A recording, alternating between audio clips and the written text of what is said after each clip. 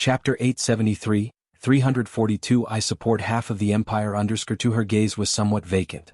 High up in the hospital ward, Gao Shu had seen Bai Lian like this too, but back then she was holding on to Jiang Fulai's hand. Gao Shu whispered reassurance, "Alien, don't worry, everyone is already looking for a solution." The incident from his childhood was even more terrifying than this, and he still woke up on his own in the end. Coming back to her senses, Bai Lian got out of the car and politely bid Gao Shu farewell. She watched Gao Shu's car drive away. Gao Shu looked at Bai Lian, intending to ask about Shen Kong, but knowing that the Luo family was after Shen Kong, she thought better of it and kept the matter to herself. Returning to 303, Zhang Xi's and the others were no longer there. Only Qin Beixian sat on the sofa in the living room watching Yan Lu's new drama. Upon her return, Qin Beixian stood up from the sofa. "Miss Bai." Bai Lian raised her hand but said nothing, just walked toward the study. Closed the door behind her. Qin Beixian saw the study door ajar and looked down at her phone, where Ming Dongheng had already sent her a message. It asked her to brew some tea or warm some milk. Director Qin had already told her that Bai Lian knew about Jiang Fulai's situation. The corner of Qin Baixuan's mouth twitched. She wanted to ask Ming Dongheng if she looked like the sort of person to heat milk, but in the end she went grumbling to the kitchen and heated a cup of milk for Bai Lian. Nowadays Qin Beixian was no match for Xiaoming. When she knocked and entered, Bai Lian was sitting in the chair in front of the desk. Her gaze rested on the dried flowers on the table. The room's air conditioning wasn't on, but the window was open, letting in a cool breeze, as Bai Lian's right hand rested casually on the laptop on the desk. A sleek, pure black computer without any logos. Qin Beixian knew Jiang Fulai had an identical one. "Miss Bai, Heiress some milk for you," Qin Beixian said, placing the white mug beside Bai Lian's left hand. Only then did she notice beside Bai Lian's left hand, a white silk brocade pouch. Something inside glimmered with a silver light. Could that be embroidery needles? Qin Beixian knew Ji Hung was skilled at embroidery, and upon seeing the silver needle, her first thought was of embroidery needles, but it didn't seem like one of Ji Hung's preferred embroidery tools. "Thank you," Bai Lian said, shifting her gaze away from the dried flowers to thank Qin Beixian. Yu Guang glanced diagonally at Qin Beixian. Those were dark, heavy eyes, and just the brief contact with them under Yu Guang's sweeping gaze made Qin Beixian feel pressured. No less intense than the urgency faced when confronting Jiang Fulai. After delivering the milk, she closed the study door. Qin Beixian finally caught her breath.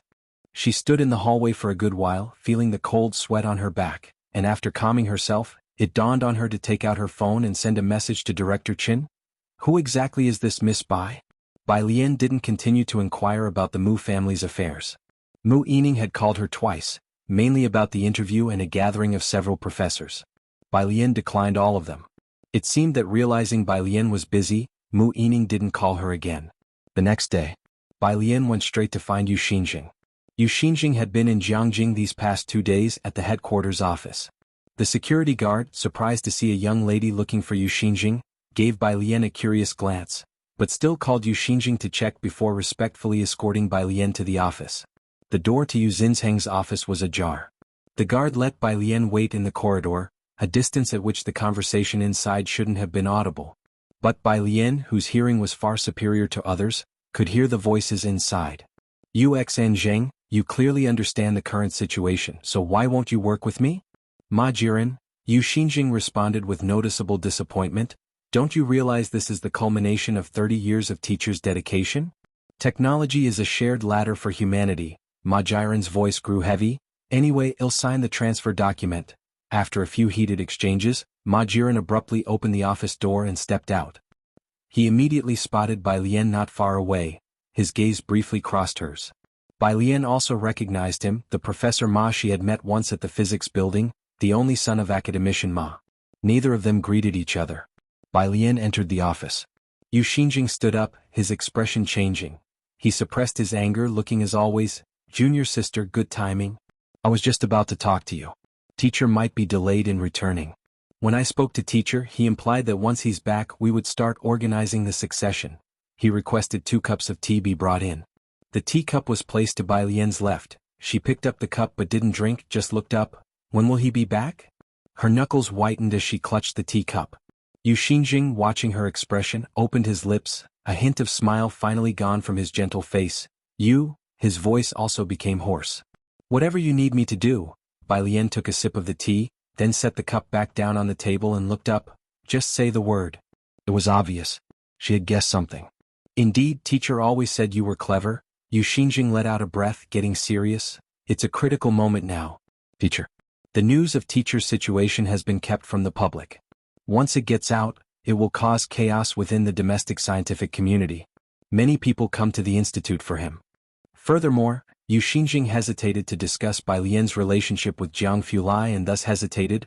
There's another pivotal person whose situation is also quite perilous. Few people are aware of it, and the most important thing now is to stabilize our circle. It's manageable if it were just teacher alone, but with both of them, the physics building that we've worked so hard to build is at risk of collapsing. Bai Lian listened quietly to Yu Xinzheng's words. She seemed to understand what Ma Jiren and those people within the country wanted to do. Don't worry, Bai Lian clenched the white silk brocade pouch in her left hand, her eyes narrowing slightly. It won't collapse, it'll bear half of it. Chapter 874. 343 Legacy. Yu Xinjing had only seen Bai Lian a few times. However, when he had just returned to Jiangjing, Ma Tongfeng had specifically shown him Bai Lian's performance in Tongfeng's class. The topology exam papers in Tongfeng class were set by Ma Tongfeng himself, and Bai Lian always scored full marks.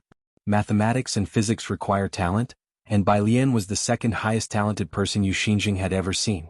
What was most rare was that the young girl could calm down and quietly focus on research. She was seriously studying the things left to her by academician Ma, making the always critical academician Ma unable to find a single fault with her. When Jiang Fulai wasn't throwing money around, academician Ma didn't care to deal with him either. But Bai Lian was an exception. At that moment, hearing Bai Lian's words, she will resist, Yu Xinjing suddenly remembered more than a decade ago when the snowy mountains had buried a group of physicists.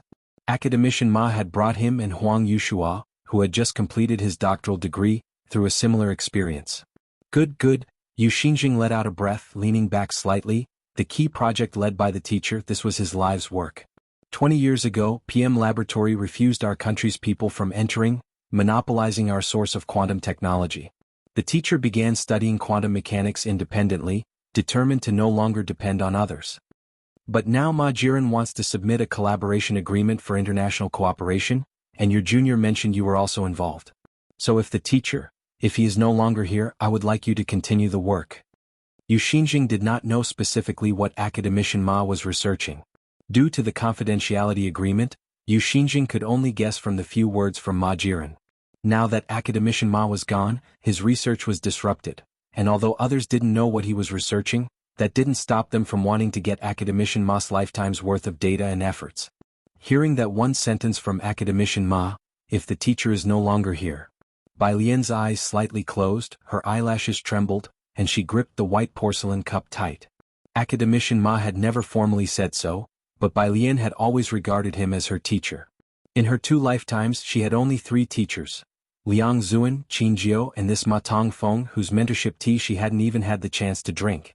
Bai Lian opened her eyes, speaking softly, I understand.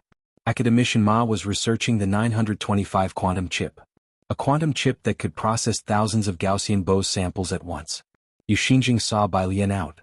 Watching the figure of Bai Lian getting into the car, he slowly exhaled, then sent a message to Huang Yushua. The junior sister is calmer than I thought. Perhaps I should have told her earlier. Picking up Bai Lian was Ming Dongheng, who had slept nearly a whole day. With Mao Kuan on Jiang Fulai's side, Ming Dongheng felt much more relieved. Although he still didn't know who Mao Kuan was at Xingyi Martial Arts School, he had sparred with Mao Kuan and knew Mao Kun's strength. The day the base initiated its self-destruct protocol, I could only manage to bring one person out when I entered. I wish I had known sooner, Ming Dongheng said, looking at the rearview mirror, unable to see the restrained expression on Bai Lian's face, his tone filled with regret. Ming Dongheng reported to Bai Lian one by one. Now, Dean Gao and others are inviting someone from the Luo family. The Luo family? Bai Lian raised her eyes. Initially, it seems it was also someone from the Luo family who acted. They have a hereditary acupuncture technique, explained Ming Dongheng. Jiang Shijue has invited someone and in the next few days they should be able to see the young master. Bai Lian realized this was the traditional medicine leader in Asia that had later collaborated with our country to monopolize important markets, which had been broken by other competitors. It had a history of several hundred years. She took out her phone and sent a message to Lance. What's the situation? Lance replied very quickly, A bit difficult. By Jian. Do you know our country has a very mystical acupuncture? Lance, I'll sort out the exit permit by tomorrow? She lowered the car window. When people from the Luo family arrive, notify me. At the theater. Gao Shu had just finished a meeting, holding a coffee that Secretary Shui had prepared for her. Next to her, Secretary Shui handed her the phone. It's General Jiang's call. Shijue. Gao Shu downed her coffee in one gulp, showing no signs of fatigue on her face. She walked to the inner room. What did the people from the Luo family say? She knew Jiang Shijue had met with someone from the Luo family the previous night. I met Luo Cheng, the next heir of the Luo family. The secretary took the suit from Jiang Ziju's hands as he sat on the sofa, reaching out to light the sedative incense. They want Xian Kong, but they're relenting, willing to accept a batch of medications as well. The sedative incense was from the butler. Jiang Shijue and his people, who usually didn't sleep well or were overly stressed, would also light it for themselves. Chapter 875. Heritage Understood. Really? Gao Shu pulled out a chair from inside and sat down. When will they come? In these 2 days, Jiang Shijue pondered. They don't know who they are treating. This matter can't be made public. If any detail leaks, the Aerospace Institute and the Dark Matter Institute will collapse entirely. I need to arrange things properly. The Jiang family had never revealed to the Luo family who was having problems. And precisely because of this, their quest for a cure faced certain problems. The news of Jiang Fulai's accident could not be leaked, nor could they use his name. Their situation was extremely difficult. On the day the Luo family members came to diagnose Jiang Fulai, Bai Lian set aside what she was doing and came to the Jiang family's private hospital. For the sake of secrecy. The time for the diagnosis was still chosen to be at night. Mao Kuan was exchanging shifts with Ming Dongheng. He was resting today and the one on duty was Ming Dongheng. When Bai Lian arrived, the Luo family members had not yet arrived. She stood outside the glass window, silently watching Jiang Fulai inside the room. The man still lay peacefully on the bed. Her phone lit up. Bai Lian looked down and saw a message from Lance. Arrived. Bai Lian pressed on her phone and sent a message. Mao Kuan is waiting for you. Just as she finished sending it, the light on the top floor's elevator flickered, and the elevator doors opened. Jiang Shijue and Gao Shu came in with 2 people. An elderly man and a young man in his 30s. The 2 glanced at Bai Lian and Ming Dongheng, but since they clearly didn't recognize them, they averted their gazes. The next second, they were shocked by the sight of Jiang Fulai in the hospital bed. President Gao, this... The old man pointed to the person inside the glass window, his fingers trembling. The Luo family, like everyone else, had difficulty simply seeing Jiang Fulai, but because Jiang Fulai had once treated the old Luo patriarch when he was a child, the elder Luo recognized that this was indeed the elusive young master of the Jiang family. Gao Shu stood beside the elder, nodding. Elder Luo, it's indeed my nephew, which is why the information has been kept under wraps. I'm entrusting this to you this time. President Gao, I really didn't know it was the young master. If I had known it was him earlier. The old Luo patriarch changed into a new set of clothes and went in to diagnose Jiang Fulai. Gao Shu anticipated the Luo family's reaction. Please, Elder Luo and young Master Luo, do not disclose this information to anyone else. Ming Dongheng accompanied the Luo family inside.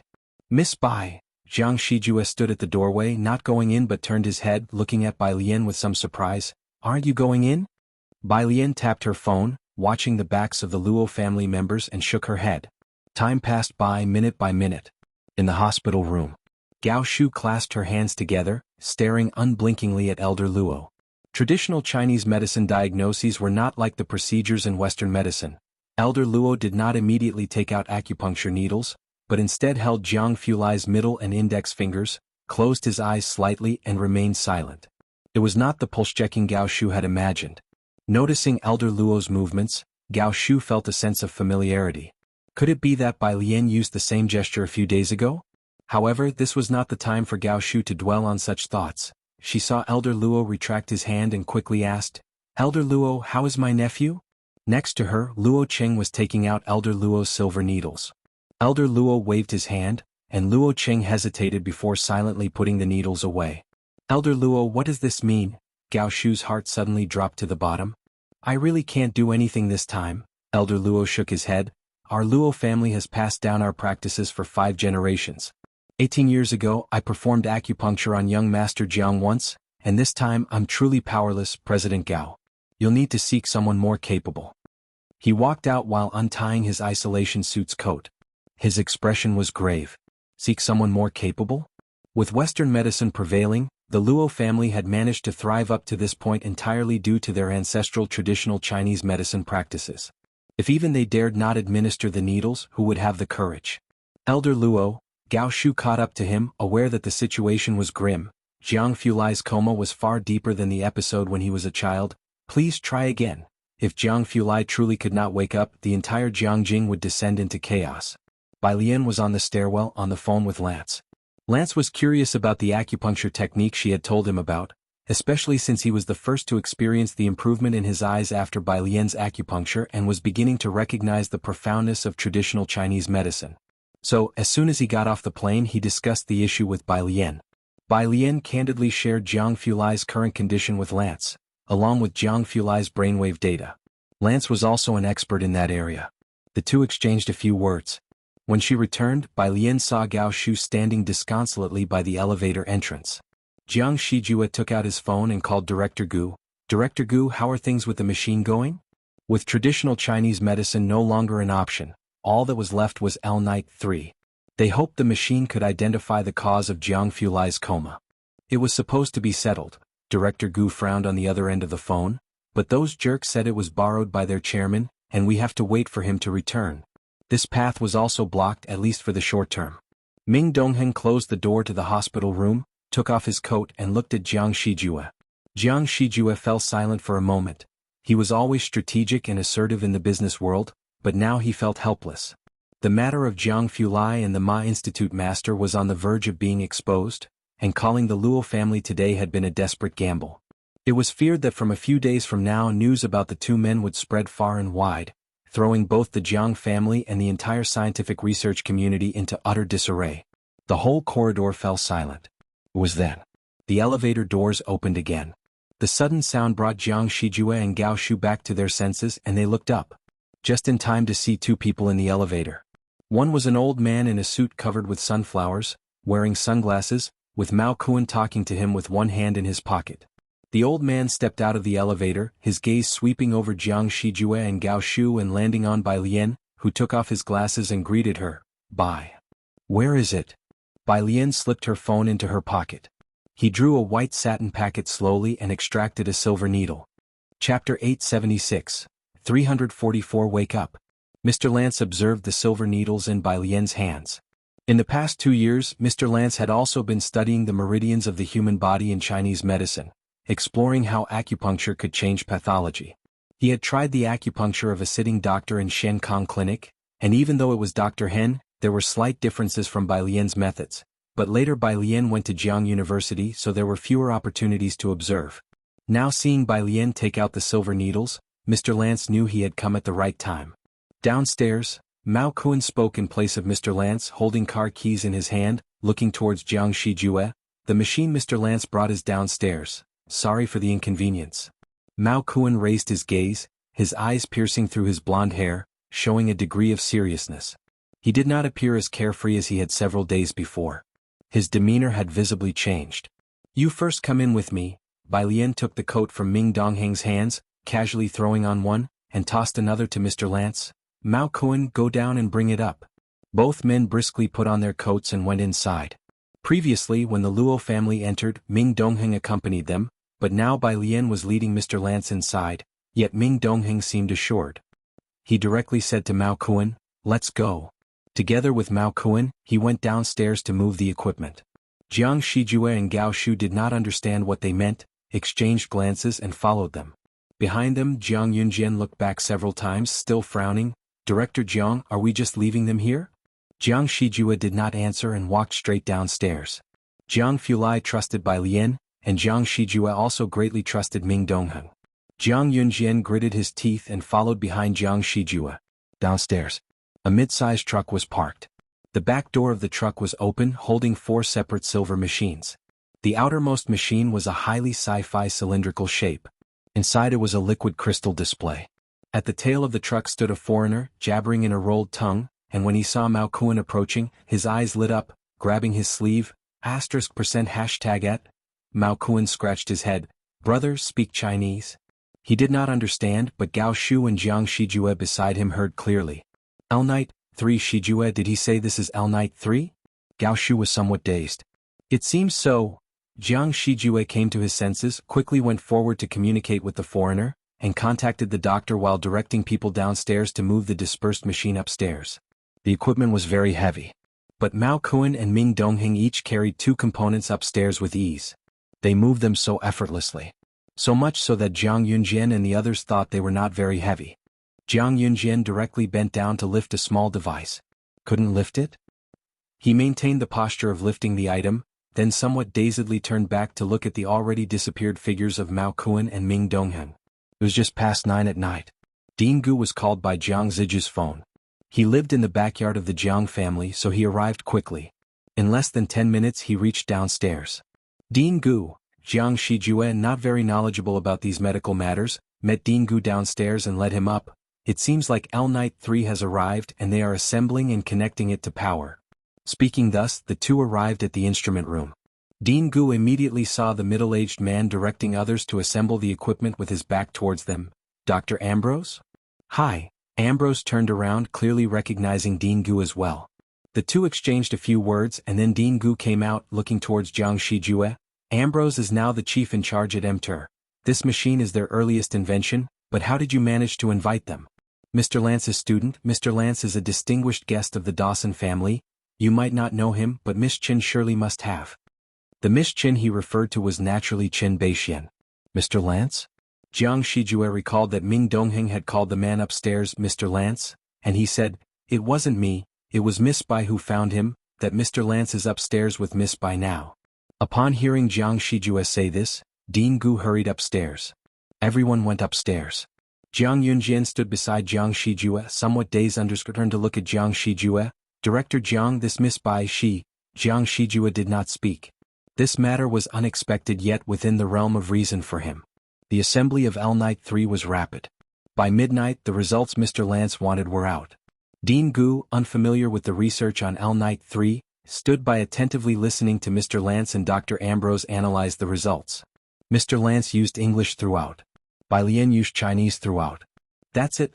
Mr. Lance looked at the needle near Jiang Fulai's nostril, slowly turned to Bai Lian, his gaze intense. Simply put, there is no damage to his cerebral functions, but when you applied the needle, there were significant changes in his brain waves. Keep on applying the needles. Bai Lian applied 2 more needles. Upon hearing Mr. Lance say there were changes when the needles were applied, she finally set her mind at ease. Indeed, it was as she had expected. She extended her hand, slowly extracting the 3rd silver needle, her gaze falling on his inch pulse. Her face serious and pale, a fine sheen of sweat emerged on her forehead, hidden behind the white mask. The machine beeped again. Mr. Lance and Dean Gu, among others, hardly dared to breathe, watching the machine intently. Only Bai Lian, still composed, pulled out another needle and focused her gaze as she inserted the 4th one. The others at the top level had already dispersed, leaving only Gao Shu, Jiang Shijue, and Ming Dongheng. Alien. Has she also studied Chinese medicine? Gao Shu hadn't expected that the one applying the needles would be Bai Lian, especially since even the old master of the Luo family wouldn't dare to do so lightly. Ming Dongheng, without turning around, simply said, "You know about Shen Kong, right, from Miss Bai?" "I know." All these were stated by Director Chin. The method for myopia that is known to everyone now, finally Ming Dongheng glanced at Gao Shu, was initiated by Miss Bai's teachings. This was not widely known. The public face of Shen Kong was Hen Jiwei, a persuasive authority. Gao Shu and Jiang Shijue had heard of the myopia method from Shen Kong, marveling at the magic of Chinese medicine, wondering why they had never heard of it before. To think that this actually originated from Bai Lian? The next day, a message spread like wildfire. Rumors had it that quantum physics authority Ma Tongfeng died at the research facility, and at the same time the head of the Dark Matter Institute also fell into a coma. Overnight, these 2 messages spread across the entire network. Not just Jiang University and the Research Institute, even ordinary people saw it. Pu Xiaohan, a media professional, was always highly sensitive to such news.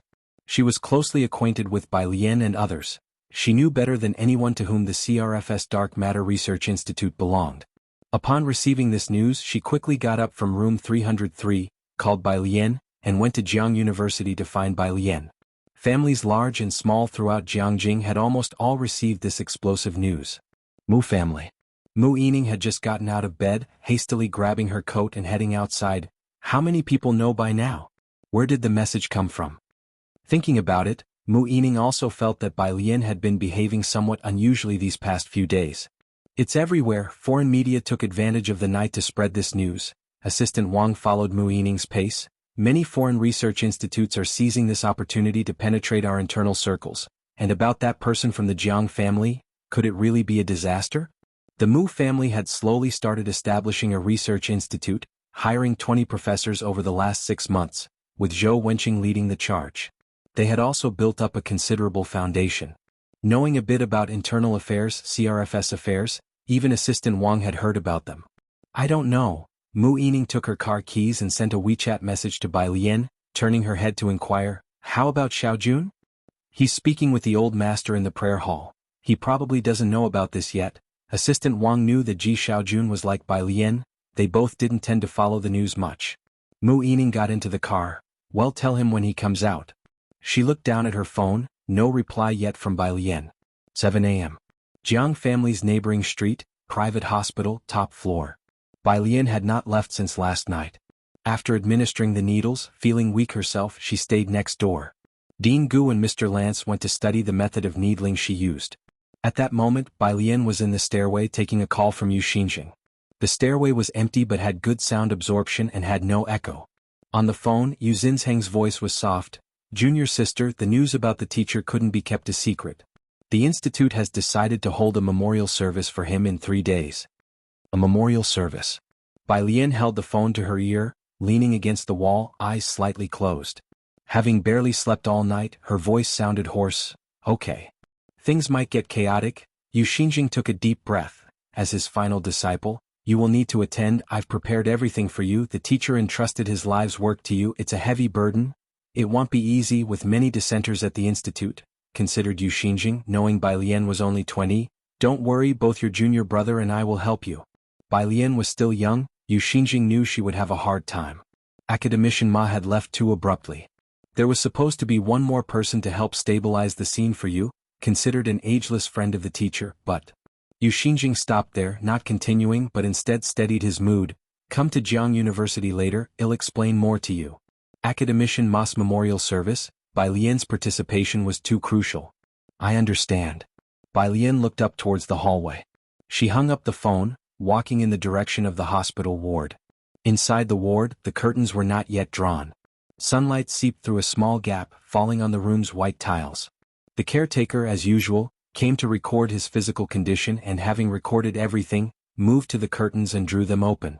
Next to him, the equipment continued to emit regular sounds. Sunlight suddenly flooded the room, spreading brightly over the white sheets. The person on the hospital bed had his eyes closed, his complexion pale, devoid of any hint of color, long eyelashes casting a shadow on his eyelids. Seemingly stimulated by the sunlight, his eyelashes quivered. Slowly they opened. Chapter 877. The Methods of That Young Master Jiang, number 345. Bai Lian pushed the door open. At the edge between light and shadow, she saw the sunrise outside the window. The light, neither intense nor passionate, lazily spilled beside the bed. On the bed, the person who had been in a coma had already removed the 4 from his left hand. Propped up by his right hand, he sat on the edge of the bed, his wrist thin and bony. It seemed that he heard the sound of someone entering. His pale eyes lifted slightly, gazing in the direction of the door. Backlit, Bai Lian couldn't quite make out the person's features, but she saw him sit up with the support of the bed. The nursing attendant, holding a pen and a record book, stood a few steps away from the bed. Wanting to help the patient up, yet deterred by his cold demeanor, the attendant didn't dare to approach. Bai Lian still stood at the entrance of the ward, while Jiang Fulai sat on the bed. Across the distance of several meters, he gazed unwaveringly at her as if thousands of years had passed. Awake. After a long while, Bai Lian walked in with a composed expression. She helped to raise the head of the bed. The attendant reacted and immediately dashed out the door to call the attending physician. After lying in bed for so long, Jiang Fulai felt a slight numbness in his limbs. His gaze only followed Bai Lian and his voice was hoarse as he spoke. How long have I been unconscious?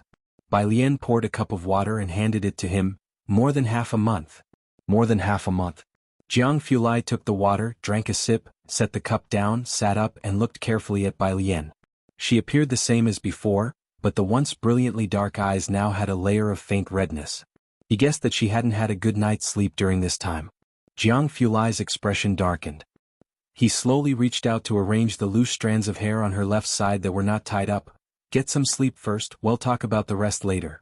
The numerous doctors of the Jiang family, upon hearing that Jiang Fulai had awoken, rushed over immediately. At the door they were stopped by Ming Dongheng. Jiang Shijue had all the people of the Jiang family wait obediently in the corridor, not daring to enter. This, Jiang Shijue whispered, handing the furnace cauldron to Ming Dongheng. You asked me to bring this. Ming Dongheng took the furnace cauldron, then without knocking, carefully pushed the door open just a crack, and silently slipped inside. Jiang Shijue dared to take a glimpse. Inside the room, Jiang Fulai, dressed in black, soft loungewear, lean and upright, was sitting quietly in front of the bed. The curtains in the ward had been drawn again, darkening the room, and the person on the bed had changed. Ming Dongheng didn't dare to look further, merely bending down to hand the furnace cauldron to Jiang Fulai. Jiang Fulai took it and placed it on the bedside table. With downcast pale eyes and without much speech, he quietly lit the incense inside the furnace cauldron. Ming Dongheng bowed and retreated, exiting the room once more. In the room, as the smoke from the sedative incense rose, Jiang Fulai's eyes looked down at Bai Lian, who had already fallen into a deep sleep. Her long lashes covered her eyelids, but her brows were still slightly furrowed. He barely lifted his hand, his cool fingertips touching her forehead. As he watched her furrowed brow smooth out, his fingers slowly descended, tracing over her nose to her reddened lips. It seemed she was indeed exhausted. Normally, the presence of another person in the ward, no matter who, would awaken her. Jiang Fulai thought quietly, then lowered his head and gently placed a kiss on the corner of her lips. Only then did he pull up the thin blanket a bit and stood up to walk outside. You've finally woken up. Jiang Shijue relaxed upon seeing Jiang Fulai. Heaven knows how panicked he was when he got the news at 5 o'clock in the morning. Jiang Fulai was absolutely crucial, whether to the Jiang family, the Aerospace Research Institute, or even the Dark Matter Institute. If he hadn't woken up, there would indeed have been a reshuffling. Jiang Fulai's face was slightly pale, lacking in color, but his presence was undiminished. How is the Research Institute now? He slowly made his way to the adjoining restroom. News about Academician Ma and you leaked out this morning, Jiang Shijue followed. Last night, my attempt to get information from the Luo family got out. From what we've seen, both the Xiang family and the Gao family seem to be involved. The Xiang family, the Gao family. Jiang Fulai walked into the restroom and reached for his clothes. He paused and continued to inquire, what else? It said that the Research Institute is planning to split and sign a contract with the Xiang family. This was what Jiang Shijue had heard from Su Nanjing. The Xiang family had always collaborated with foreign enterprises, and their laboratories recruited international students, promoting the banner of science above all.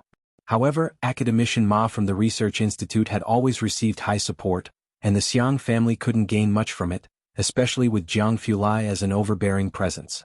Now that the news about Academician Ma couldn't be contained, the Xiang family sought to rise above. If Academician Ma's team truly signed a contract with the Xiang family, then 20 years of his research outcomes could be taken by the Xiang family for transactions with foreign countries. Chapter 878, 345 Young Master Jiang's Method _2 Jiang Fulai's eyes were cold as he listened to Jiang Shijue reporting everything that had happened during his long unconsciousness. Only after listening did he take his clothes and bathe in the resting room. Meanwhile, Gao Shu, Su Nanjing and others had all called Ming Dongheng to ask if Jiang Fulai had woken up. Ming Dongheng only told Gao Shu, not saying a word to the others. At the same time, in Yu Zinsheng's office, he was pressing his temples, making one phone call after another. With the incident involving Scholar Ma, his top-level sect was almost about to dissolve. Thankfully, both Yu Xinjing and Huang Yushua had completed their training and could still hold the fort somewhat. However, the items under Scholar Ma's name were hard to keep safe, especially Ma Jiren. If he were to cooperate with the Xiang family, it would be akin to handing over Scholar Ma's and his last research to others. Naturally, Yu Xinjing hoped that Bai Lian would withstand the pressure and gain recognition from the Institute to carry on Scholar Ma's final research. Everyone knew that Scholar Ma's last phone call was made to Bai Lian. He definitely left her some details about the research. When the time comes, the pressure on Bai Lian would be immense. To help her get safely through all this, having him and Huang Yushua alone would not be nearly enough. Old Li, Yu Xinjing stood by the window calling someone he knew. The day after tomorrow at the teacher's memorial service my younger school sister will come, and my younger school brother and I will introduce her to everyone, a direct younger school sister. Right. He hung up the phone. Yu Xinzheng's expression remained very grave. Most of his friends had agreed to come, which was somewhat of a statement. But the Xiang family and the Ming family were both waiting to grab a share. The younger school sister is just a freshman. Yu Xinjing picked up his cell phone and said softly, she doesn't have many people around her. This hurdle, it won't be easy to cross. Scholar Ma hadn't had the chance to pave the way for her. Jiang Fulai woke up but did not return to the Jiang family. After his bath he cooperated with the doctor to check his body. Both Lance and Director Gu came as well. The two were very interested in Jiang Fulai's physical condition, studying his data intently along with the data from Bai Lian's acupuncture last night, estimating that a paper was about to emerge. Director Gu would not dare to write a paper on young Master Jiang. But Lance did not have the same reservations as Director Gu. After drawing a tube of blood, he directly asked Jiang Fulai, Jiang, can I report this study? Director Gu, hearing Lance be so direct, was startled. Of course, he didn't know that Lance was on good terms with Bai Lian and had even saved Bai Lian's aunt, giving him considerable importance. Jiang Fulai slowly rolled down his sleeve, his movements neither hurried nor slow, glancing at Lance, ask her. Those two casual words carried his usual indifference. Oh, then he'll wait for Bai to wake up. Lance took the blood for analysis. Jiang Fulai stood up and walked towards the hospital room where Bai Lian was sleeping again. Bai Lian had always had unstable sleep, and during the time he was unconscious, it was evident that she had hardly slept well. She was still in deep sleep from morning till now. Jiang Fulai had come twice and hadn't noticed. He stood in front of her bed, looking down at Bai Lian's sleeping face, not in a hurry to deal with the lab matters. On the bedside cabinet, Bai Lian's phone lit up. Jiang Fulai had set it to silent mode while she was sleeping. Jiang Fulai intended to hang up the call, but upon seeing the caller he paused, taking Bai Lian's phone to the corridor and answered. The caller was Yu Xinjing. Bai Lian had saved his name as Professor Yu. He had told Bai Lian about the memorial service in the morning and asked her to see him later, but Bai Lian had not contacted him yet. Upon being answered, Yu Xinjing began, Where are you? Jiang Fulai stood in the corridor, gesturing for the doctor to leave first. He raised his hand, took the glasses Ming Dongheng had just brought from downstairs. She's sleeping. His voice was still cold. But the low timbre and the presence that even the internet lines could not block. It was too distinctive. Sorry I called the wrong number, Yu Xinjing blurted out subconsciously. But as a meticulous researcher, Yu Xinjing believed he would not make such a low-level mistake. He looked down at his phone again. The call page showed 3 words, younger school sister. It was correct. Young Master Jiang? Yu Xinjing hesitated. A hallucination? Wasn't it said that Jiang Fulai also had more bad luck than good? And why was the younger school sister's phone transmitting his voice? It's me. Jiang Fulai signaled Ming Dongheng to take the computer to the adjacent resting room. His middle finger pushed the frame of his glasses, walking to the next room. Scholar Yu, did you need her for something? I'll pass on the message when she wakes. Yu Xinjing finally confirmed. It was really Jiang Fulai. I'm looking for the younger school sister. Surprised though he was, Yu Xinjing hadn't even started to wonder why the reportedly luckless Jiang Fulai was unharmed. He simply said, I wanted her to come today to discuss the matter about the teacher. The teacher had mentioned conducting the apprenticeship ceremony upon his return, but he left too hastily, so we're taking this opportunity during the memorial service to formally introduce the younger school sister to the public. Yu Xinjing was straightforward. It shouldn't have been so urgent, but Scholar Ma's research urgently needed a leader. Jiang Fulai patiently listened, then spoke, I will pass on the message. Thank you, Yu Xinjing politely expressed his gratitude. Jiang Fulai's gaze turned towards the hospital room door, speaking very indifferently, don't let the news of my awakening spread. Although it was through the phone, Yu Xinjing felt a chill run down his spine hearing this sentence. All right, he responded, then hung up the call. The moment he hung up, he took a deep breath. He had heard rumors in the morning about Jiang Fulai not having a good relationship with Scholar Ma, news that he didn't know who had released, but Yu Xinjing was aware that whoever released it had a malicious intent. But now, many people had forgotten the old skills of young Master Jiang. Chapter 879, Little Sister 346 Shanghai Apartment. Mu Yining had been waiting in 303 all morning, but Bai Lian hadn't come back. Auntie Mu, Zhang Xiais, who was supposed to return to Xiangqing in the past 2 days, decided to stay because Bai Lian hadn't gone back. He felt something was wrong, so he continued reading at Shanghai apartment. You should have some tea first. Yan Lu chose to stay at the newly built airport and train station in Xiangqing for 2 more days to welcome passengers. Mu Yining took the cup, feeling uneasy. After finishing the water, she took her phone to the balcony and called Bai Lian again. After ringing twice, the call was connected. Alien, Mu Yining breathed a sigh of relief. Are you okay now? On the other end of the phone was still Jiang Fulai, whose voice was as indifferent as ever. She's sleeping. Composed, yet carrying his characteristic aloofness. Mr. Jiang? Mu Yining recognized the voice and leaned against the balcony. Jiang Fulai responded indifferently, lighting incense in the makeshift study room, the light mist enveloping his eyebrows and eyes. He only asked her one question, does Yuzhou base know? Mu Yining instinctively stood up straight. The base from 18 years ago? Yuzhou base, where Mu Qiong had perished at the base of the snowy mountains. After that, the Mu family was left unaware of such scientific research news. It's been rebuilt, Jiang Fulai said casually. The base was damaged this time and some researchers were lost. If the Mu family needs a quota, bring the list to the Jiang family. Mu Yining hung up the phone, stunned. Exiting the balcony, she saw Zhang Xiais opening the door. In came a bald man holding 2 iron boxes. Seeing Mu Yining, Zhang Xiais patted the man and introduced him. Oldly, this is Auntie Mu. The man quickly scratched his head and bowed to Mu Yining. Auntie Mu, hello. Li Xing, you can call me Little Li. Mu Yining, holding her phone, looked at the man who was not younger than herself yet called her Auntie Mu, suddenly feeling her seniority infinitely elevated. Gao family. Gao Yi sat in the tea room holding a teacup in his hand. Opposite him was a white-haired old man who, smiling, poured himself another cup of tea. As for that person from the Jiang family, you probably know more than I do. The Science Academy is too big for the Xiang family to handle alone. There were plenty of people who wanted what Mr. Ma from the Ma Institute held in his possession. Old Xiang, according to Professor Ma, Mr. Ma's belongings are left to his junior disciple. The voice of Gao Yi slightly deepened, his heart wary. That's Bai Lian. He had suffered too many losses at her hands. That's nothing. Old Xiang, the dean, tapped the teapot and leisurely picked up his teacup. I've already found someone to take control of her family, Mr. Gao. This opportunity only comes once. Otherwise, when he wakes up. Dean Xiang's gaze deepened as he looked at Gao Yi, the implication in his words very clear. Who he referred to was obvious without saying. Both the Gao and the Xiang families were trying to squeeze into that position. Previously, the presence of the Jiang family prevented them from rising. Now that Jiang Fulai was in a coma, others seemed less important to Dean Xiang. Dean, give me a moment to think. Gao Yi saw Dean Xiang out the door. He stood on the steps, his gaze profound. His phone rang, it was Gao Shu's call. What part did you take in the Mu family matter?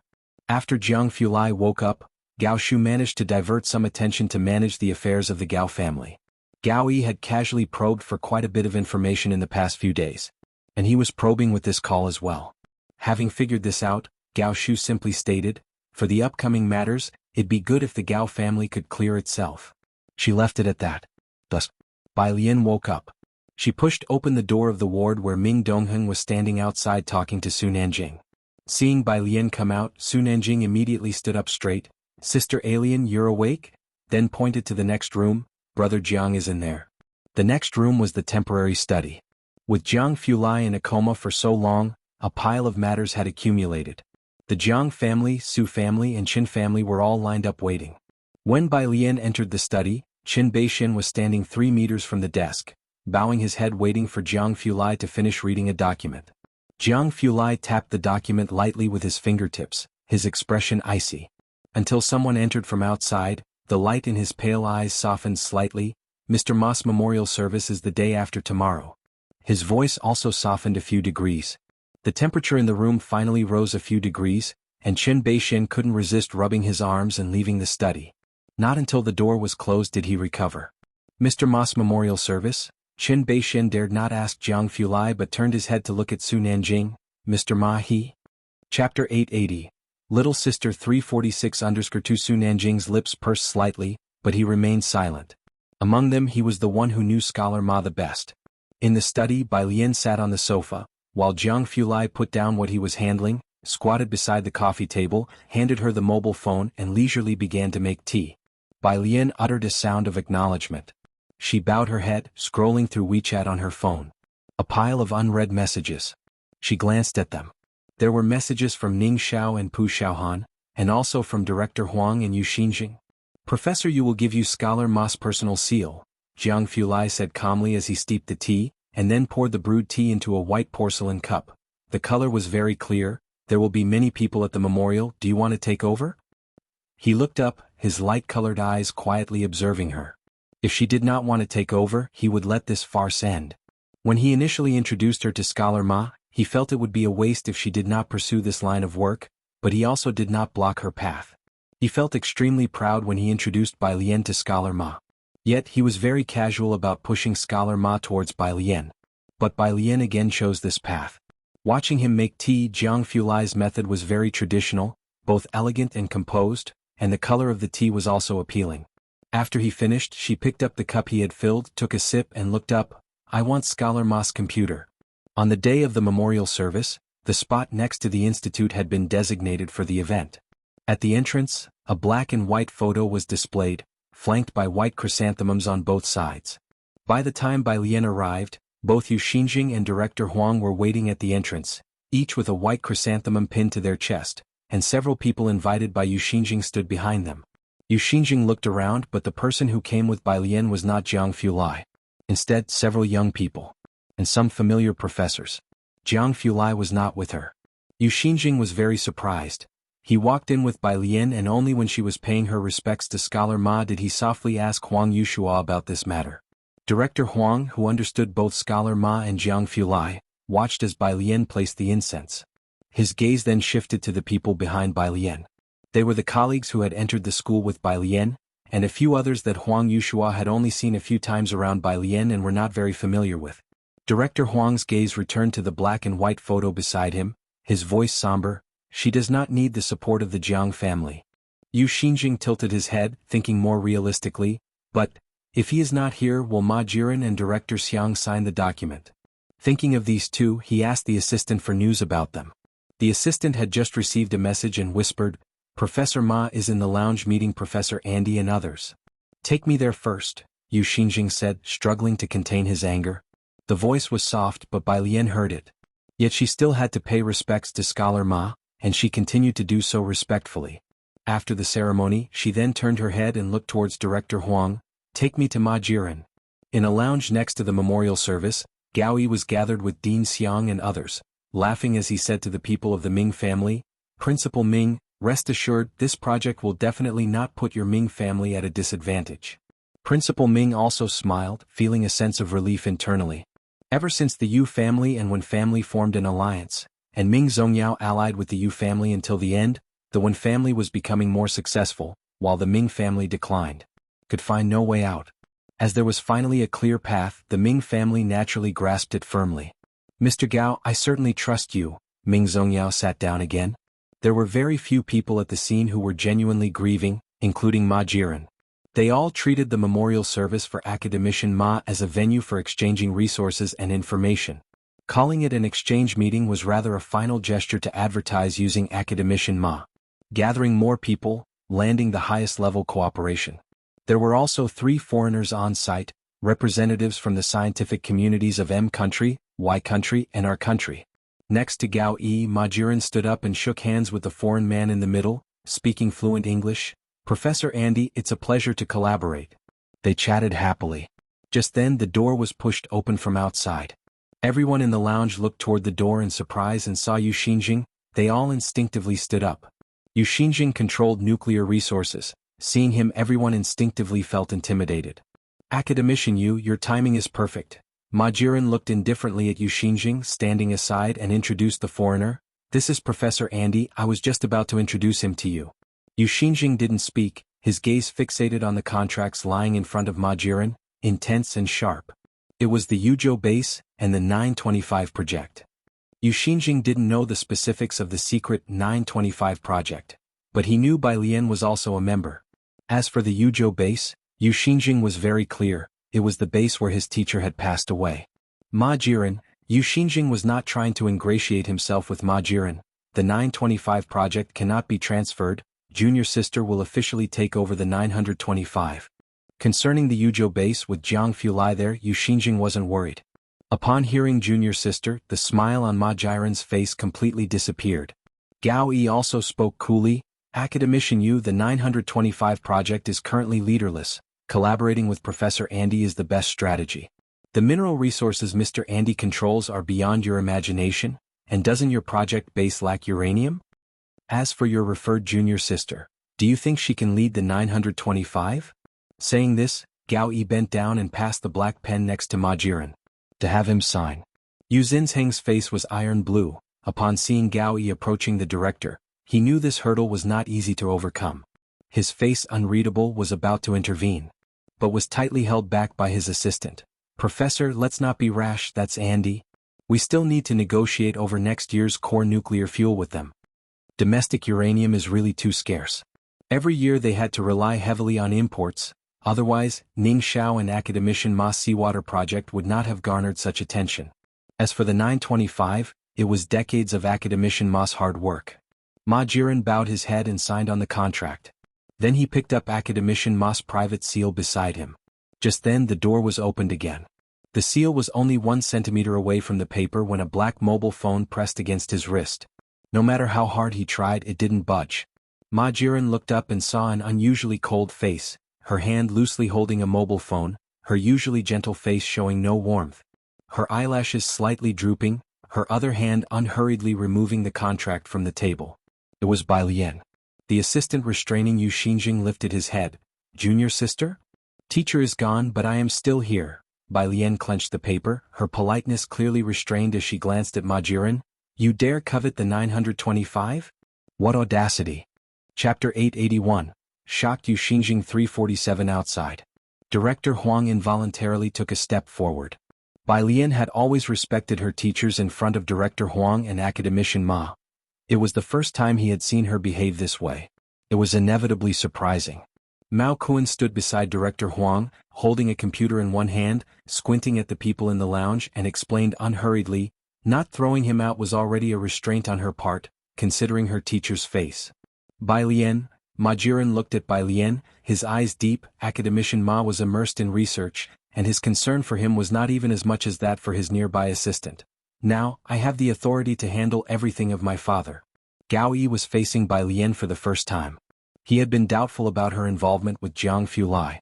Now, seeing that there were no members of the Jiang family by Bai Lian's side, he too felt relieved. As for old Director Xiang, he actually cared about her but pointedly said, Miss Bai, instead of challenging us here, you might as well spend some time caring for your family. Upon hearing this, both Director Huang and Yu Xinzheng's expressions changed. Old Director Xiang had connections with the underworld, and in the early years, this was essentially how he dominated the institute. Both of them were aware of this. Yu Xinjing approached Bai Lian. Junior sister, let's first go back to your house to check on things, we can discuss Project 925 later. Even Huang Yushua, who had remained exceptionally composed from the start, showed some change in expression. He could not consider the current scene. He came in directly, giving Bai Lian a look. Open aggression is easy to dodge, but secret arrows are hard to defend. Especially for families like the Xiang family with a historical background, whose foundations were not entirely clean. The Xiang family was a top-tier faction in the scientific research circle. In the past, when Academician Ma was alive, they were able to compete with him. Now that Academician Ma was gone, there was really no one else who could go toe-to-toe with the Xiang family except for the Jiang family. Not to mention, the Xiang family also had connections with both the legitimate and underworld sides. Yu Xinjing felt that he had been too hasty. Bai Lian should have had better opportunities to progress. He looked at her urgently, hoping she could understand his gaze. Bai Lian's gaze was piercing. Xiao Mao. Coming, sis. Mao Kuan came in with the computer, placed it on the table, and opened the lid to show everyone. Ma Jiren and old Director Xiang, seeing the expressions of Yu Xinjing and Huang Yushua, sneered. Until the next second when they saw the computer screen. Old Director Xiang's gaze deepened, and he immediately stood up, leaning on the table. On the computer screen's desktop, there was a declaration signed by Academician Ma himself and bearing the seal of the institute. The concise declaration stated that in the event of his misfortune, all his projects would be handed over to his closed-door disciple, Bai Lian. The date was in May. The institute seal was officially used, indicating that this declaration was processed through official procedures and was legally notarized, valid. This meant that even Ma Jiren could not make decisions for Academician Ma. The entire lounge was very quiet. This point, even old Director Xiang had not anticipated. How much did Ma Tongfeng trust Bai Lian? That he had made such arrangements so early? Old Director Xiang looked deeply at Bai Lian, saying good 3 times in succession, then turned to Andy saying, Mr. Andy, let's move ahead to my house first. Taking a crowd of people with him, he left. Mao Kuan looked at Ma Jiren, half smiling, the seal should be given to me now. Yu Xinjing also reacted, turning to Bai Lian, anxious about the trap set by old Director Xiang. First to your house. Outside, Ning Xiao came to call Bai Lian, Sis Lian, Professor Xia and Manager Harold have come to pay their respects to Academician Ma. Bai Lian slowly crumpled a note into a ball and casually threw it over her shoulder, hitting the trash can. No rush, she shook her head, he'll take you to meet Manager Harold. She didn't look at Ma Jiren again and left the lounge directly. Behind her, Gao Yi and the people from the Ming family felt increasingly uneasy, always feeling something was beyond their control. Meanwhile, outside, Xia Zhuyu and Yang Lin were together, both reverently offering incense to Academician Ma. Bai Lian, Yu Xinjing and Director Huang stood on either side, bowing and thanking them. Keep it up. Xia Zhuyu and Director Yu Xinjing Huang were acquaintances and also familiar with Bai Lian. Previously, they had even collaborated with Yang Lin to help Ji Xiaorong with drug research. Speaking of Xia Zhuyu, he was the living forefather of soybean research in the country. Low profile by nature, but most people knew him. Today they saw him bringing out a student, introducing this student as studying the same research as him. Just until inside the lounge, Ma Jiren and Gao Yi came out. When Gao Yi looked up, he saw the foreigners in the yard. For a moment, he forgot about Jiang Fulai and was momentarily stunned. Harold Dawson? Chapter 882, Shocked Yu Xinjing 347 Understood. Do you know him? Ma Jiren glanced over. A foreigner. Yes, a man from the Dawson family, now the representative in Asia. Gao Yi had asked many people for rare metals during the new year and attended several dinners. He had some understanding of the Dawson family's upper echelon. What is he doing here? Opportunities like this were to be seized, not missed. Gao Yi quickly went over to greet Harold Dawson. Manager Hare. Barely anyone from the academic circles present recognized Harold Dawson. Gao Yi directly handed over his business card. In Gao Yi, we've met before at the auction. He introduced himself to Harold Dawson. Then he introduced Ma Jiren beside him. Mr. Andy was also here today. Are you here to find Mr. Andy? Harold Dawson, a member of the Dawson family, had traded goods with the Sea Water Purification Project and had a brief acquaintance with Academician Ma. He had come specially today to pay respects to Academician Ma. Andy? His deep blue eyes only puzzledly gazed at Gao Yi, not recognizing him. After trying hard for a moment, he finally remembered Andy. He was here today too. Today. Yu Xinjing, Huang Yushua, Bai Lian, Ma Jiren, and even Gao Yi were all protagonists. Seeing Gao Yi talking happily to a foreigner while accompanied by Ma Jiren, most people glanced over, knowing that the foreigner's identity must be anything but simple. But the next second, as Harold Dawson saw Mao Kuan and Ning Xiao, he politely bid farewell to Gao Yi. I'm here to find young Master Mao and Miss Bai. We'll meet again when there's a chance. Wang Yufeng knew that Bai Lian still needed time, not to mention Harold Dawson. Bai Lian had been busy. Wang Yufeng had wanted to make a few deals with her for a type of health product, but he couldn't find her. So he stationed Harold in Asia to keep an eye on Bai Lian's free time as well. Professor Yu. Bai Lian saw Harold Dawson coming and began to introduce him to Yu Xinjing and Dean Huang. Yu Xinjing interrupted her. You should call me senior brother. The statement was neither light nor heavy, but most people heard it. Senior brother. Bai Lian didn't fuss over it and turned to introduce. This is Manager Hare. Yu Xinjing normally focused on research and didn't recognize Harold, but he had seen Gao Yi's previous treatment towards Harold. He thanked the other party for coming.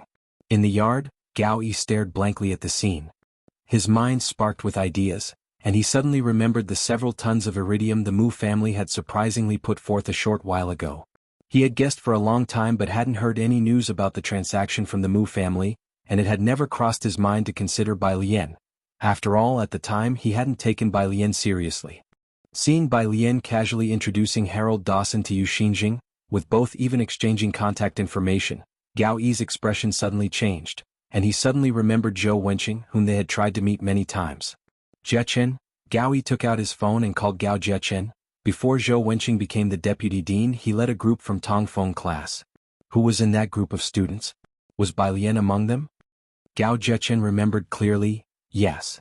Gao Yi hung up the phone, standing in place, unable to recover. The sun shone glaringly overhead, and for a moment he swayed, remembered the call from Gao Shu, and felt a chill down his spine.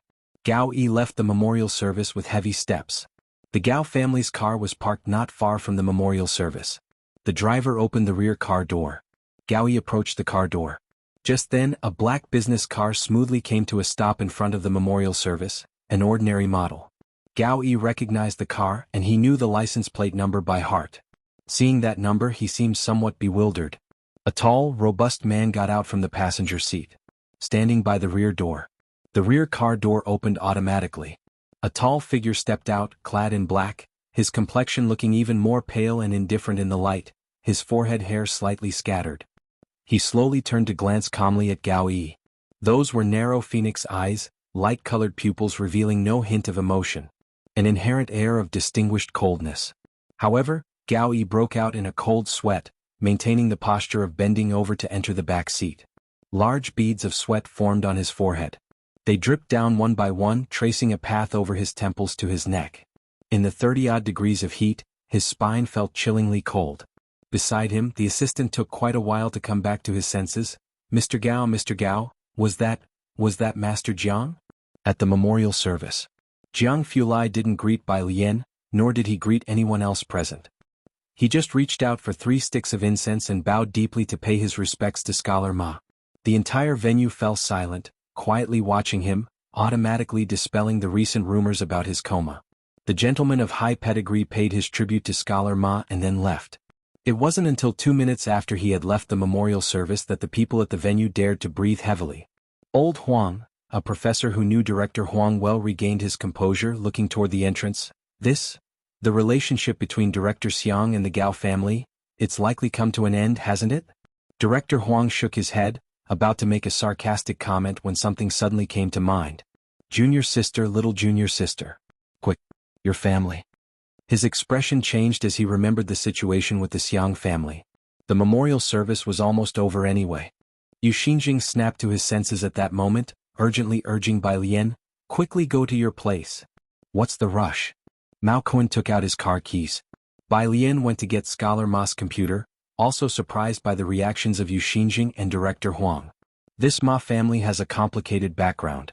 He pushed out many professors from the Academy of Sciences in the past, Yu Xinjing said with a grave face, using shady methods. He is the leading figure in Jiangjing. It was only then that Bai Lian began to understand she might have protection, but her family did not. I see. Bai Lian boarded Yu Xinzheng's van and simply nodded in agreement. Both Yu Xinjing and Huang Yushua were anxious. Huang Yushua especially so, repeatedly urging the driver to drive faster. They were both in Chang'an district.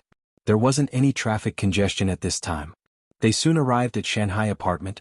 Building 5 was packed with silver vans, belonging to a local Jiangjing brand. Her grandfather lives here? Yu Xinzheng's heart skipped a beat seeing the scene. Huang Yushua had been here more than once and was also startled. He leaped out before the car could fully stop. This is the place. She lives in 303, her grandfather in 103. Brother, you contact someone first. Huang Yeshua's fingers trembled slightly as he jogged to the door of 103. He pounded on the door forcefully. Bai Lian followed leisurely with the 2 men, slowly discussing Wang Yufeng's case with Mao Kuan. Up ahead. Yu Xinjing trembled as he dialed the phone, calling someone from a special department he knew. The call connected. The door to 103 was also opened. Lance, with a layer of flour on his face and a piece of dough in hand, greeted them. Are you guys here to make dumplings? As he spoke, he stepped aside to let them in. Perfectly timed, they could see the usual mahjong table in the living room now surrounded by a group of burly men sitting obediently. Each of them held a piece of dough, clumsily trying to learn how to make dumplings. Hello. The stern voice of an officer sounded through Yu Xinzheng's phone. Professor Yu, where did you say there's a violent incident? We're ready to deploy. Yu Xinjing. Chapter 883, 348 Dimensional Reduction Strike. Yu Xinjing was silent. Behind him, Dean Huang was also at a loss for words for a moment. Were these people sent by the usual dispatchers? The two stood at the doorway, observing the 7 burly men sitting around the round table, the decently wrapped dumplings in the middle. It was evident they had been wrapping dumplings for quite a long time. This scene was quite impactful. Dean, you? The person on the other side of the phone called out to him. Where did you say the address was? It's okay. Yu Xinjing, having experienced grand scenes before, regained his composure, his voice still steady. Thank you for your efforts. He hung up the phone. Covered in flour, Xinqing came out of the kitchen. Dean Huang, alien said you would come. I had people make more dumplings. Come in, sit down and have some tea. Dean Huang had visited several times and glanced at Yu Xinjing before taking him to see Ji Heng in the courtyard. Senior brother, that's little junior sister's grandfather. In the summer, Ji Heng was fond of making various clothes for Bai Lian as well as Pu Xiaohan. But today he was not working on clothes for Bai Lian. Instead, he was making a red carpet gown for Yan Lu a few months later. When Yu Xinjing approached, Ji Heng was sitting on the embroidery stool, his hand resting on the armrest beside him, slowly making a stitch so fine that Yu Xinjing almost couldn't see it. Someone came over. Ji Heng put down his needle and thread, stood up very politely. Dean Huang. Since Ji Heng was Bai Lian's grandfather, Yu Xinjing did not put on airs and both were very polite. Both bent down to look at Ji Heng's embroidery, where he was stitching a cluster of butterflies. The wings of the butterflies utilized over a dozen colors, meticulously inlaid with silk floss, giving off a realistic feel as if reflecting sunlight. The two professors, lacking an artistic cell, stood beside and watched for a long while, not daring to speak up and disturb him. Outside, Bai Lian and Mao Kun both came in. Yu Xinjing and Dean Huang looked at Ji Heng's embroidery for a while, and when they went to the hall, Mao Kun was asking Xinqing where these men in black came from. Xinqing was tidying up the dumplings on the table and spoke to Mao Kun. When they first came, I thought they were here to cause trouble, but then I saw they were friends of little Zhang, and there were two more upstairs. The people in this building could really eat. The demand for dumplings was high. Xinqing needed to adjust the filling and roll out dough, which was time-consuming, so the arrival of these people to help wrap dumplings was timely. Bai Lian wondered which friend of Zhang Xiai's it was. After speaking with Xinqing, she went upstairs. Yu Xinjing and Dean Huang went with her, as it was crowded downstairs, and Yu Xinjing also wanted to discuss Harold Dawson's issue with Bai Lian. Bai Lian and Mao Kun took the stairs, while Yu Xinjing and the dean waited for the elevator. When the elevator doors opened, Yu Xinjing stood at the door, glancing once more at 103's door. Senior brother? Dean Huang entered the elevator first, calling him. Is there something else? It's nothing. Yu Xinjing, his face contemplative, took a few steps into the elevator. Little junior sister's grandfather seemed somewhat familiar. Familiar? Dean Huang remained non-committal, as he always felt an intangible pressure around Ji Heng. They reached the third floor. The door to apartment 303 was open. Both immediately noticed a man in similar black clothes as downstairs, holding a cloth. A blue tiger tattoo was visible on his partially exposed arm. He was cleaning the table and cleaning the apartment. Next to him, a rather sunny-looking young man with one hand in his pocket, was directing them. Clean over here too and take this carpet out for washing. Brother Bird likes to sit on it. Yu Xinjing, Dean Huang, Mao Kun, standing next to Zhang Xiai's since he didn't wait for the elevator, arrived before the two professors pointed to the study. Sister Bai is in the study. Yu Xinjing and the dean were momentarily lost again, then silently headed for the study. A second before pushing open the study door, he glanced back at the two cleaning. This tattoo must be quite embarrassing for them, right? In the study, Bai Lian was on the phone with Sun Dan. Sun Dan was the director of the Xiangqing Culture and Tourism Bureau, and because Bai Lian took leave, she couldn't get home in time to explain the top scorer strategies to the tourists. He'll head back with Zhang Xiai's in a couple of days. Bai Lian stood by the window, pushing half-open window further open, her fingertips lightly tapping on the windowsill, her posture elegant. Don't worry. After the new year, she and Ji Heng hadn't returned to Xiangqing much. One thing led to another after the summer break. She also wanted to take Ji Heng back for a visit, as Zhang's mother had already gone ahead. Zhang Xiai's got accepted to Jiangjing University of Political Science and Law, and had received his admission letter. Zhang's mother also needed to go back to host a reception for relatives and friends and to pay respects to Yan Lu's parents. Chapter 884. 348-Dimensional Reduction Strike _2 This summer has been very busy. Junior sister, Yu Xinjing entered with Dean Huang, asking her about the Harold Dawson matter. Manage your hair? Bai Lian walked over to the desk, bent down, slowly pulled open a drawer and took out a box of cigarettes. Looking up, she said, I just heard in the office that you want to negotiate for rare metals. You can talk to him. Him? Yu Xinjing was surprised. He glanced at Dean Huang. Dean Huang knew about the Zhou Wenqing matter and gave him an almost imperceptible nod. With connections, everything becomes easier. Because of Bai Lian's relationship with Ning Xiao, the channel of Wang Yufeng was essentially opened. Okay then, Yu Xinjing wanted to ask Dean Huang about the details, but seeing that Bai Lian was busy, he didn't impose further. Junior sister, I'm not aware of the specifics of your project and the teacher is not here now. You've taken over Project 925 and have already passed the Xiang family and Ma Jiren's scrutiny, but if there is anything internal to the project group, you must inform me in a timely manner. As the new official taking charge, Yu Xinjing also knew that Bai Lian was under great pressure. Thank you, Bai Lian said, holding the cigarette box, looking up at the trees in the sunlight outside the window. I need to go back to Xiangqing in a couple of days and will stay there for a few days. Back to Xiangqing? Yu Xinjing nodded. Just arrange your time properly. As for Jiang Fulai's situation, Yu Xinjing didn't ask. His appearance today was enough to indicate his stance, and now the Xiang family and Gao family must be in great panic. Brother, let's go downstairs for dumplings, Dean Huang suggested, his hands behind his back. As they left the room, the two strong men outside were lifting the sofa, clearing out the carpet underneath. Yu Xinjing had seen it so often that he was used to it. When they got outside, Dean Huang pressed the elevator button and then explained, You know about Zhou Wenqing, right? The palladium that was missing from his lab was provided by junior sister for free. Yu Xinjing. In the world of scientific research, both the country and the university would allocate funds. Jiang University is the one that is never short of funding. What is it short of then? It's all sorts of experimental equipment and materials, such as various metals needed for the physics department's research on conductive materials and chips. This purity of metal is limited every year, and it's not something you can just buy with money. Some labs may not be able to get the materials for a whole year, but the fact that Bai Lian could get them so easily made Dean Huang realize that the junior sister his mentor had found for him was no ordinary person. No wonder I saw you weren't in a hurry today, Yu Xinjing exhaled slowly. This connection was truly extensive. But, the elevator doors opened and Dean Huang stepped in. What I didn't expect was for the Xiang family's people to actually be making dumplings. They were very certain that these dozen or so men in black weren't just there to make dumplings. Who would believe them if they said it out loud?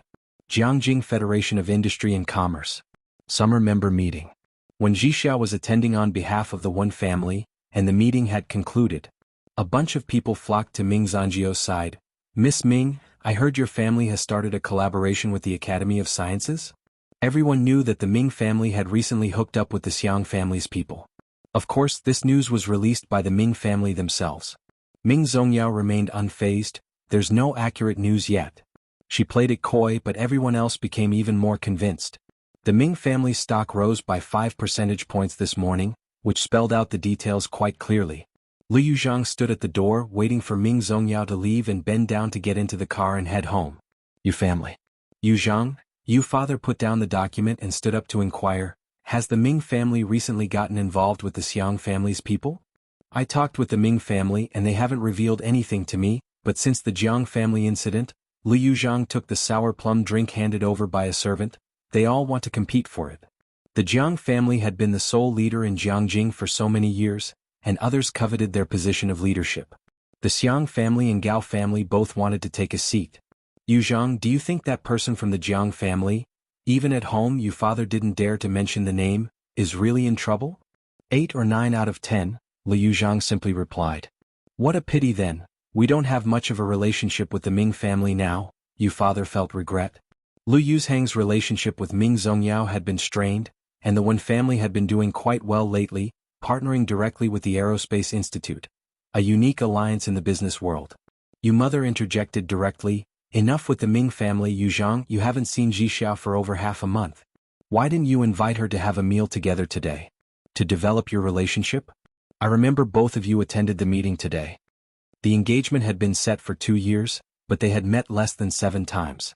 I'm busy, Liu Yuzhang simply nodded when Zhixiao was brought up. Yet his expression was indifferent. Watching the back of Liu Yuzhang, Yu mother shook her head. She knew that when Zixia's delicate and genteel character was not the type that Liu Yuzhang preferred. Chapter 885, 348-dimensional reduction strike _3 However, that's just how these family dynasties are. The Jiang family. An elderly man dressed in a butler's uniform waited outside the main hall staircase. ready to open the car door as soon as Jiang Fulai's car entered the courtyard. Jiang Fulai got out of the car with his head down, his pale face especially sharp. His light-colored phoenix eyes were devoid of emotion. A white flower was still pinned to his collar. An icy demeanor that read "Keep out." Jiang Fulai walked straight to the stairs and handed over his coat. He did not linger. "All management personnel are waiting for you in the meeting room." The butler followed behind him, taking his coat. "Also, there is a letter from abroad. I've placed it on the desk in the council hall." Jiang Fulai nodded. He did not speak. "Additionally, the flight route to Xiangqing has been secured," the butler detailed meticulously. "Xiangqing Airport is available for landing." In a few steps they reached the council hall. The heavy doors closed and personnel in formal attire flanked each side. Upon seeing Jiang Fulai approach, they bent over and pushed open the large doors of the meeting room. The Chinese-style meeting room with its mahogany furnishings was solemn and serious.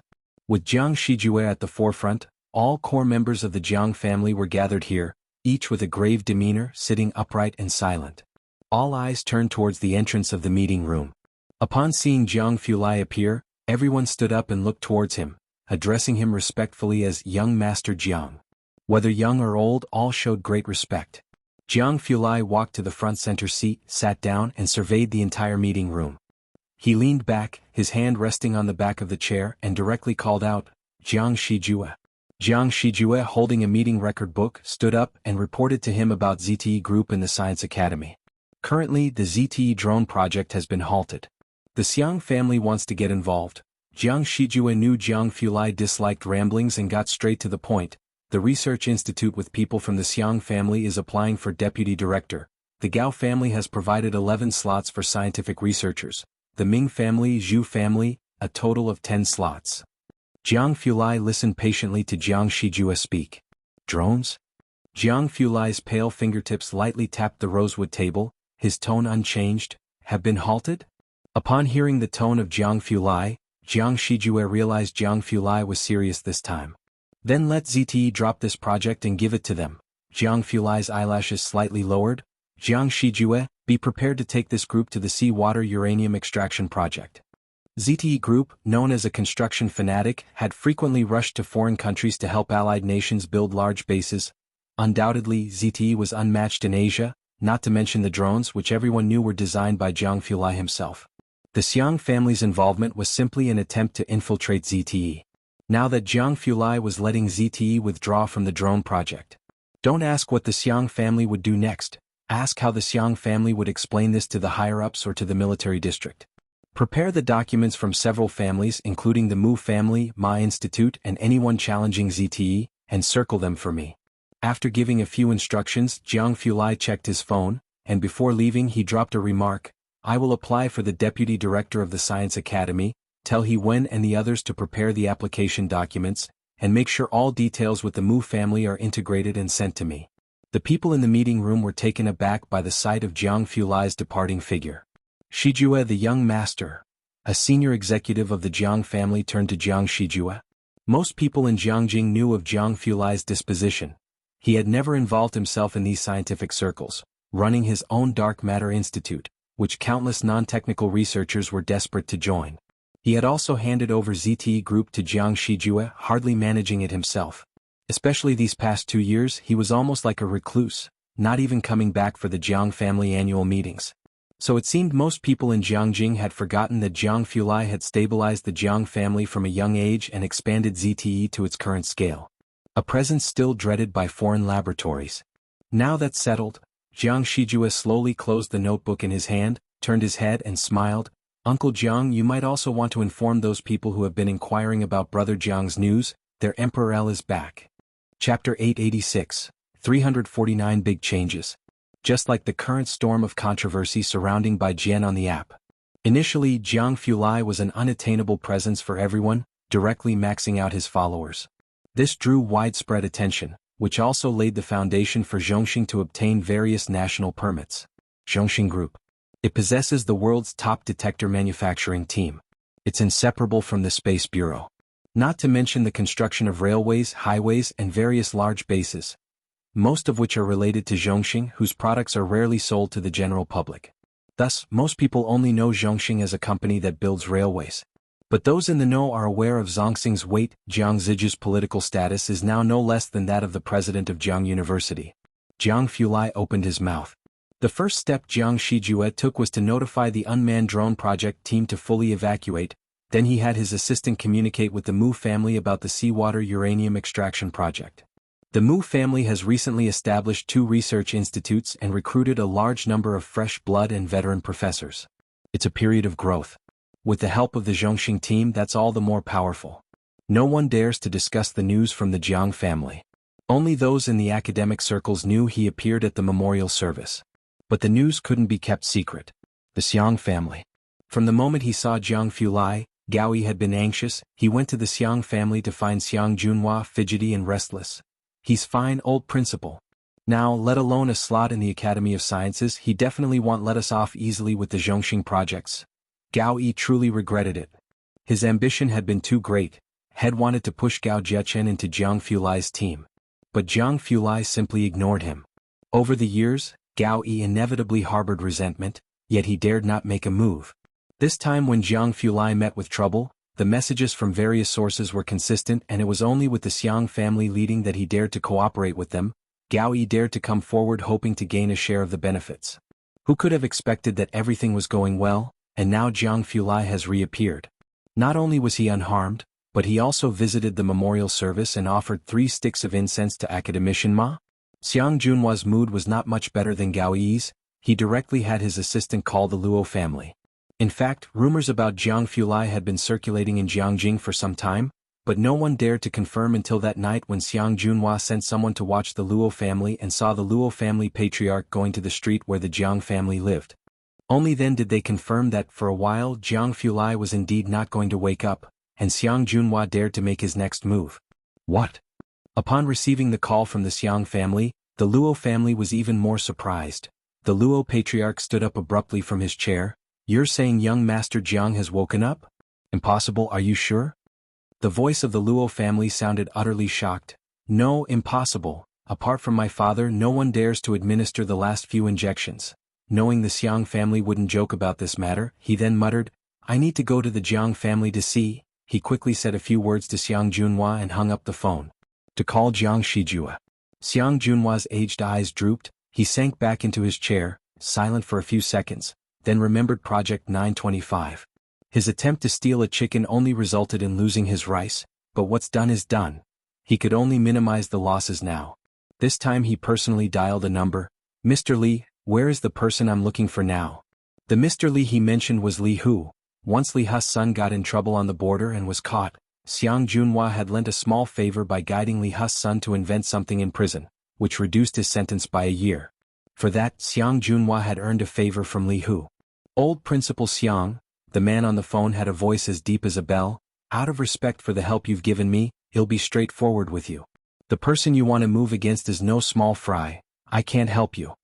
Next to him, Gao Yi could tell by the look on Xiang Junhua's face that things were really over. Bai Lian was about to leave Jiangjing to return to Xiangqing for a few days. Before leaving, she said goodbye to Shen Yu and expressed her thanks. She had been taken away by the Security Bureau before, and Shen Yu had also been involved in the case. Later Ning Xiao helped to withstand all the pressure on her behalf. Not giving a lecture for the freshmen this year? Shen Yu sat in his office chair, his eyelids drooping, showing some signs of fatigue. What about Ning Xiao? What about Yang Lin? Tang Ming is fine too, or else Liang Wuyu. I've asked Sun Qian, she can do it. Bai Lian's expression slightly restrained. She had already found a replacement for Shen Yu. Sun Qian? Shen Yu wasn't really familiar with her, but since Bai Lian and her friends weren't planning to give a lecture, it didn't really matter who else did. Alright, go back to Xiangqing and have a good rest. For the new semester, you and Ning Xiao need to prepare a lecture report. Dean Huang applied for you both to be on Jiang University's Wall of Fame yesterday. The list needs half a month to be reviewed. It should be just in time for the new term. Chapter 887, 349 Big Changes. Underscore 2 With the achievements that Bai Lian and Ning Xiao had made, it was enough to be on Celebrity Wall. The Celebrity Wall. Bai Lian's pitch-black eyes looked in the direction of Celebrity Square. Good, thank you. Dean Shu was also in Shen Ye's office and didn't interrupt their conversation. It was only after Bai Lian had left that his assistant spoke to Dean Shu in a low voice, his voice betraying his shock. Just the start of sophomore year and already on the Celebrity Wall, and there are 2 of them? Jiang University's excellent student representative wall was strict. Most of the time, not even one would make it in a year. The last time was he one. And now, suddenly, there were two. Dean Shu slowly picked up a disposable cup next to him, lowered his eyes and took a sip. This turmoil has finally come to an end, and their young lives have just begun. This year, the situation in Jiangjing had been fluctuating. First was the Wen family, then the Mu family. Last was the Gao family and the Xiang family, busy and distraught over the drone matter, which put an end to this battle. Downstairs, Ming Dongheng had been waiting. It was another low-profile business car, parked under the trees. Bai Lian looked up and saw the back seat window half down, Jiang Fulai sitting by the window, only half of his cool face visible, hidden among the mottled tree shadows. It was summer vacation and there were hardly any students at Jiang University. As Bai Lian approached, Ming Dongheng opened the back car door. In the back seat, Jiang Fulai's laptop was still on the table. He continued sliding his hand over the touch screen, checking the data submitted by He Wen and others. Upon hearing the door open, he looked up and reached to adjust his glasses on the bridge of his nose. Once she was seated, Ming Dongheng went to the driver's seat to drive. First to the airport, they've all arrived already. Jiang Fulai raised his hand, rolled up the window. It's still an hour's drive, get some sleep first. Bai Lian sat inside, her head lazily leaning against the window, long eyelashes drooping, her hand supporting her chin. Her complexion was pale yet incredibly languid, the sunlight filtering through the one-way glass gently outlining her features. Her expression was unreadable, showing neither sadness nor any other emotion. Academician Ma was of advanced age and for this trip, Bai Lian had actually prepared herself. She stuffed a Bluetooth headset in her ears, listening to an untranslated paper, and then closed her eyes. She had been overexerting her mind recently, which was also one of the reasons Jiang Fulai was preparing to return to Xiangqing. The air conditioning was set low. Jiang Fulai looked at her for a long while, grabbed a blanket to cover her, and then stretched his hand to press down on the left Bluetooth headset, his voice deep. Continue. I've submitted the Mu family's list. The report was from Jiang Shijue, mainly about the Mu family's affairs. As for the Gao and Xiang families, he could handle them himself. Also, the Luo family people are inquiring about Miss Bei's news. Jiang Fulai continued to swipe through the documents on his computer, simply responding with a hum. Jiang Shijue understood. He hung up the phone and returned to his office, apologizing as he looked towards the old master of the Luo family. You may go back. The airport. When the car arrived, Bai Lian was still not awake. Jiang Fulai didn't wake her, just turned off the lights inside the car and continued to work beside her. Bai Lian was in a half-dream half-awake state. She was accustomed to life and death, having bid farewell to too many people. In the first 2 months in this world, her dreams were mostly of battlefields or her father and brothers. But this time, with Academician Ma's departure, she inevitably dreamed of Liang Zuan, dreamed of Daong's Jiangjing in heavy snowfall, with Liang Zuan kneeling at the palace gate for 3 days and nights, pleading for Emperor Jiangwen to send troops to save Xiangqing. In his dream, Liang Zuan received the news of her death, and he lay in bed, eventually succumbing to his grief. His red eyes in the dream appeared so vividly real as he called out to her through the ether. Xiangjun. Bai Lian suddenly woke up. She sat up, the blanket falling off her. What's wrong? Jiang Fulai noticed her unease, reached out to hold her, and gently patted her back, consoling her in a low voice. Had a nightmare? His voice, usually cold, was now especially gentle. Bai Lian lowered her eyes. Yes. On the plane. Bai Lian. They've reached the airport. Zhang Xiais completed the call with Ming Dongheng and then asked Tang Ming, what about the academic god? At the National Defense University, Tang Ming checked his phone. Oh, he's already on his way in a taxi.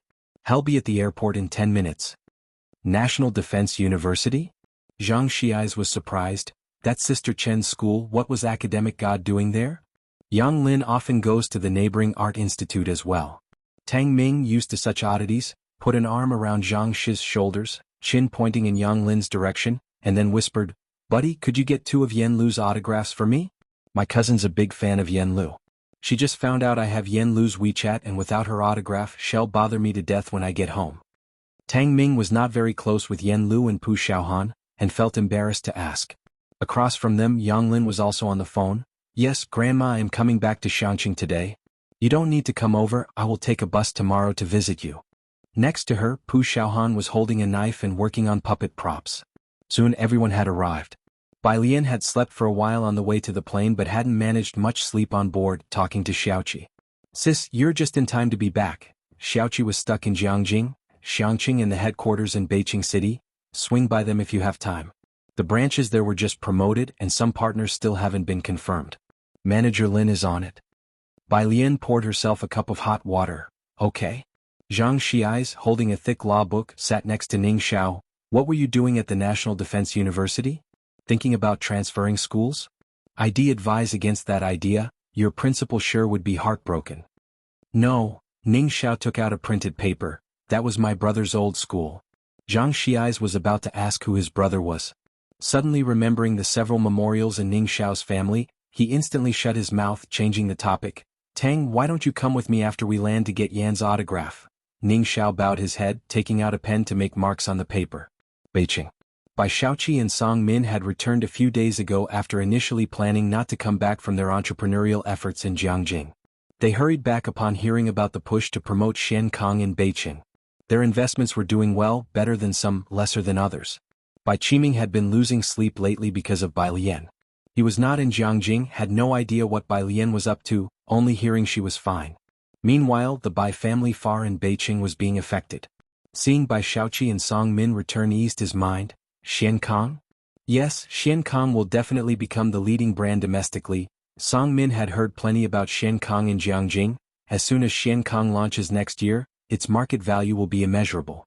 They will dominate the future market of traditional medicine, and we must secure an early partnership with them in Beijing.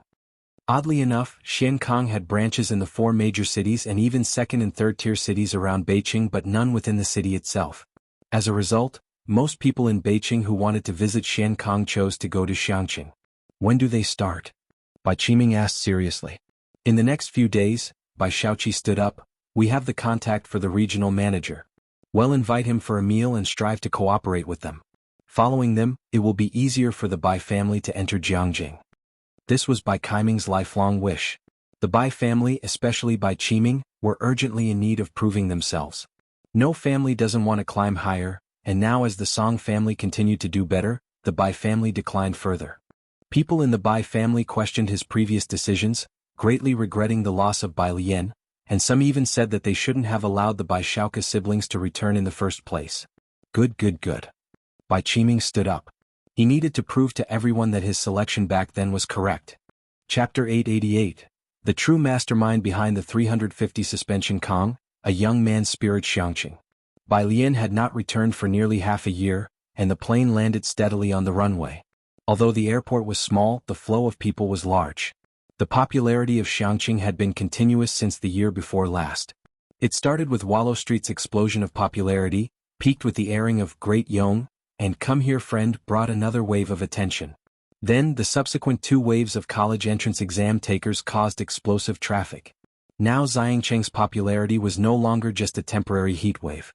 Its rich history, the martial arts guilds and calligraphy association on Wallow Street, Grandpa Tao who was always enthusiastic about puppetry, and the warm service attitude recognized by netizens across the country. Although advertising wasn't necessary, Xiangqing was still active during holidays.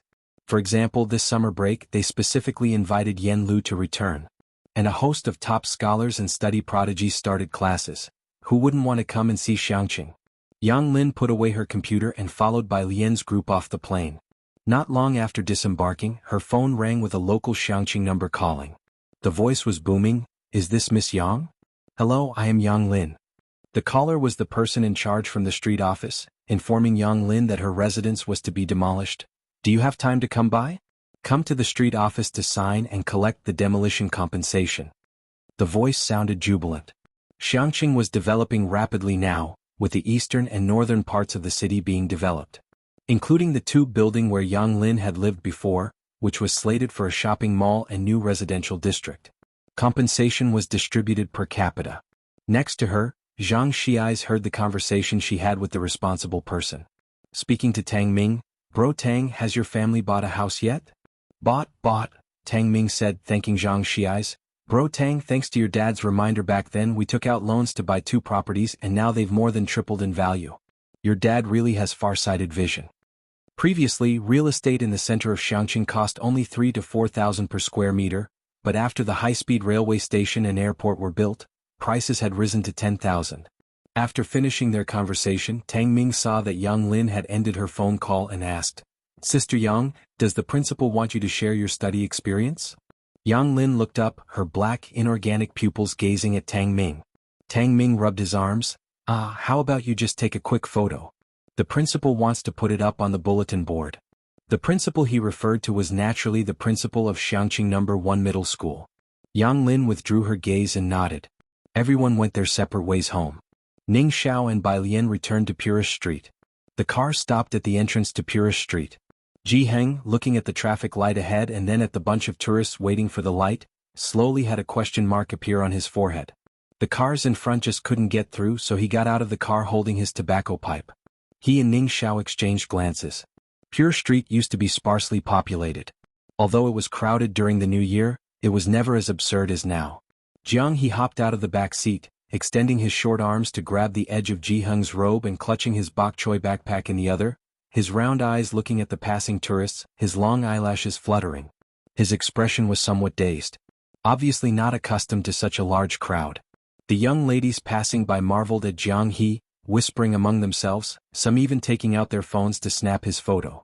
But the next second, Jiang Fulai slowly got out of the car behind them, lifting his eyes slightly, his brows and eyes carrying a natural authority, his features thin, cold, and deep, oozing nobility, not the type to be seen on a tourist street.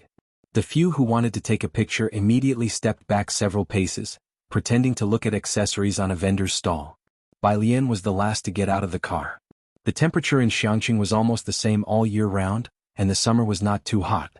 She wore a white mandarin collar shirt with all the buttons fastened, and black casual pants with no particularly noticeable patterns, only light gray subtle patterns that reflected a cold light under the sun. Calm and simple colors. Her long hair was fastened with 2 plain hairpins, the only adornment on her.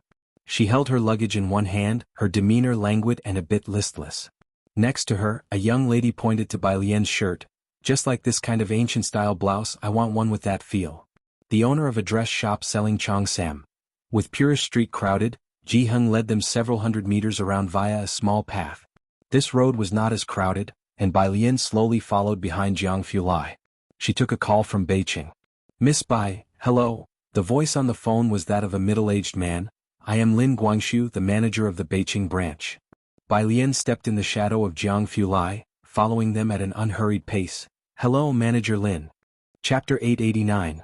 The true mastermind behind the 350 suspension Kong, a young man's spirit understood. "Miss Bai, when will you come to Beijing? I'd like to arrange your reception in advance as there are several companies wanting to collaborate with us." He listed off a bunch. Bai Lian didn't know much about business like Xiaoqi did. Her trip to Beijing was simply to make an appearance following Xiaoqi's instructions, and to teach a couple of acupuncture techniques to some doctors there. She patiently waited for Lin Guangxu to finish talking. "I have to go back to school for a lecture in these next 2 days. Bai Lian looked up, not sure how the Culture and Tourism Bureau had arranged it. "I'll return this weekend." On the other side of the phone, Lin Guangxu calculated the time. Today was Tuesday and the weekend was just a few days away. He ended the call, heading out to an emergency meeting while instructing his assistant. "Miss Bai will be coming this week, the exact day is still unclear. Pass the word. I want everyone on their best form to welcome her." The executives at Shenkong all knew, Xiaoqi was officially their boss. But in reality the person behind Shenkong was Miss Bai. Yet, Miss Bai was enigmatically elusive, with few ever having the opportunity to meet her. Lin Guangxu hadn't met her either.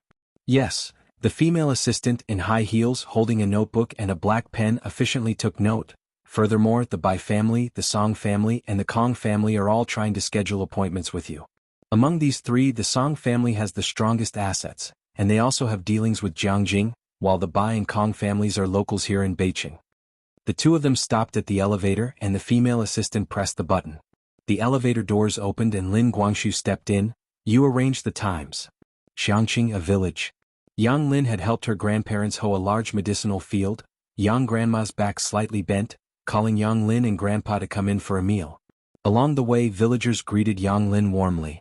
Last year, when they heard Yang Lin got into university, the villagers had even given her a red envelope, as she was among the few girls from the village who had managed to go to university. They only knew Yang Lin had been accepted into a university, but they didn't know which one. "Hello, second grandpa." Yang Lin was still quite reserved, speaking only when she saw someone. Her hair no longer covered her eyes, which were dark and profound. The person known as Second Grandpa perked up upon seeing Yang Lin, greeted her, and then hurried off. "Your second grandpa." Grandpa Yang watched the old man walk by and sighed.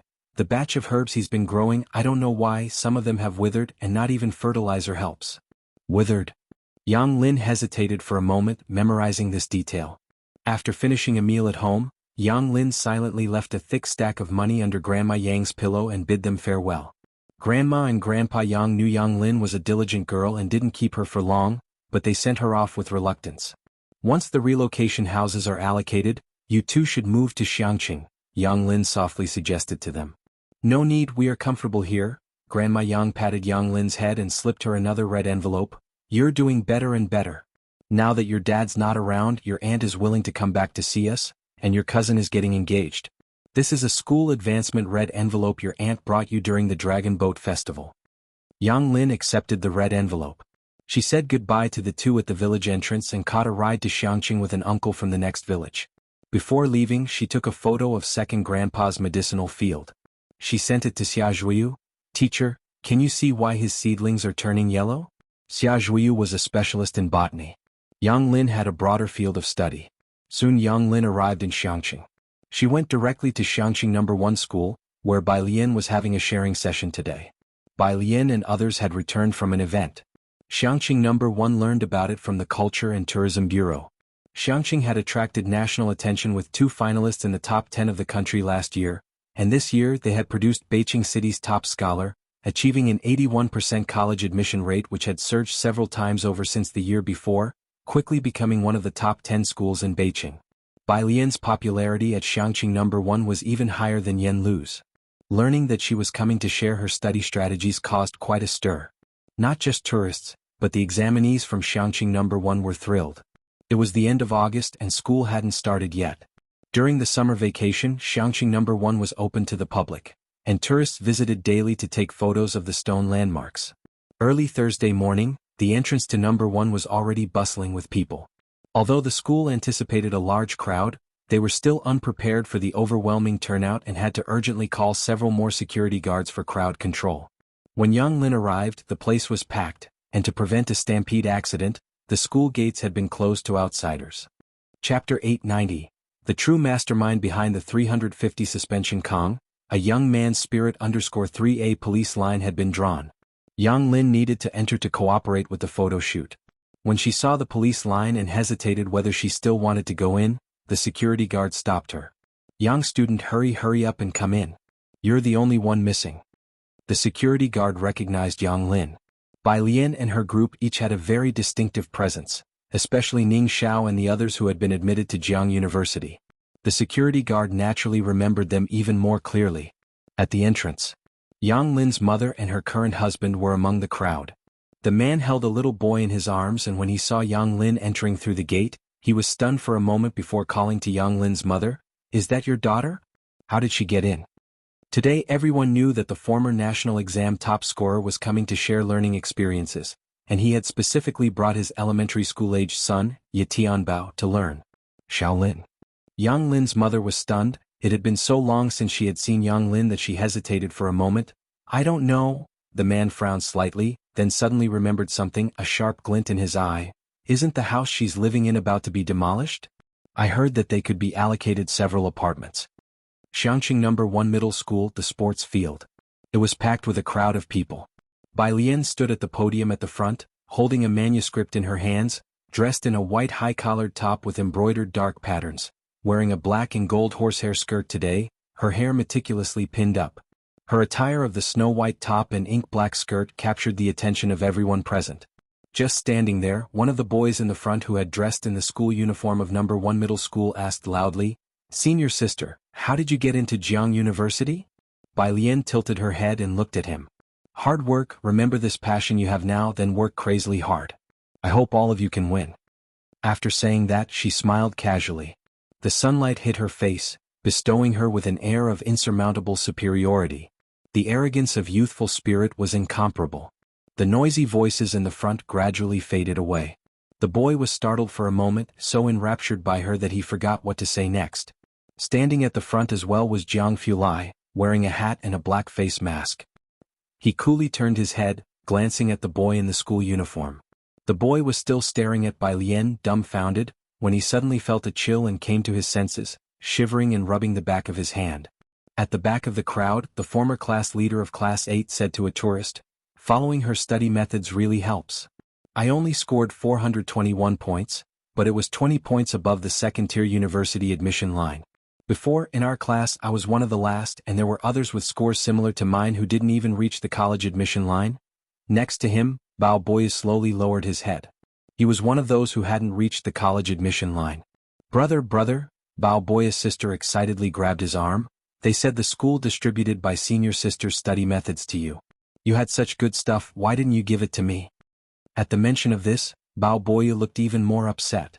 At that time, for Ren Wanxian and the others, he hadn't taken Bai Lian's study methods. He never asked for it then.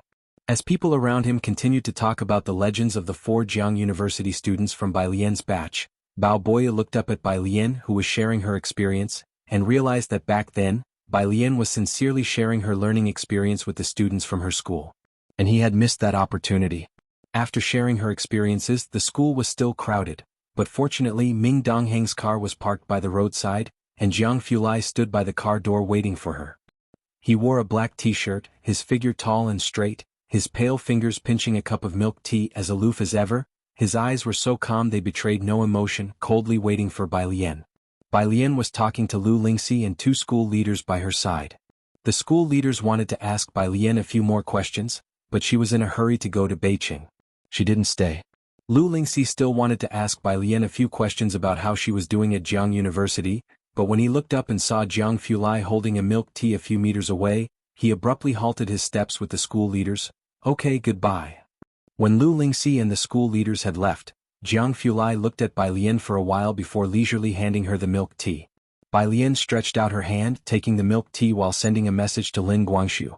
"Today," but her hands never actually touched the milk tea. She looked down. Jiang Fulai's other hand was holding a straw, and he slowly asked, "Senior sister, would you like me to put the straw in for you?" Bai Lian. Chapter 891, 351 times back to Beijing. Who does Xinjiang district belong to? The afternoon sun was dazzling, casting its glow on the young girl's radiant yet languid face.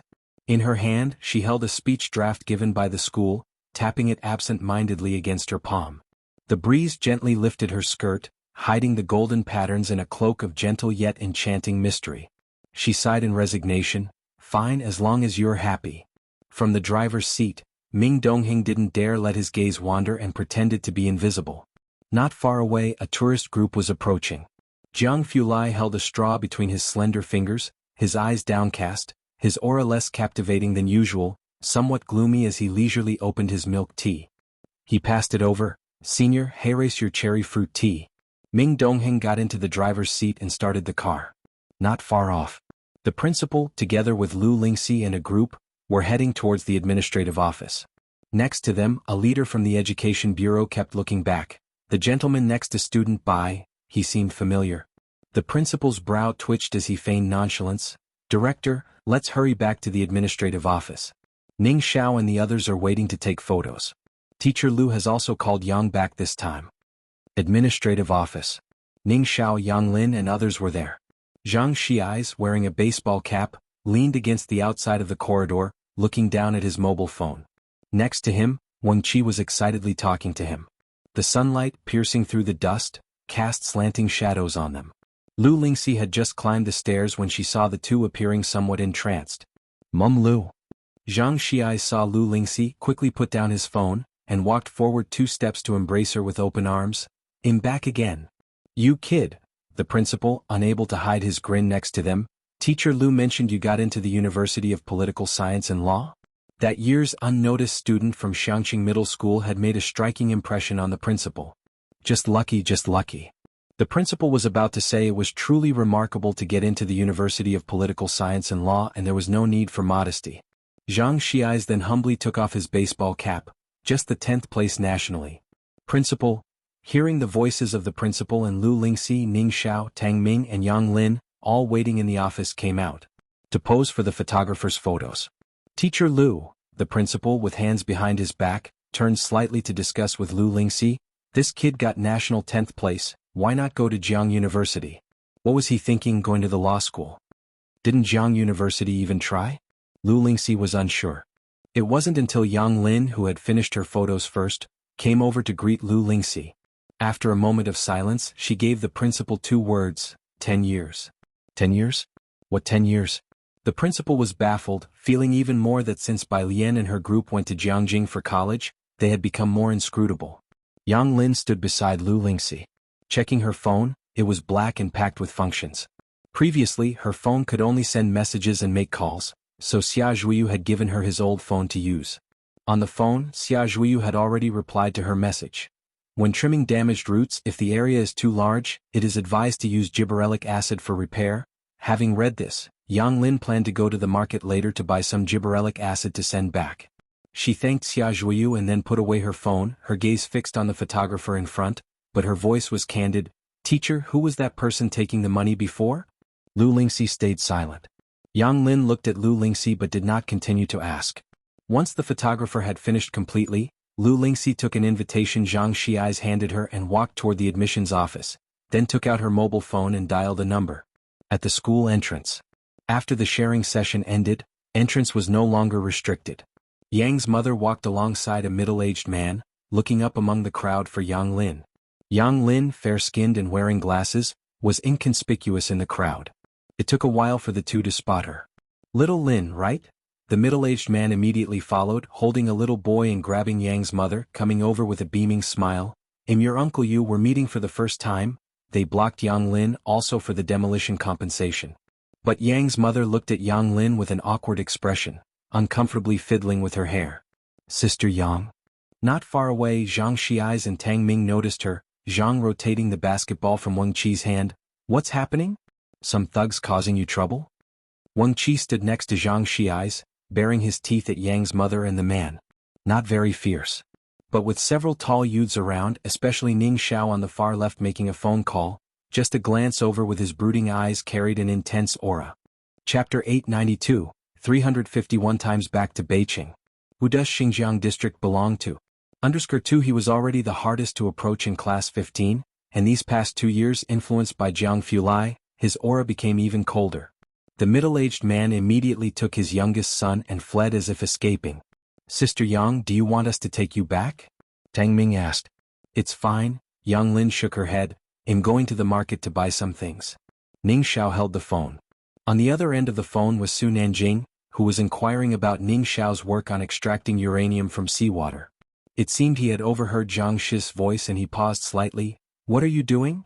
Yang Lin just got stopped by someone, we came over to check. Ning Xiao lowered his gaze, speaking succinctly. The call ended. Zhang Xiai smoothly switched the ball to his other hand and freed one hand to drape it over Wang Qi's shoulder. Sister Yang can't be like this, I have to mention it to Sister Bai Lian and Golden Hall Master. It was to get Sister Yang to start exercising. Beijing now has both a high-speed train and flights available with Xiangqing. Bai Lian and Jiang Fulai took a flight to Beijing.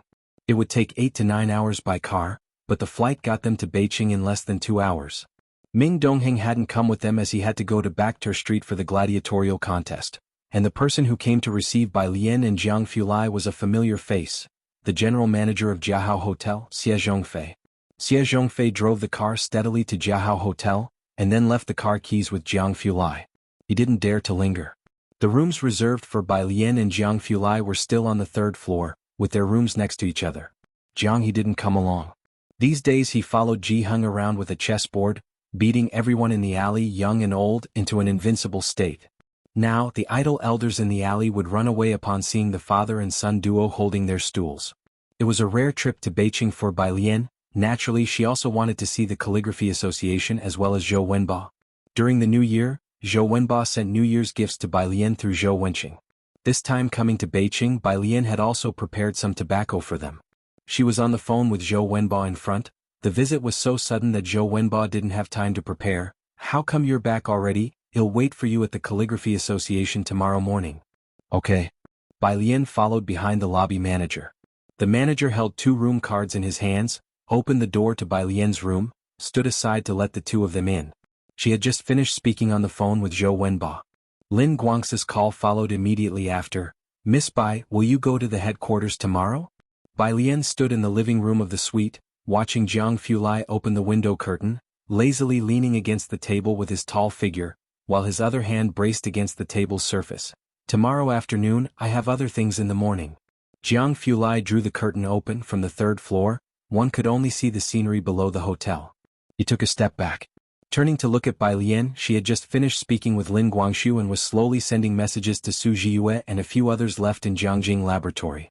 Her beautiful brows and eyes gathered solemnly, like a heavy ink-painted landscape. Jiang Fulai glanced over, his narrow eyes slightly squinting, then slowly walked over, pressed her hand that was on the table down, and kissed her slightly tender lips. Meanwhile, rose-colored clubhouse. Lin Guangxiu walked into the private room from outside. In the room, Bai Qiming and Song Min's father stood up to greet Lin Guangxiu with an extended hand, introducing themselves. Director Lin, hello, I am Bai Qiming. Lin Guangxiu greeted them politely. I assume both President Bai and President Song are aware of Zhuangkang's project in Beijing. This is the first time Shenkang is going online in the center of Beijing. We are collaborating with Luo Pharmaceuticals, and we have already obtained the license certification from Beijing city authorities. Luo Pharmaceuticals was undoubtedly the leading pharmaceutical company in Asia. Even Bai Qiming, who didn't deal much with the pharmaceutical industry, knew of Luo Pharmaceuticals' status.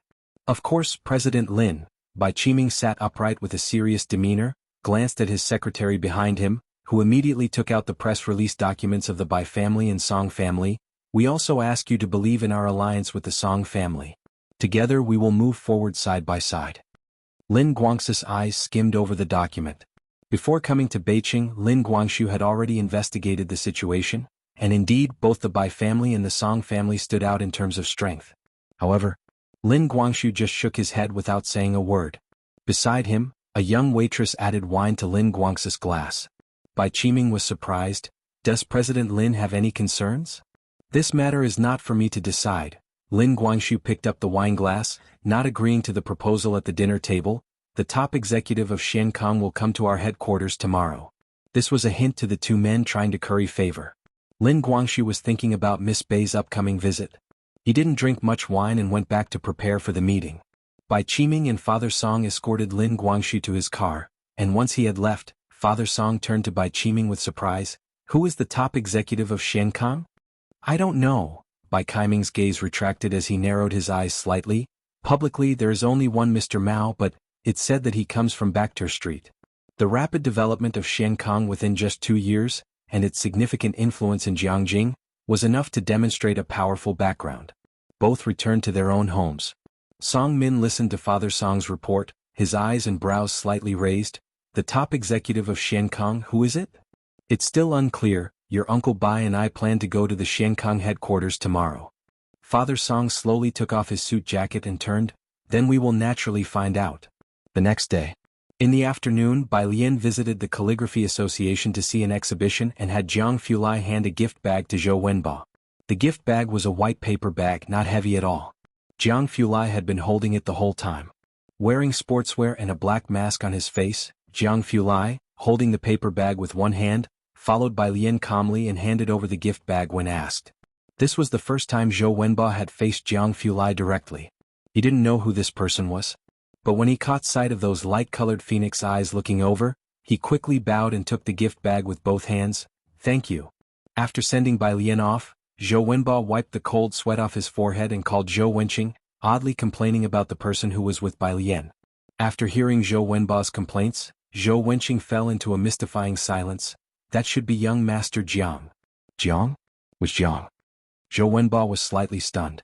You know about the Gao family and Xiang family, right? The large academic factions I've told you about, Zhou Wenqing began. Of course, Zhou Wenba knew about some affairs in their academic circle. The head of the Xiang family is a leading figure. Yes, you've mentioned Dean Xiang. He's not the dean anymore. Zhou Wenqing's tone was light and breezy. The election at the Academy of Sciences ended yesterday and young Master Jiang was elected. Him? Zhou Wenba spoke incredulously. He's so young. Yes, he might be young. Zhou Wenqing clicked his tongue. But do you know who the Xinjiang district in Jiangjing is named after? Beijing. The Shenkang headquarters was located near the Western Development Zone. Bai Qiming and Father Song arrived here early. both sitting in the lounge room and welcomed by the investment manager. The three of them talked enthusiastically. At 3:30 p.m. Have they arrived?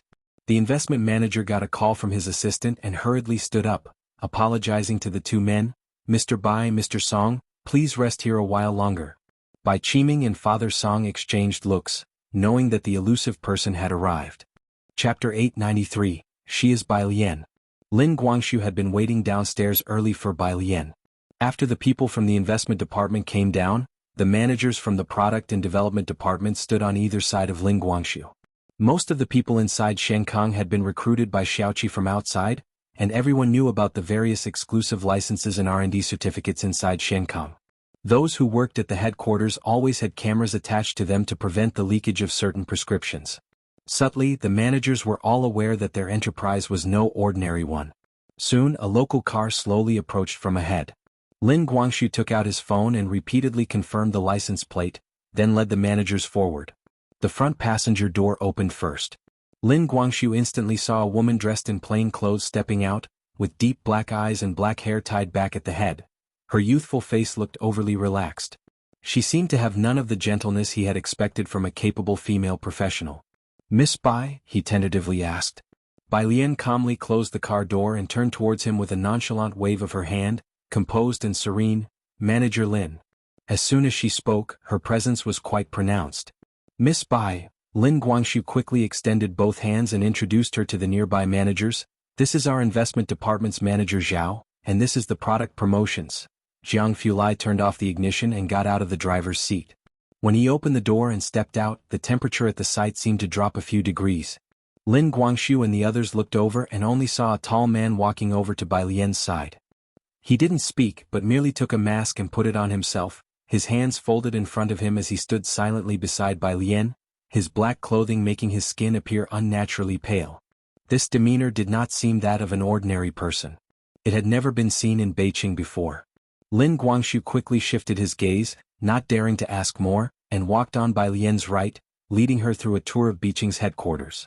Currently, through the official account, Beijing already has over 2,000 people registered for the myopia acupuncture. Lin Guangxu pressed the elevator button and reported the situation in Beijing to Bai Lian. "There are too many registrants, and the account has now stopped taking more. Dr. Huang and several other resident physicians are training other acupuncturists until you arrive." Previously, Shenkang had no presence in Beijing. Bai Lian initially did not mention it, and Xiaoqi had planned to divert Beijing's tourists to Xiangqing. It had been put on hold until now. Xiangqing was now on the right track with the City Tower, Wallow Street and Purish Street etc., all becoming iconic buildings. Over the past 2 years, the people of Xiangqing had been positive and had won the trust of all visitors. No longer needing such diversion, Xiaoqi then planned a branch in Beijing. Most of those seeking myopia acupuncture were students, who, due to poor academic performances, had to travel long distances for acupuncture each day, so when Shenkang in Beijing opened, a mass of students' parents camped out to secure appointments. The headquarters elevator was quite spacious. Jiang Fulai, holding his phone, slowly followed by Lian inside. The enclosed space was oppressively claustrophobic. Lin Guangxu, with a forced nerve, stood to Bai Lian's right, trying to keep a considerable distance from Jiang Fulai. Since he dared to enter, the managers from the investment department did not dare to do so, each standing respectfully outside the elevator, looking up at the sky as if reluctant to enter. Lin Guangxu watched helplessly as the elevator doors closed. In the lounge, Bai Qiming and Mr. Song were still sitting on the sofa, chatting intermittently. "With this partnership with Shenkang secured, things will be easier for us in the future." This was a very important part of their company's external development. "We, along with several other families," Mr. Song's expression remained composed, "Shenkang will likely choose us without any surprises." His gaze, however, kept shifting towards the door. Bai Qiming set down his teacup and considered the whole of Beijing. Their two families, along with the Kong family, were unmatched by many. Their phones lay on the table, cameras sealed. Soon, the investment department's manager returned, and Bai Qiming quickly stood up. "Manager Zhao." Manager Zhao was alone. "Manager Lin and the others are still in the meeting room." Manager Zhao understood Bai Qiming's look and smiled. "They will visit Dr. Huang soon and should be out shortly." Bai Qiming and Mr. Song exchanged glances. Mr. Song picked up his phone. "Manager Zhao, we won't disturb you any longer today and will take our leave." Manager Zhao escorted Bai Qiming and Mr. Song downstairs. While Mr. Song spoke of leaving, the three of them exited the elevator and stood chatting at the main door of Shenkang headquarters without leaving. Chapter 894. She is Bai Lian. Tu Guang stared in the direction of the elevator. Three people casually chatted, soon turning the conversation to their children. Hearing that Bai Qiming's children were all at Jiang University, Manager Zhao was very surprised. Oh? They're all at Jiang University? Truly, a lion does not father a sheep. How difficult it was to get into Jiang University was evident to everyone. President Bei's son is studying physics at Jiang University, working on experiments under a professor, Song's father chuckled.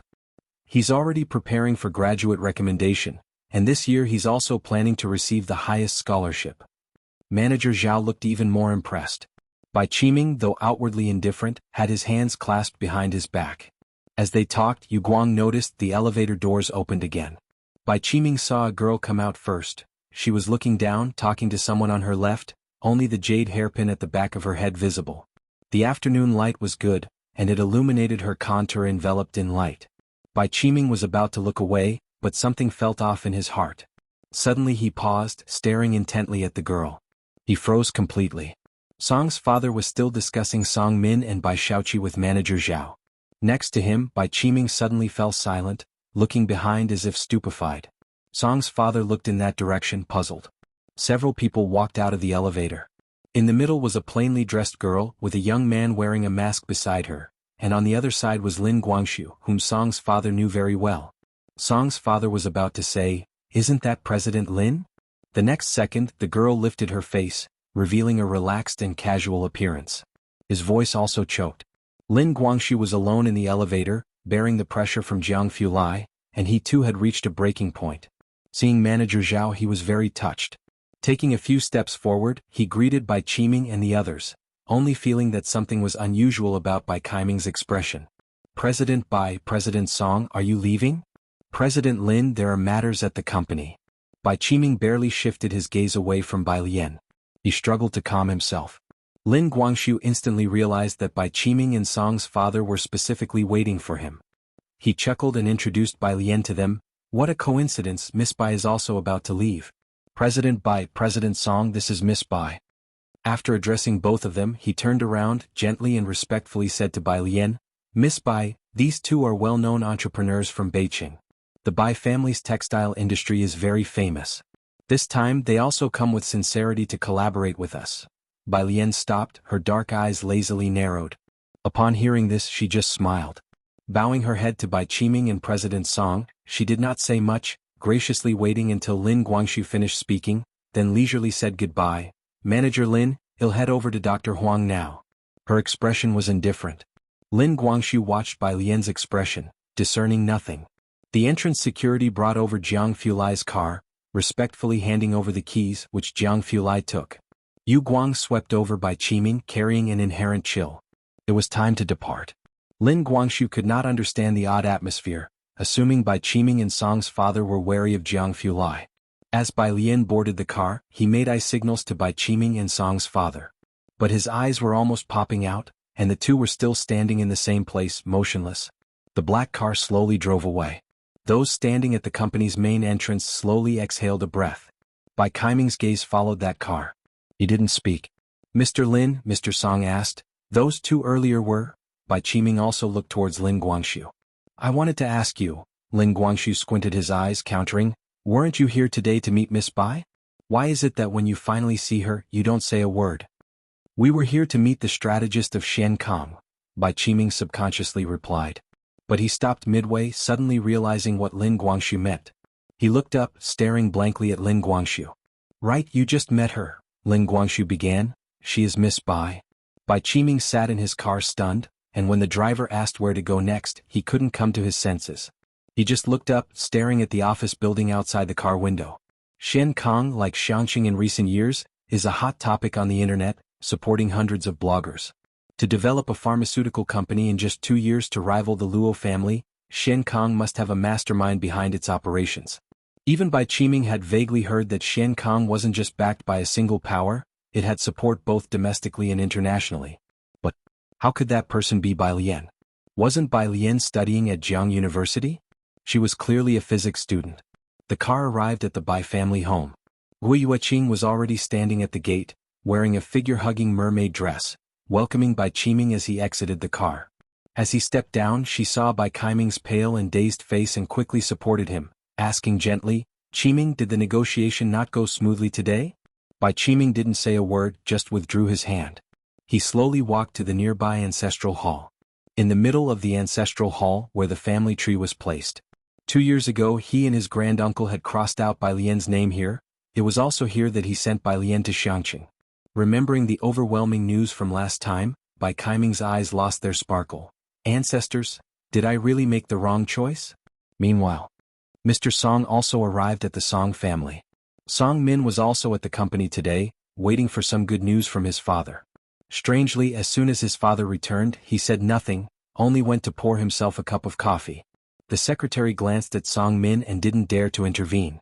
Song Min waved his hand to dismiss the secretary, and seeing his father about to overflow the coffee, reached out slowly to turn off the machine, his handsome brows furrowed.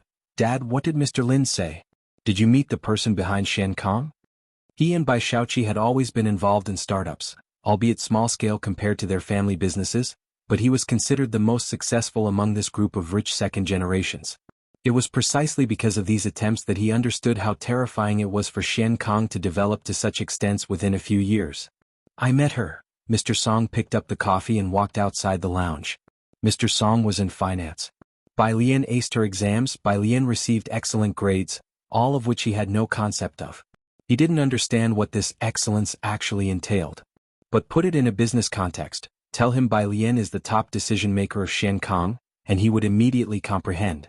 Song Min, Mr. Song called him as he stepped outside.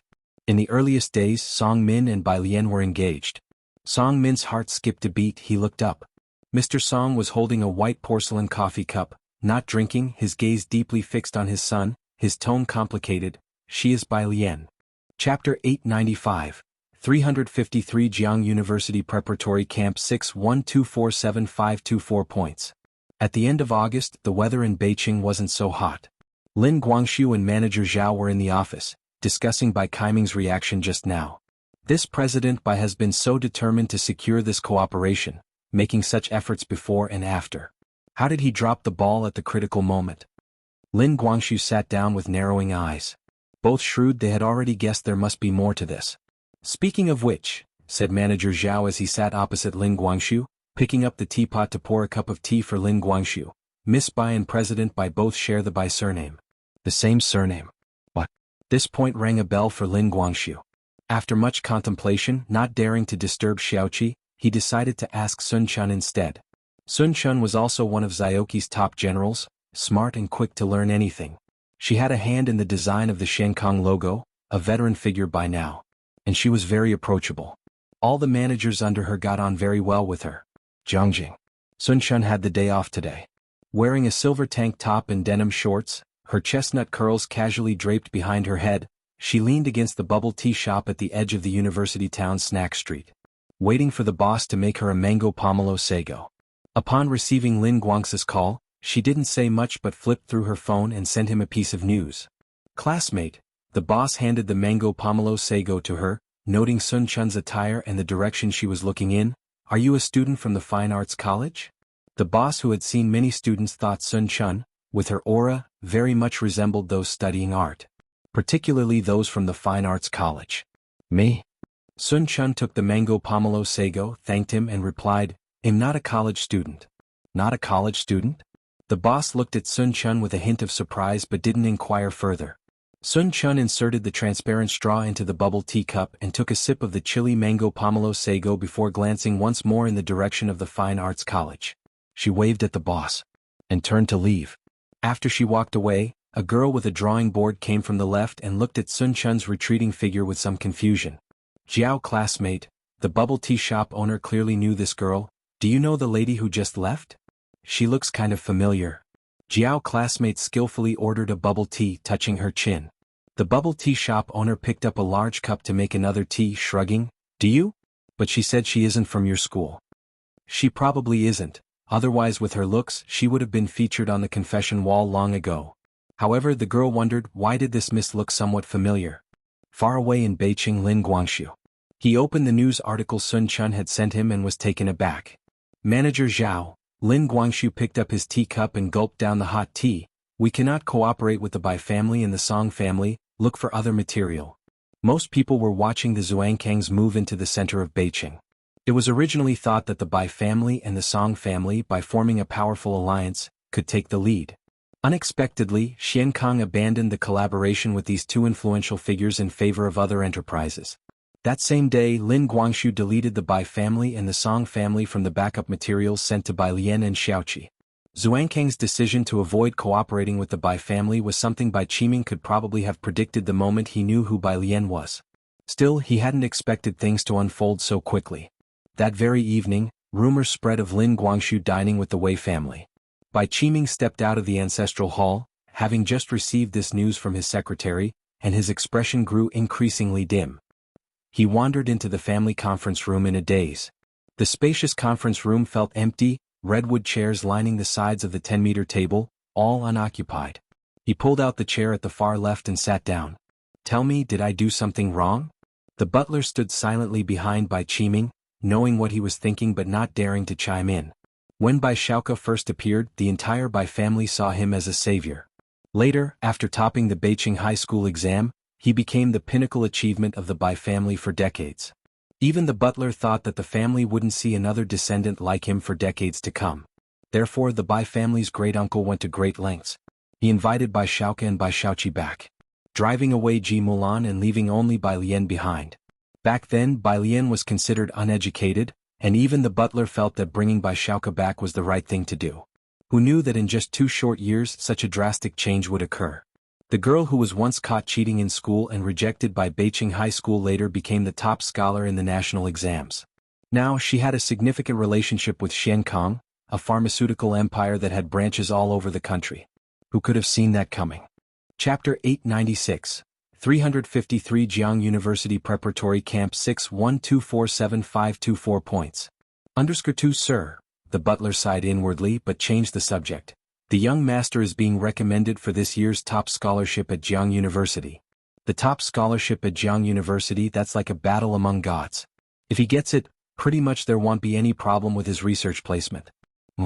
In the past, Bai Qiming would have been very pleased to hear such topics, but now he could hardly feel happy. If Bai Xiaoke can secure a research placement, what about Bai Lian? Bai Lian hadn't paid much attention to the matters of Beijing's Xiankang branch. After dealing with Beijing's affairs with Jiang Fulai, she hurried back to Jiangjing. The two still had a pile of matters to handle at the research institute. Ji Heng, however, was not in a hurry to return. Yang Lin had to stay behind to handle demolitions. She hadn't taken much vacation this year, her holidays spent either in the lab or working part-time. This time Xia Zhuyu gave her a long holiday to sort out her family affairs. So she wasn't in a rush to return to Jiangjing. Ning Xiao's family had no one else, and he didn't stay longer in Jiangjing either. After knowing that Wang Yufeng had bought the apartment in Shanghai apartment, he decided to bring his grandmother's portrait to Jiangjing. The day after Bai Lian returned, he packed up and headed back to Jiangjing first. The others decided to stay a few more days in Xiangqing. Shanghai apartment. Bai Lian returned to room 303 a day early, and Dean Huang asked her about the speech draft she and Ning Xiao were working on. Both had been recommended for this year's Celebrity Wall. They needed to defend and give a speech at the Golden Report Hall. Jiang University had created a promotional panel for them, which Dean Huang had just sent to Bai Lian to see. It's finished. Bai Lian leaned against the back of her chair, holding a white silk handkerchief in her right hand, methodically wiping the cyan porcelain vase beside her, her gaze fixed on the enlarged panel on her computer screen. The panel was a perpetually fresh light green hue. At the top was the school's emblem and the words, Jiangjing University, in bold letters. Below that was a title, Jiangjing University Elite Scholars, Undergraduate, Candidate Department of Physics Bai Lian. Below that was a bunch of her introductions. Grades from the Tongfeng class, several major competitions, and even that training abroad, even the paper written with He Wen and Ning Xiao. All were listed there. If you have no issues, we'll have it displayed on the celebrity wall tomorrow, Dean Huang said, satisfied on the phone. The presentation on the 3rd, is Ning Xiao back yet? Bai Lian diverted her attention. He will be back tomorrow. Good, show me Ning Xiao's draft for the speech. 20 professors will be judging on the 3rd, and inevitably there will be people from the Xiang family among them. Dean Huang was always pleased with Bai Lian.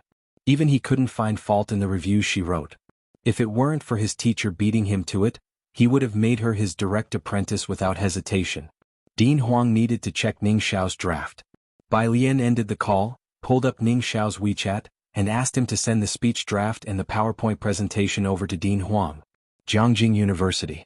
Dean Huang was reviewing Ning Xiao's draft while talking to Shen Yu. Why doesn't he come to our school? Shen Yu, holding a thermal mug, paced back and forth in Dean Huang's office. I'm about to retire and I want to see him join our school before I retire. Dean Huang multitasked through the speech draft. You should stop persuading that student. Didn't he think about what the people from Jiangjing University of Political Science and Law were there for? If not wielding pens to draft laws, then hammering gavels in court. If their president knew that Jiang University still harbored desires for Zhang Xiai's, what then? It said Zhang Xiai's even has an obsessive-level teacher. So why doesn't he come to our school? Shen Yu looked at Dean Huang again. Dean Huang, fine, they've turned their dean into a broken record. He had ceased paying attention to Shen Yu, and was multitasking by finishing the lecture draft, feeling that Ning Xiao had written it exceptionally well. Surprised, he then opened the PowerPoint presentation. The second slide of the PPT was about the presenter. The moment he saw who the presenter was, Director Huang immediately closed the PPT. At this moment, Shen Yu could see Director Huang's actions clearly and stopped. Is this Ning's PPT? In the past, it was rare for even one student to make it to the celebrity wall each year, but this year there were two, and Shen Yu took this matter very seriously. However, he also worried that Ning Xiao might not pass the voting by the senior professors. After all, Bai Lian was backed by an academician from the Ma Institute, whereas Ning Xiao was genuinely unaffiliated. Yes, Director Huang calmed down. As for him, you need not worry. The next day, 7 in the morning. Jiangjing University staff had placed 3 advertising boards, each over a meter tall, to the right of the huge rock at Celebrity Square. The school was currently preparing for the orientation of new students. The staff and many senior students had returned to set up the campus and their respective departments. Kong Wei and Yu Ximin, who were part of the student council and had been promoted to department heads, were now following Yi Jingxian's lead to set up the physics department's orientation site early. Jiangjing also had new students who came early with their parents to tour Jiangjing University, and they checked in at Celebrity Square right away. In front of them, statues of Liang Zuan and his students filled the first few rows, admired by all. Those closest to them were the names engraved on the huge rock of the celebrity wall. The ultimate aspiration of all students at Jiang University. Since the inception of this huge rock, fewer than 70 people have achieved this honor. The last person to have their name engraved on this rock was He Wen, the man who had led the entire Jiang University's research trend in the past 2 years. Everyone was certain that those who appeared on the celebrity wall would become leading figures in their respective fields of study. And today, the tourists and Jiang University students who routinely visited Celebrity Square to pay their respects saw the 3 advertising boards placed nearby. Kong Wei, joining in the excitement, could also see the content of the boards and shouted, "You Ximin! Come take a look." Yu Ximin, holding a banner, moved closer and squeezed into the crowd to look. The middle board had a green background and was slightly taller than the 2 beside it. In the top left corner was Jiangjing University, and its logo. In the center were 4 huge characters: Jiangjing University Elite Scholars, Jiang University Celebrity Wall. Report Session, September 3rd, Golden Report Hall. On the left and right sides were the 2 candidates participating in this report session. On the right was a young man wearing glasses, pale-faced, and looking somewhat melancholic, Physics Department, Ning Xiao. The one on the left, well known to most at Jiang University, Physics Department, Bai Lian. That wasn't all. Everyone was looking at the description below. Bai Lian aims high, stands above all.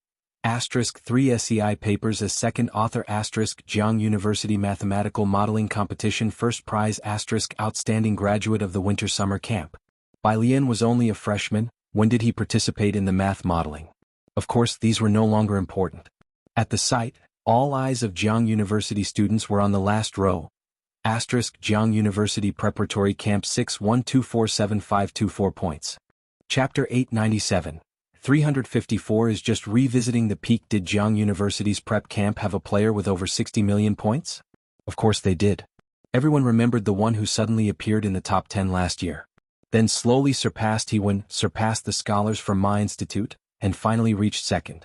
With her speed, Everyone on the app knew that it was only a matter of time before she scored full points. She was the first to reach this position step by step in front of all of them.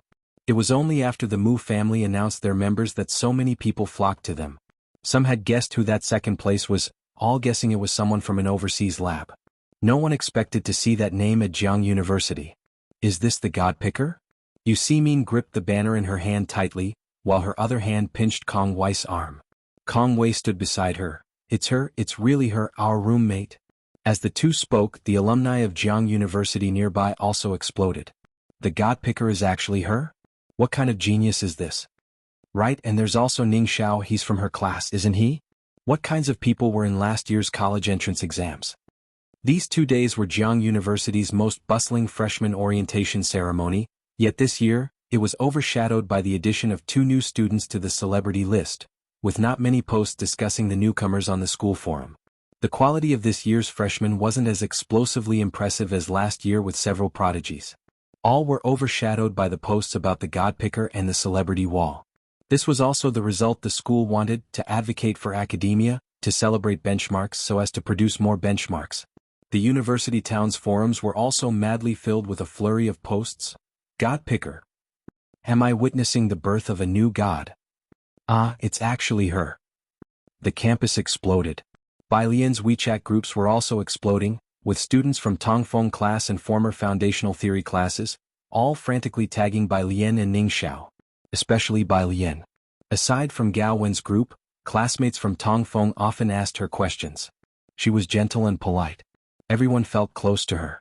Bai Lian was in room 303, drawing a pattern of flowers on the table. Looking at the buzzing phone, she replied a few messages before realizing the group messages were flooding even faster, so she quietly put down her phone. If it had been Jiang Fulai, let alone these classmates, even Dean Huang and the president wouldn't dare to tag him. When Sun Chun and Xiaoqi arrived, Bai Lian had just completed a drawing of Iris flowers. Xiaoqi's legs had recovered about 70 to 80% and he walked over. He was also holding the planning proposal from Beiqing. Bai Lian set down her brush and reached out to take Xiaoqi's planning proposal, surprised that Sun Chun also came over today. While looking at the planning proposal, she inquired about Xiaoqi's recent rehabilitation training. I can move like a normal person now, Xiaoqi said nonchalantly about his legs. Doctor, he has been giving me acupuncture every day. Sun Chun went to boil water in the kitchen. Room 303 was still arranged by her, as Bai Lian's stuff was placed just as originally situated without much change. Sun Chun boiled the water and incidentally made a pot of tea, pouring some for both of them. Occasionally, she answered Bai Lian's questions about Shenkang headquarters. Jiang He and Xiaohan were still in Xiangqing and hadn't returned, making room 303 quite deserted. At the building entrance, a taxi pulled over. Ning Xiao got out from the passenger's side, and Yang Lin with black-rimmed glasses followed from the back seat. Both went to the back of the taxi to retrieve their luggage. Yang Lin was still on the phone with Xia Zhuyu. Teacher, yes, I've arrived. I'll head to the school after dropping off my luggage. Originally, Yang Lin wasn't supposed to return for another 2 days, but Xia Zhuyu suddenly needed her back. She hurried back to Jiangjing with Ning Xiao, taking advantage of the start of the school year when the entrance to Jiang University was crowded. She decided to first return to Shanghai apartment. At the door of room 303, Yang Lin placed a hand on her suitcase. One hand pressed the doorbell. By her side, Ning Xiao was reading a paper. The door opened from the inside, and a tall woman in a white t-shirt and light-colored jeans greeted them, her curly hair lazily draped behind her head, a lit cigarette held between her fingers. Yang Lin's eyelashes were slightly lowered. She hardly looked at people. A pair of pitch-black eyes hidden behind the lenses. At that moment, seeing the woman who opened the door, those pitch-black eyes trembled. It seemed the woman opening the door hadn't expected Yang Lin to be the one ringing the bell either. She too stopped at the doorway. The two stared at each other, neither willing to look away. In the midst of this strange atmosphere, Ning Xiao realized something was wrong. He put down his phone, looked up, and greeted Sun Chun expertly, Sister Sun Chun. Chapter 898. 354 is just revisiting the peak _2. Then she glanced sideways and called out in a low voice, Yang Lin. Yang Lin was always silent, paying little attention to others except for Bai Lian, even capable of ignoring Jiang Fulai. This was the first time Ning Xiao had seen any semblance of emotion on her face. The anomaly at the doorway disturbed Bai Lian, who was in the living room. She put down the document in her hand. Why not come in? Sun Chun pursed her red lips and moved to the side. gesturing for Yang Lin and Ning Xiao to come in. Yang Lin's hand still rested on the handle of her suitcase, probably pale as she stood at the door. After a long moment she finally moved her feet and entered the hall.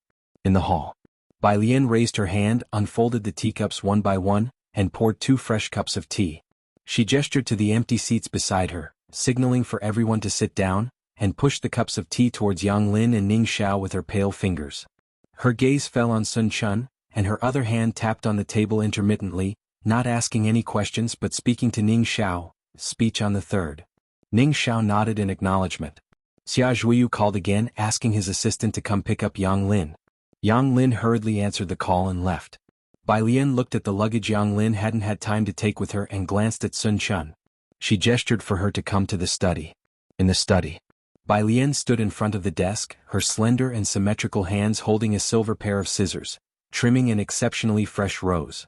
Without questioning Sun Chun, she meticulously continued to trim. Dressed in a long green dress, her lashes lowered, she appeared calm and serene through a hazy side view, exuding an air of tranquil timelessness. Watching the water droplets roll off the rose petals in Bai Lian's hand, Sun Chun found herself calming down as well. She began calmly, "Miss Bai, Yang Lin is my sister, she must have recognized me." Bai Lian's hand, while snipping the stems, paused briefly. She was not so surprised. She had noted the peculiarity of their meeting moments ago. Only the hand holding the scissors tensed. Your real name is Yang Qiong?" she looked up and asked. Sun Chun's gaze shifted to the window. It had been a long time since anyone had called her by that name, which she presumed Yang Lin had told Bai Lian. "Yes," she said and then smiled lightly, "sold to Bacter Street at 17 for 7 years. If it weren't for you and Mao Xiao, I'd still be trapped in Bacter Street." Having said this, Sun Chun knelt before Bai Lian, her expression solemn as she kowtowed 3 times. "Miss Bai, you and Yang Lin are my greatest saviors." Sun Chun was well aware of the troubles that plagued Yang Lin. Now Yang Lin had been admitted to Jiang University, and she herself had escaped that dire place. Everything was moving in a positive direction. "Yang Lin has been looking for you for a long time," Bai Lian helped her up. "Go talk to her after she gets out of Professor Xia's lab." Sun Chun stood up with a sigh and a bitter smile. "I know, but I don't know how to face her." She didn't know how to tell Yang Lin about her current life. Sun Chun left the room. Bai Lian pursed her lips, watching Sun Chun's retreating figure. Her thoughts wandered to the trophy displayed in Ji Shayan's house, and to what Xin Qing had once told her, about the most talented student who won first place in the art exam, was pre-invited by 3 art schools, and whom Ji Xiaojun could not forget, Yang Qiong. It turned out to be her. The first daughter sold by Yang Jianmin. September 3rd. Today is Sunday and the last day for new students to register. In the Golden Report Hall, many people arrived as early as 6 in the morning with their student ID cards, vying for a spot to sit in. Those who came late could only wait outside the hall's entrance, hoping for someone to leave. When Bai Lian and Ning Xiao arrived at the entrance, the stairs on both sides of the door were crowded. Seeing Bai Lian, most of the crowd waved their books or phones, shouting, "Godsend." Bai Lian stepped on the stairs and hearing their voices turned back to look. She was wearing a white chiffon long dress today, decorated only with 2 bands of embroidered flowers at the cuff and hemline, radiating a simple elegance. The morning sunlight filtered through the airborne dust and landed on her, making her resemble a young noblewoman leisurely strolling through a bamboo forest. As the breeze graced by, the students standing on either side of the staircase watched her skirt flutter, temporarily lost in reverie. They conjured in their minds the image of the Bai family's young miss following close behind Liang Zuan at Celebrity Square. Inside the Golden Report Hall, the first 2 rows were reserved for professors. The rows behind were filled with students eager to audit the lecture. The dean stood at the entrance and upon seeing Ning Xiao and Bai Lian, relayed the details. "Ning Xiao, you will speak first and the professors will occupy the first 2 rows." Ning Xiao, holding a USB drive, listened to the dean's instructions and went to the podium to prepare for his presentation. Chapter 899, 354 is just revisiting the peak_3. The first 2 rows were occupied by highly influential professors from the physics department. Professor Sun Fu, who initially led Bai Lian's experiments, was also there, sitting in the second row, squinting at Bai Lian and Ning Xiao, with an expression hard to argue against. Sitting in front of him was Zhou Wenqing. The classroom that day could be said to contain half of the might of Jiang University's physics department. The students from the physics department and other departments sitting at the back didn't dare to breathe too loudly. Bai Shaoke had come with Zhu Jinhua, and since Zhu Jinhua was a student of Dean Huang, they found seats at the back. Bai Shu's gaze was fixed on the professors in the first and second rows. His eyes rested on the empty seat beside Shiryu. It was almost 8:30 and Dean Huang was sitting to the right of Shiryu, but the seat to the left of Shiryu, which was the centermost seat, remained empty. It won't be easy for them today, will it? Bai Shaoke asked. I heard that the professors have to agree unanimously for the name wall engraving. Last year Bai Lian and Ning Xiao had offended a few professors. Professor Zhua, Bai Shaoke continued as Zhu Jinhua had been silent, looking at the empty seat, is there anyone else who hasn't arrived yet? Zhu Jinhua already knew that Bai Lian was Dean Huang's junior sister. Upon hearing Bai Shu's question he simply shifted his gaze, clearly surprised. He's coming today as well? When mentioning him, he spoke as if treading on thin ice. Bai Shaoke was still wondering who this he was. Just then the front door was opened. A tall figure entered, backlit by light. Bai Shaoke couldn't make out the person's face, but even across the distance he felt a chilling coldness, and he instinctively held his breath. At the same time, all the bigwigs of the physics world in the first and second rows, including Dean Huang, stood up. This was an honor not even given to Dean Huang. Jiang Fulai bent slightly, just nodding towards them, then casually took his seat beside Shiryu. Bai Lian continued to stand on the left, arms crossed, watching Ning Xiao open the PPT presentation. Ning Xiao stood at the lectern introducing himself, and then his introducer's details appeared. Everyone in the lecture hall saw the dark golden page behind him, displaying the text. Introducer information Jiang Fulai * Deputy Director of Jiangjing University Physics Science Center * Deputy Dean of Aerospace Research Institute * Deputy Dean of Scientific Research Academy * Dean of Dark Matter Institute. The lecture hall fell silent again for several minutes. After the presentation, it was time for the professors in the first and second rows to ask questions and make comments. Sun Fu had been prepared to give them a hard time, yet he ended up asking an innocuous question akin to, "Did you have breakfast this morning?" When it was Bai Lian's turn to present, no one stood in her way even more so. As the closed-door disciple of academician Ma, not to mention having Dean Huang's backing with that senior brother's pull, who would dare to give her trouble? And so, the lecture presentation was over. Immediately after the presentation concluded, workers engraved the names of Bai Lian and Ning Xiao on the Wall of Fame. Jiang Fulai had left early and was wearing a duckbill cap, waiting for her by the Wall of Fame. Bai Lian was still talking with Kong Wei and others. She instantly spotted Jiang Fulai standing outside the crowd. He was tilting his hat brim down, looking up ahead. "Damn, your name, your name." Kong Wei grabbed Bai Lian's arm, directing her to look at the name wall, her face flushed with excitement. "This can go into our family records. Look quick, your name is up on the Wall of Fame." Bai Lian stood beside Kong Wei and followed her gaze. The worker was carving the final stroke of the Lian character in her name. She watched indifferently, relaxed. "How can you be so relaxed? It's your name up there. If it were me, my family's genealogy would need a whole new page just for me." Kong Wei's eyes were wide. You see me nodded along next to them. Having one's name engraved on the Wall of Fame was the pursuit of all students at Jiang University. Even the old Madame Su had once sighed over this wall. To appear in the same field with Liang Zuan and his students was a great honor, and nearly the lifelong pursuit of all students. However, Bai Lian looked at the statue behind Liang Zuan, the one holding a long spear. She just smiled. Behind her, the midday sun shone brightly. Excitement? She had returned here in another capacity, letting her teacher witness that the spirited young girl he couldn't let go of hadn't lost this time. It was merely a return to the pinnacle. Chapter 900, 355 Great Rivers and Mountains, and Jiang University's celebrity list has 2 new additions. No need to mention Bai Lian, as her popularity was nearing that of He Wen. Neither of them had returned to school. They had been staying at the research institute these past few days. Bai Lian documented a set of data and went back to the lounge, where Jiang Fulai was blatantly seated in her place, answering her phone. Seeing her come in, he raised his hand and gave the phone to her. "It's your grandpa's call." Bai Lian unbuttoned her lab coat and took the phone. "Grandpa? I've already told Xiaojiang. I still need to stay in Xiangqing for another month." Ji Heng was smoking, his speech somewhat muffled. "Xiaohan will stay as well to record the process. How is your template drawing coming along?" As requested by the Xiangqing Culture and Tourism Bureau, Purish Street was also an ancient part of the city worth developing into Xiangqing Ancient Town. Knowing there was a group of embroideresses on Purish Street, the Bureau had invited these teachers to embroider a piece as both publicity and a representative item of the ancient town. It was said to involve 20 to 30 embroidery masters. I sent it back yesterday. Bai Lian took the tea Jiang Fulai had poured for her. Have Xiaohan bring it to you. After hanging up the phone, Bai Lian sipped her tea and slowly printed out the data.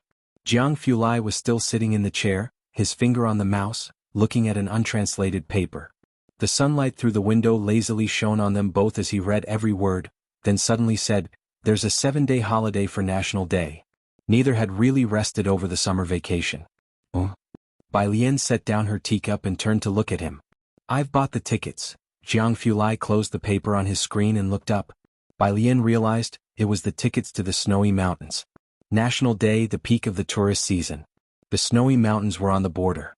On the evening of September 30th, Jiang Fulai pulled a suitcase and drove to Jiangjing Airport. At Shanghai apartment, Qin Beixian watched Jiang Fulai's black car drive away. She had one hand in her pocket, watched Ming Dongheng and asked, "Aren't you following young Master Jiang on his long journey?" The Jiang family felt relaxed. Ming Dongheng took out his car keys, glanced at Qin Beixian and said, "No need to worry. With Bai Lian there, what was there to worry about? Worry about others not living long enough? All right then, where are you headed? Give me a lift." Qin Baixuan's car was restricted today. She had come with Su Nanjing, who was upstairs discussing official matters with Ning Xiao. She opened the passenger side of Ming Dongheng's car. Xingyi Martial Arts School. Ming Dongheng put on sunglasses and started the car. Always so cool. He and Hall Master Jean had recently been teaching Yang Lin body conditioning techniques. It was their first time teaching a newcomer, and although Yang Lin was not very quick on the uptake, she was very enduring. Ming Dongheng and Hall Master Jean were very concerned about it. They put their hearts into it, showing off their best skills. Xingyi Martial Arts School? Qin Beixian lowered the car window, very interested in the Xingyi Martial Arts School. She went with Ming Dongheng. When they arrived at Xingyi Martial Arts School, Hall Master Jean was teaching Yang Lin how to stand firm. Qin Beixian recognized Yang Lin as Bai Lian's classmate from Jiang University, a highly talented student. Just as she was about to ask Ming Dongheng how Yang Lin came to be here, she turned to see Hall Master Jean placing a large silver metallic block in the crouching Yang Lin's hands. Qin Beixian. Wasn't that iridium?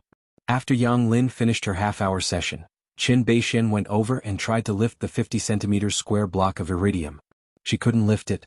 After a moment of silence, she began to ponder, Yang Lin shouldn't be at Jiang University. She should be in a military academy. Of course, it would be even better if she were in her team. Jiangjing Airport.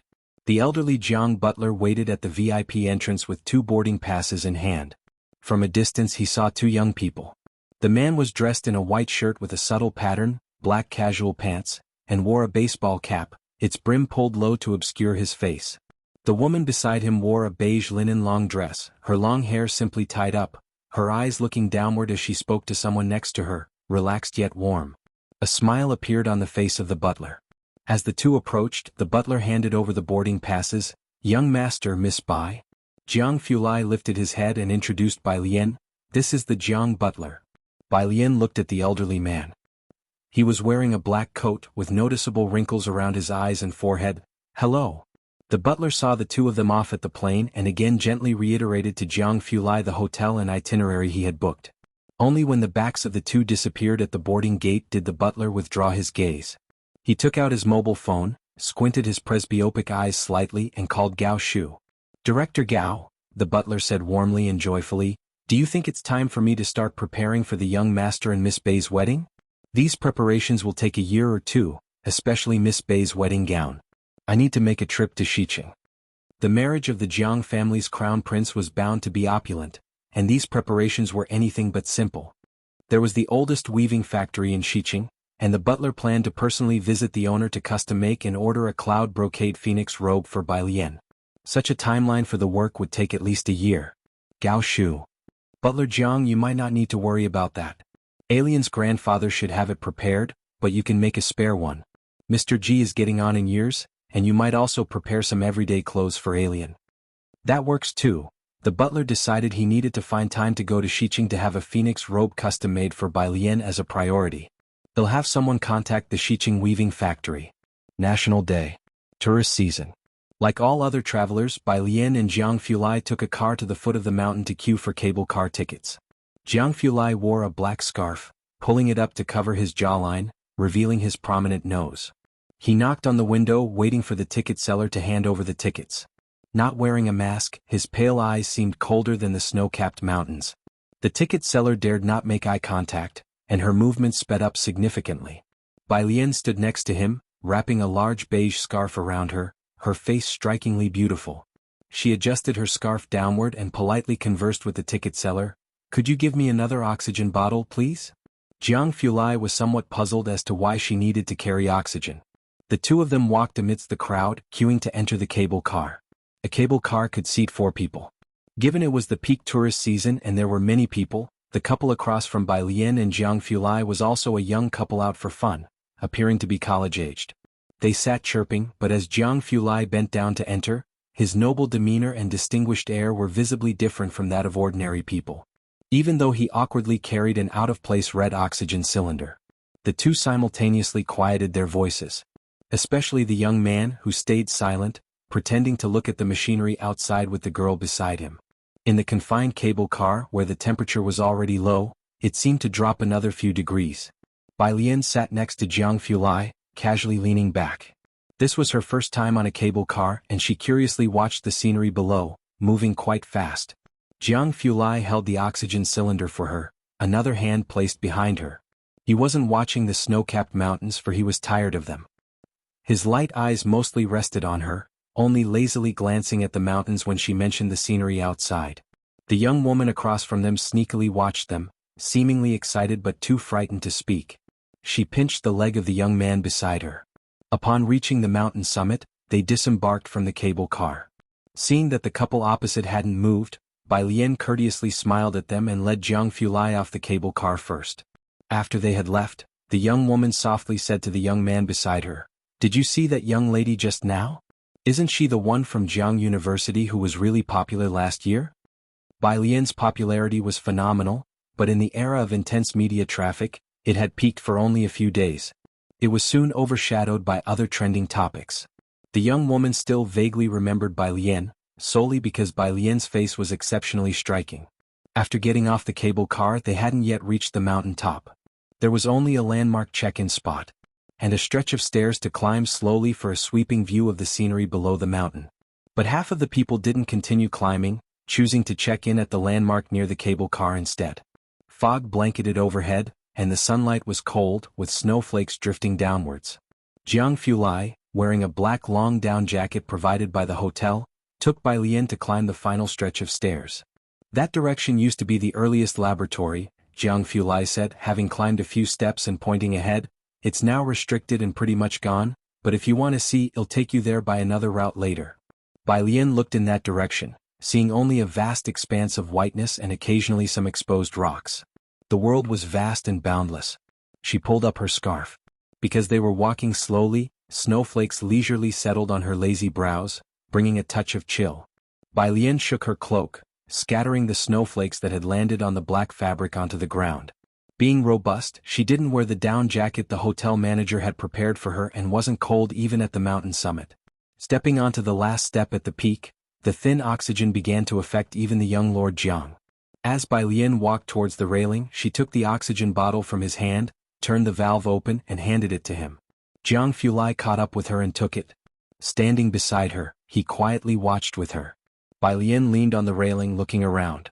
The snow-covered mountains were perennially intact, majestic and solemn, stark yet sacred. Leaning against the railing, she glanced sideways at Jiang Fulai, who was leisurely breathing in oxygen, and smiled lazily. "The snow mountains are indeed beautiful." She had traveled through the torrents of time to this world, intertwining and colliding with the modern era. This magnificent landscape, like a giant lying prone, had shone for 5,000 years, dimmed at times but never faded away. The land was vast and beautiful. Chapter 901, 356 Extra 1. The Mysterious Apartment of the Gods. Shiqingji Family Winter Break. Yining Mu discussed New Year's plans with Ji Heng at Shanghai apartment, hoping Ji Heng would stay in Jiangjing for the celebration this year. Ji Heng squinted her eyes and slowly embroidered, shaking her head. "No." Yining had anticipated this response, yet she proposed, "Then let's return on the 3rd day of the new year." Last year she and Mu Zhao had gone back to Xiangqing to celebrate the new year, so naturally she planned to return this year too. The 3rd day of the new year? Ji Heng squinted, dropping a stitch. I might not be in Xiangqing after the new year. As they spoke, Bai Lian returned outside. Yining put down her cup and stood up upon seeing the two guards following behind Bai Lian, clearly just coming from the laboratory. The guards were in plain clothes, but their demeanor was markedly different from that of ordinary people. Over 2 decades ago, Yining had seen this type of guard behind some of the elders in the Mu family. She did not expect to see them today by Bai Lian's side.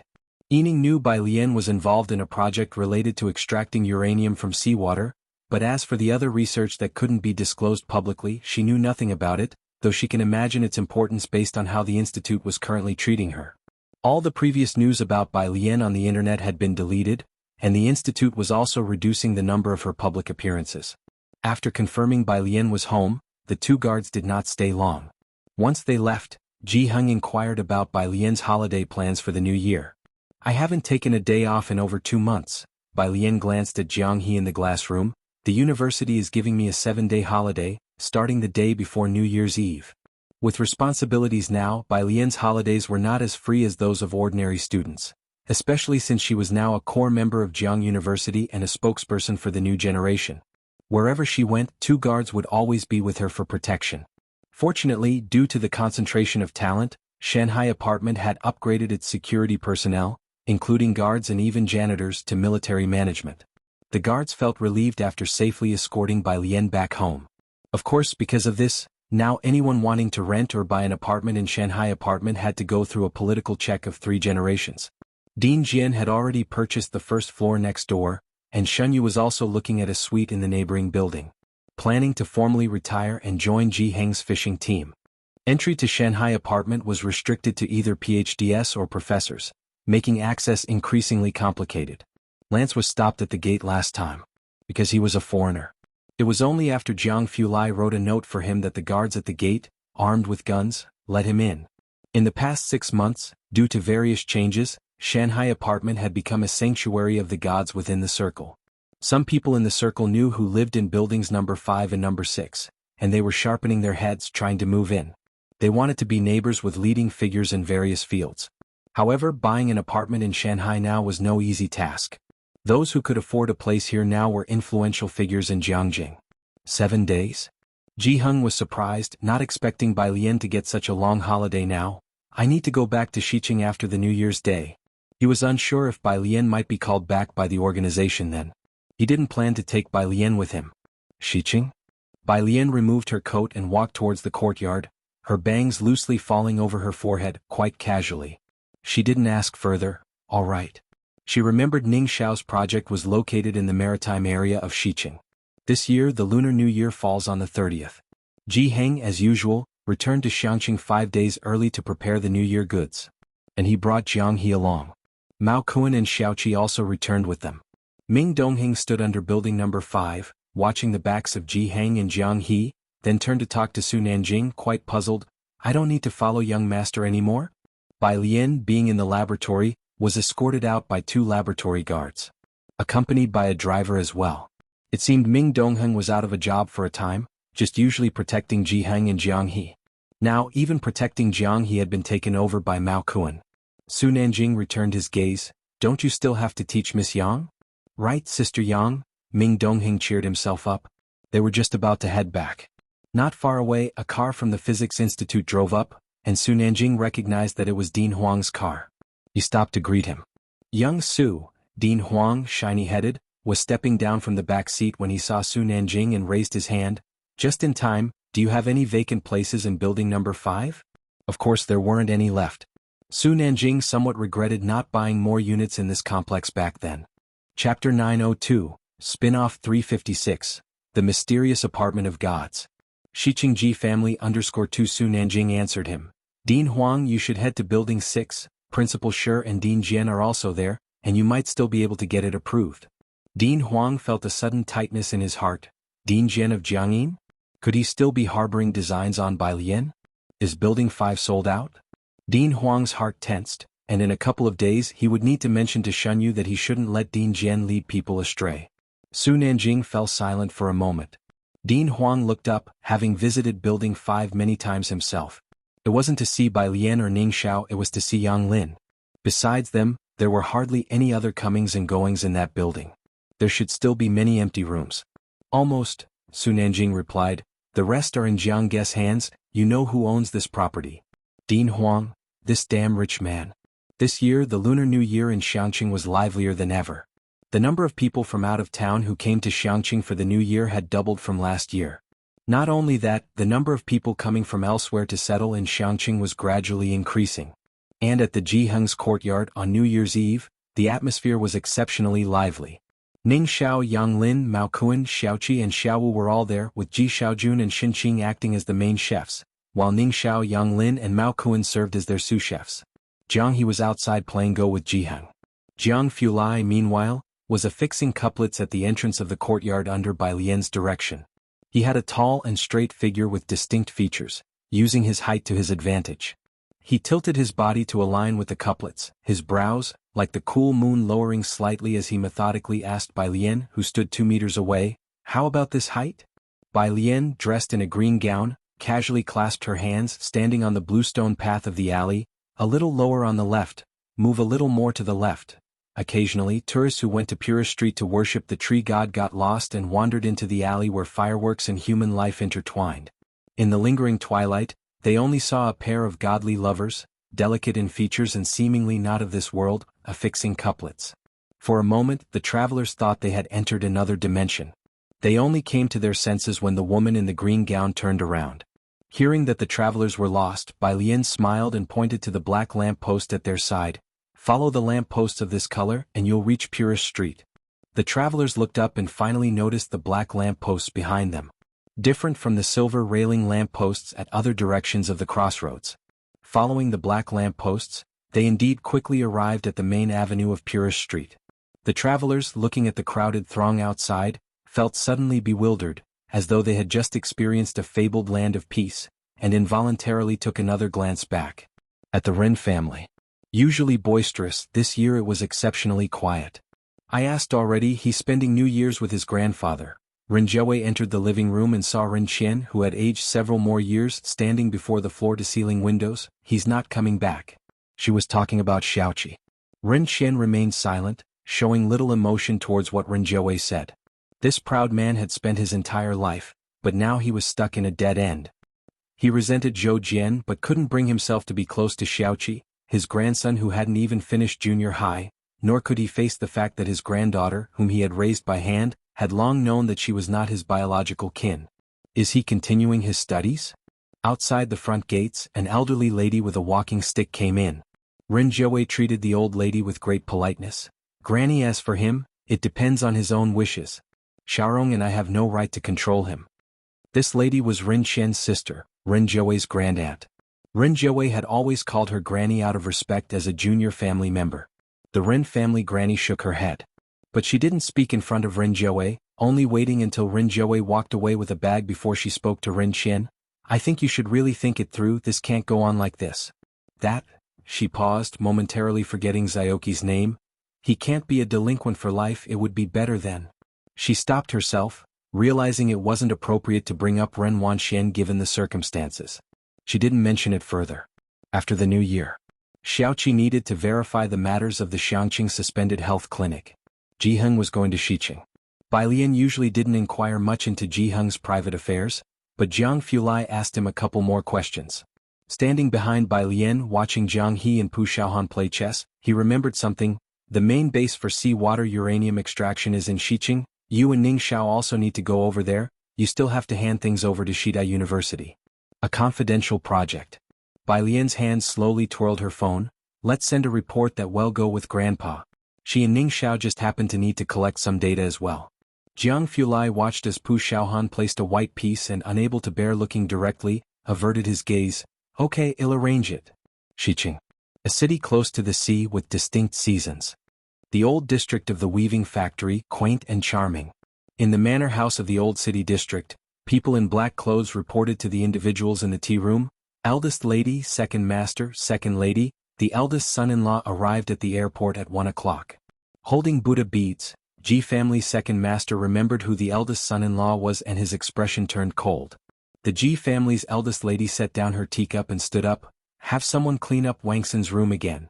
The Ji family's second lady looked puzzled at the second master.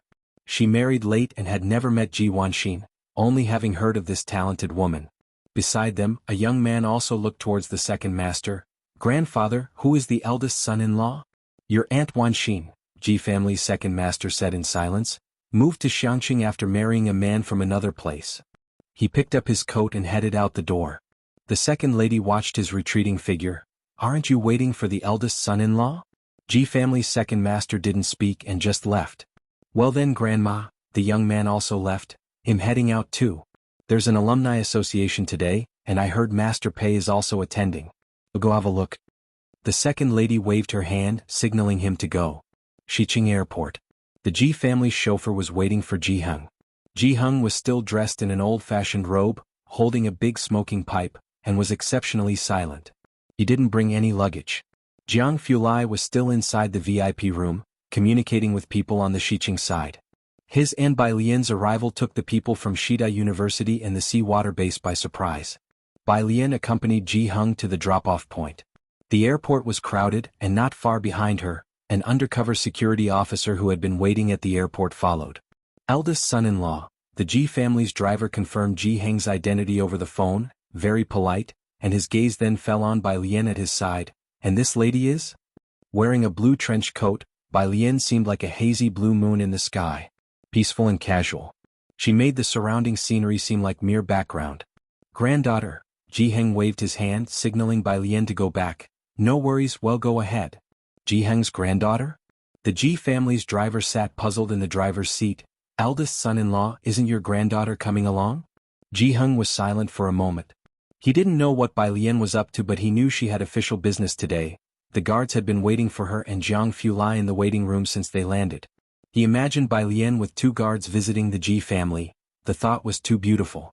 She has things to do. Ji Heng settled into his seat. Forget it. The identities of these kids were special now, and meeting them wasn't as easy as it used to be. Behind him, Bai Lian watched Ji Heng's car leave, noting down the license plate number. On her way back, she received a call. It was Wang Su. It seemed noisy on his end, and he found a quieter place. The prefix was a bit long. Goddess of Fortune, I heard from Pei Su that Ning the genius told him you guys are in Xiqing? How come you're on our turf without telling me? Where are you guys now? Chapter 903. Outtake 357-2. The big shot comes to Xiqing. A gift. Pei Qin and Wang Su were both from Xiqing. Both of them kept a low profile at Jiang University, but their families were influential in Xiqing. Wang Zu's family was well educated. His uncle worked at the Jiangjing Research Institute, and his grandfather was the chancellor of Xiqing University. His grandmother was a professor at Jiang University, and his enrollment in the physics department there was entirely due to family reasons. As for the Pei family, that went without saying. As soon as Ning Xiao mentioned that Bai Lian and her group had arrived in Xiqing, they couldn't sit still. Wang Su left behind the young gentry of the Xiqing circle and stepped outside to call Bai Lian. Airport, Bai Lian replied to him. You and Pei Qin find some time in the next 2 days. Now that he was in Xiqing, Bai Lian also planned to take the 2 of them to the base for a visit. Upon hearing Bai Lian's words, Wang Su became excited. Good. He hung up the phone and returned to the private room. A group of people gathered together, greeting him with laughter. Brother Su. Wang Su smiled at them, and as he looked up, he saw Pei Qin, almost surrounded and seated in the center on a single sofa. Despite the dim lighting of the spacious private room, Pei Qin, dressed in casual knitwear, legs crossed, holding a glass of red wine, exuded a sense of authority that seemed to seep out from every fiber of his being, even in casual attire. He was speaking to a young man on the sofa to his left. In an official tone. Zhou Jr., Wang Su greeted the young man, then leaned against the coffee table behind him, gesturing with his hand for someone nearby to pour him a glass of wine. You're right, Sister Lian and her group have really arrived. Get ready, free up the next 2 days. What? Tomorrow? Pei Qin, who had just been conversing in a tone of official propriety, sat upright with keen eyes. Wang Su took the glass of wine, thanked the woman, and raised his eyebrows. Pei Qin took out his phone, texted Ning Xiao, and then gestured to Wang Su. Let's talk outside. I was asking Sister Lian. Wang Su noticed Ning Xiao's profile picture, shrugged. I really don't know how you communicate with Ning the scholar. Wang Su always felt that Bai Lian was the most approachable person, but as for the cold Ning Xiao, he found him too distant. Pei Qin gave him a glance.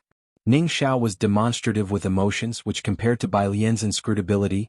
Even if she smiled at you, You couldn't guess what she was thinking, was truly frightening. He couldn't be bothered to explain to Wang Su. They stepped out. The rest exchanged glances and someone braver asked, "Brother Zhuo, what are Wang and Pei discussing? Who is Sister Lian?" They did not know the Lian. Upon reflection, there were no girls in their circle with that name. Additionally, there were few peers in Xiqing who could make Pei Qin and Wang Su address them as sister. Zhuiyang took out a cigarette and someone immediately lit it for him. He slowly blew out a ring of smoke and pondered, the person in question is probably not from Xiqing. Everyone present could detect the respect in Pei Qin and Wang Zu's tones when they mentioned Ning the scholar and Sister Lian. Ji Yun listened quietly to the conversation among the others. Not until Wang Su and Pei Qin returned did everyone notice the joy on their faces, a happiness even Pei Qin, who was always composed, could not conceal. At night at the Ji family. When Ji Yun returned, the Ji family's eldest grandma was still in the hall. He burst in, coat still on. "Eldest grandma, do you know who arrived in Xiqing from our side?" He was tugging at his coat when he stopped mid-sentence. He noticed an elderly man in a gray robe seated next to the eldest grandma, someone Ji Yun had never seen before.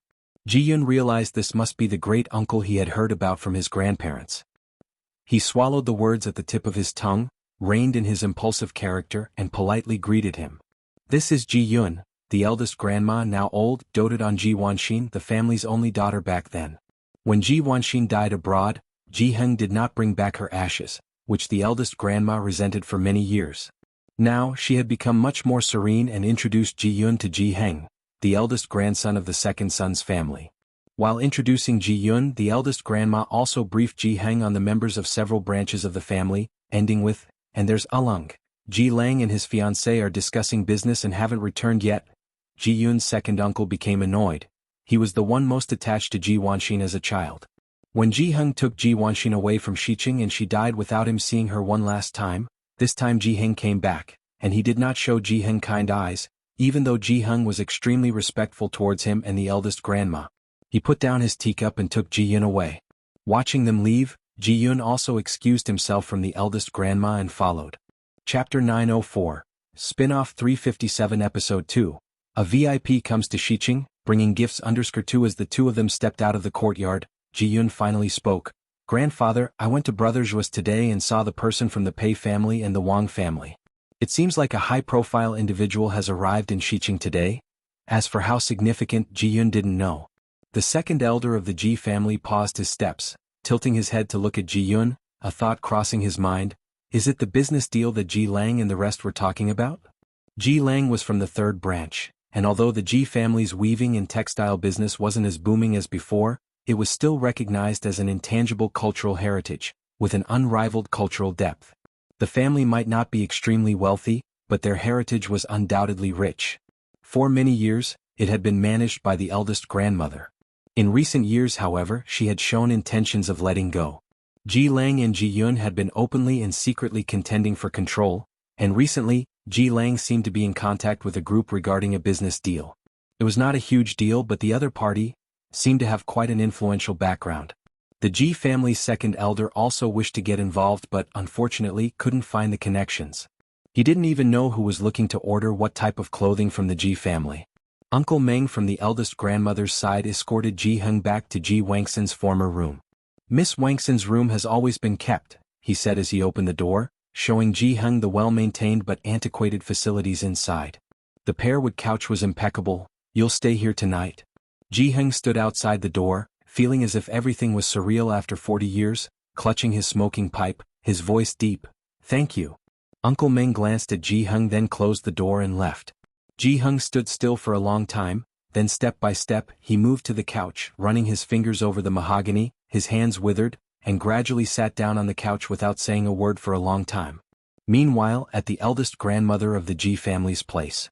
After Uncle Meng returned, the eldest grandmother's parlor was now occupied by a young couple. The eldest grandmother was speaking to the young woman with a gentle voice and a smiling face, clearly pleased with the pair. Uncle Meng also bowed respectfully, greeting, "Second young master, Missin." "Uncle Meng, where have you come from?" Ji Lang asked with a smile. "From your aunt's husband, that is, your grandmother's husband from her side of the family, the eldest grandmother's side. After 40 years he has finally returned." "Aunt's husband?" Ji Lang and his fiancée looked at each other, surprised. They had never heard of him. It was only when Uncle Meng was escorting them out that Ji Lang cautiously inquired about his grandmother's husband. Uncle Meng mentioned only a few details. Having been out of touch for many years, what he knew came out of Ji Heng's own mouth today. He's been living in Xiangqing all along, no wonder we never received any news from them. I heard there's also a grandson and a granddaughter from outside the family. It was only in the past 2 years that Xiangqing started to develop. A grandson and a granddaughter from outside the family? Ji Lang's eyes narrowed slightly, inconspicuously asking for more details. I heard his granddaughter came with him to Xiqing and is currently at a friend's house. She didn't return with him. Beyond that, Uncle Meng was not sure. Ji Lang made a mental note of the matter.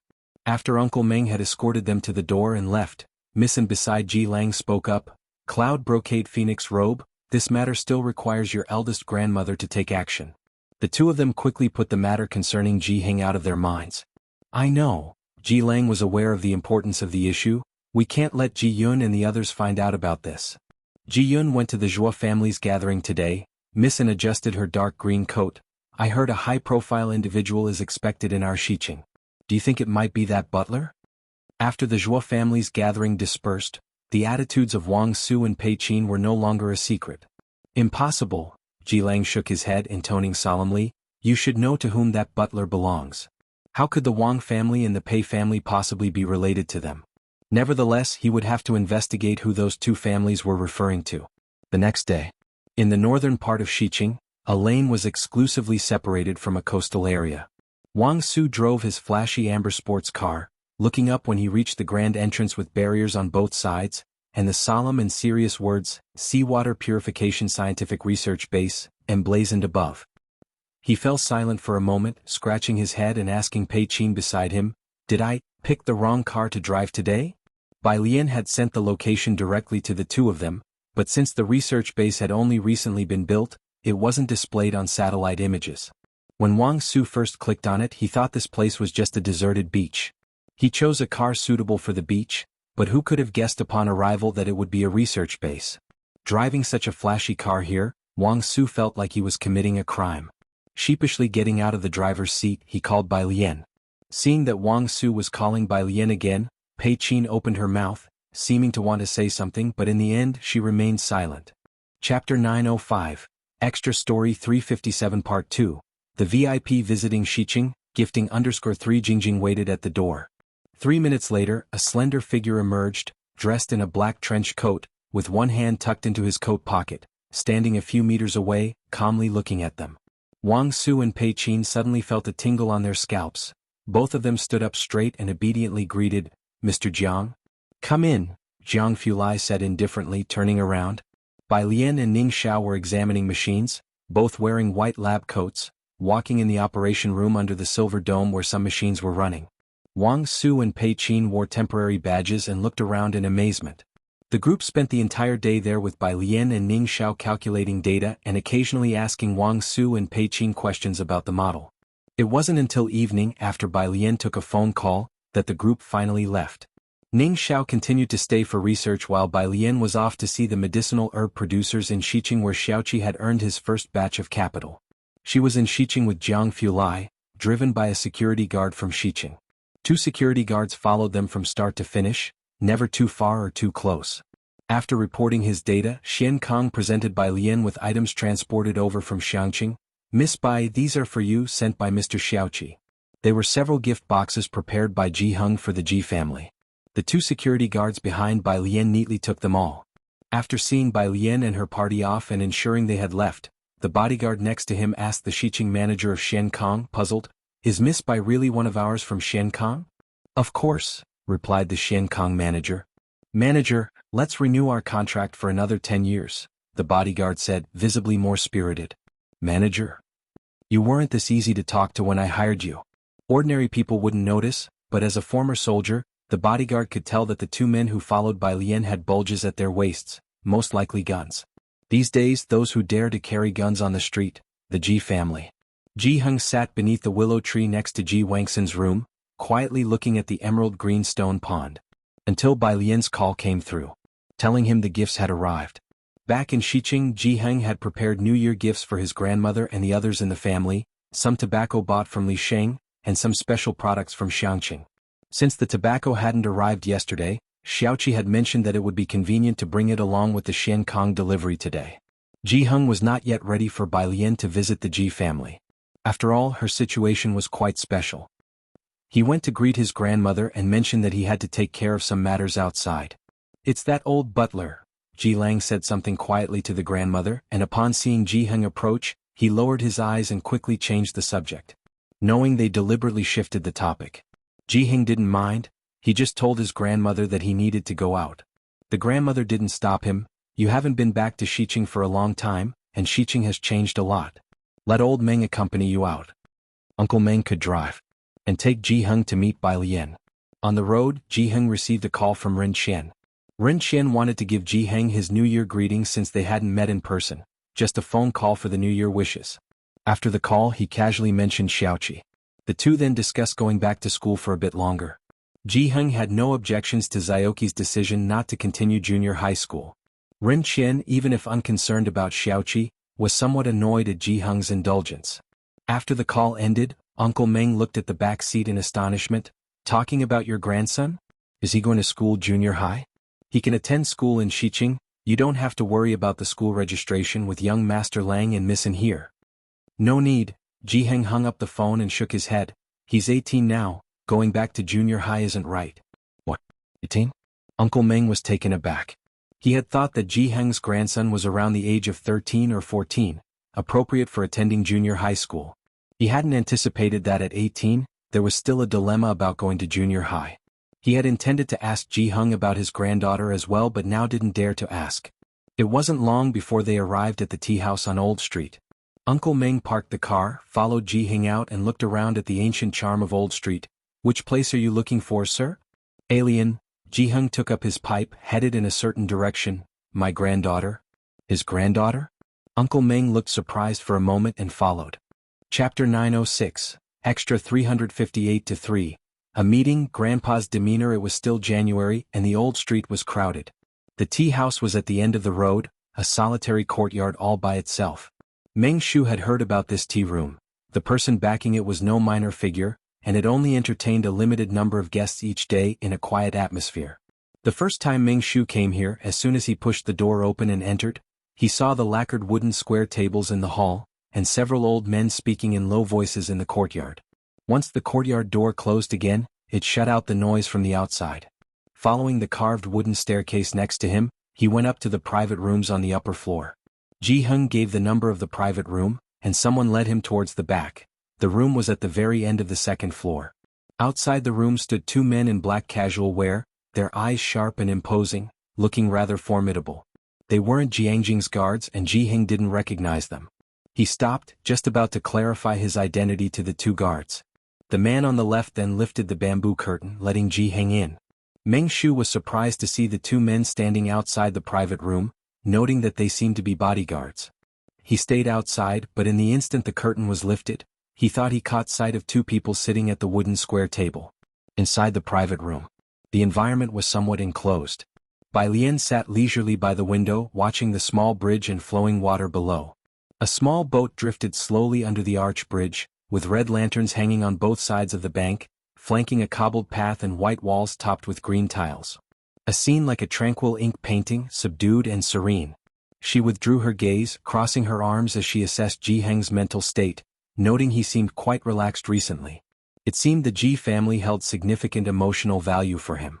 Jiang Fulai picked up the teapot to pour tea for Ji Heng sitting opposite, the fragrance of tea enveloping them.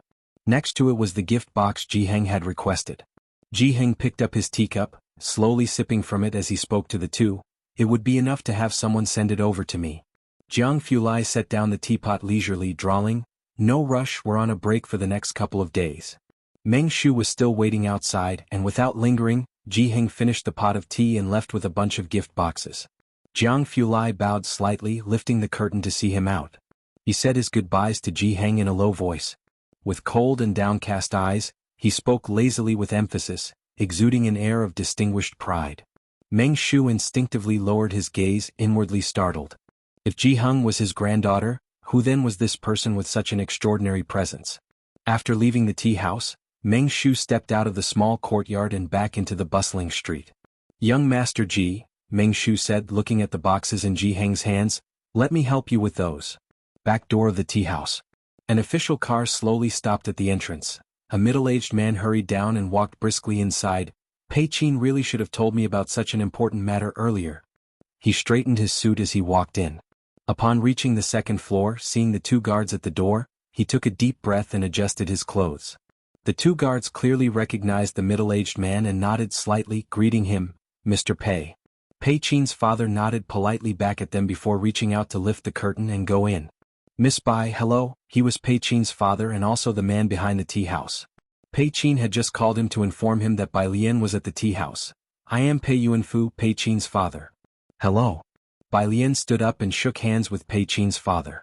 Meanwhile, Jiang Fulai was on the phone with the butler, giving Pei Qin's father a slight nod as a greeting. Pei Qin's father felt a tightness in his heart and dared not look further. He quietly thanked Bai Lian. Not only had Bai Lian looked after Pei Qin and other members from Xiqing after college, but during the senior year training camp, Pei Qin's father had heard from his son about this promising candidate. And now it went without saying, with Xiqing's largest scientific research project of the past decade, Bai Lian was also one of the initiators. Remembering Pei Qin's reminder, Pei Yuanfu dared not engage in too much conversation with Bai Lian and the other. After a few quiet words, he turned to leave.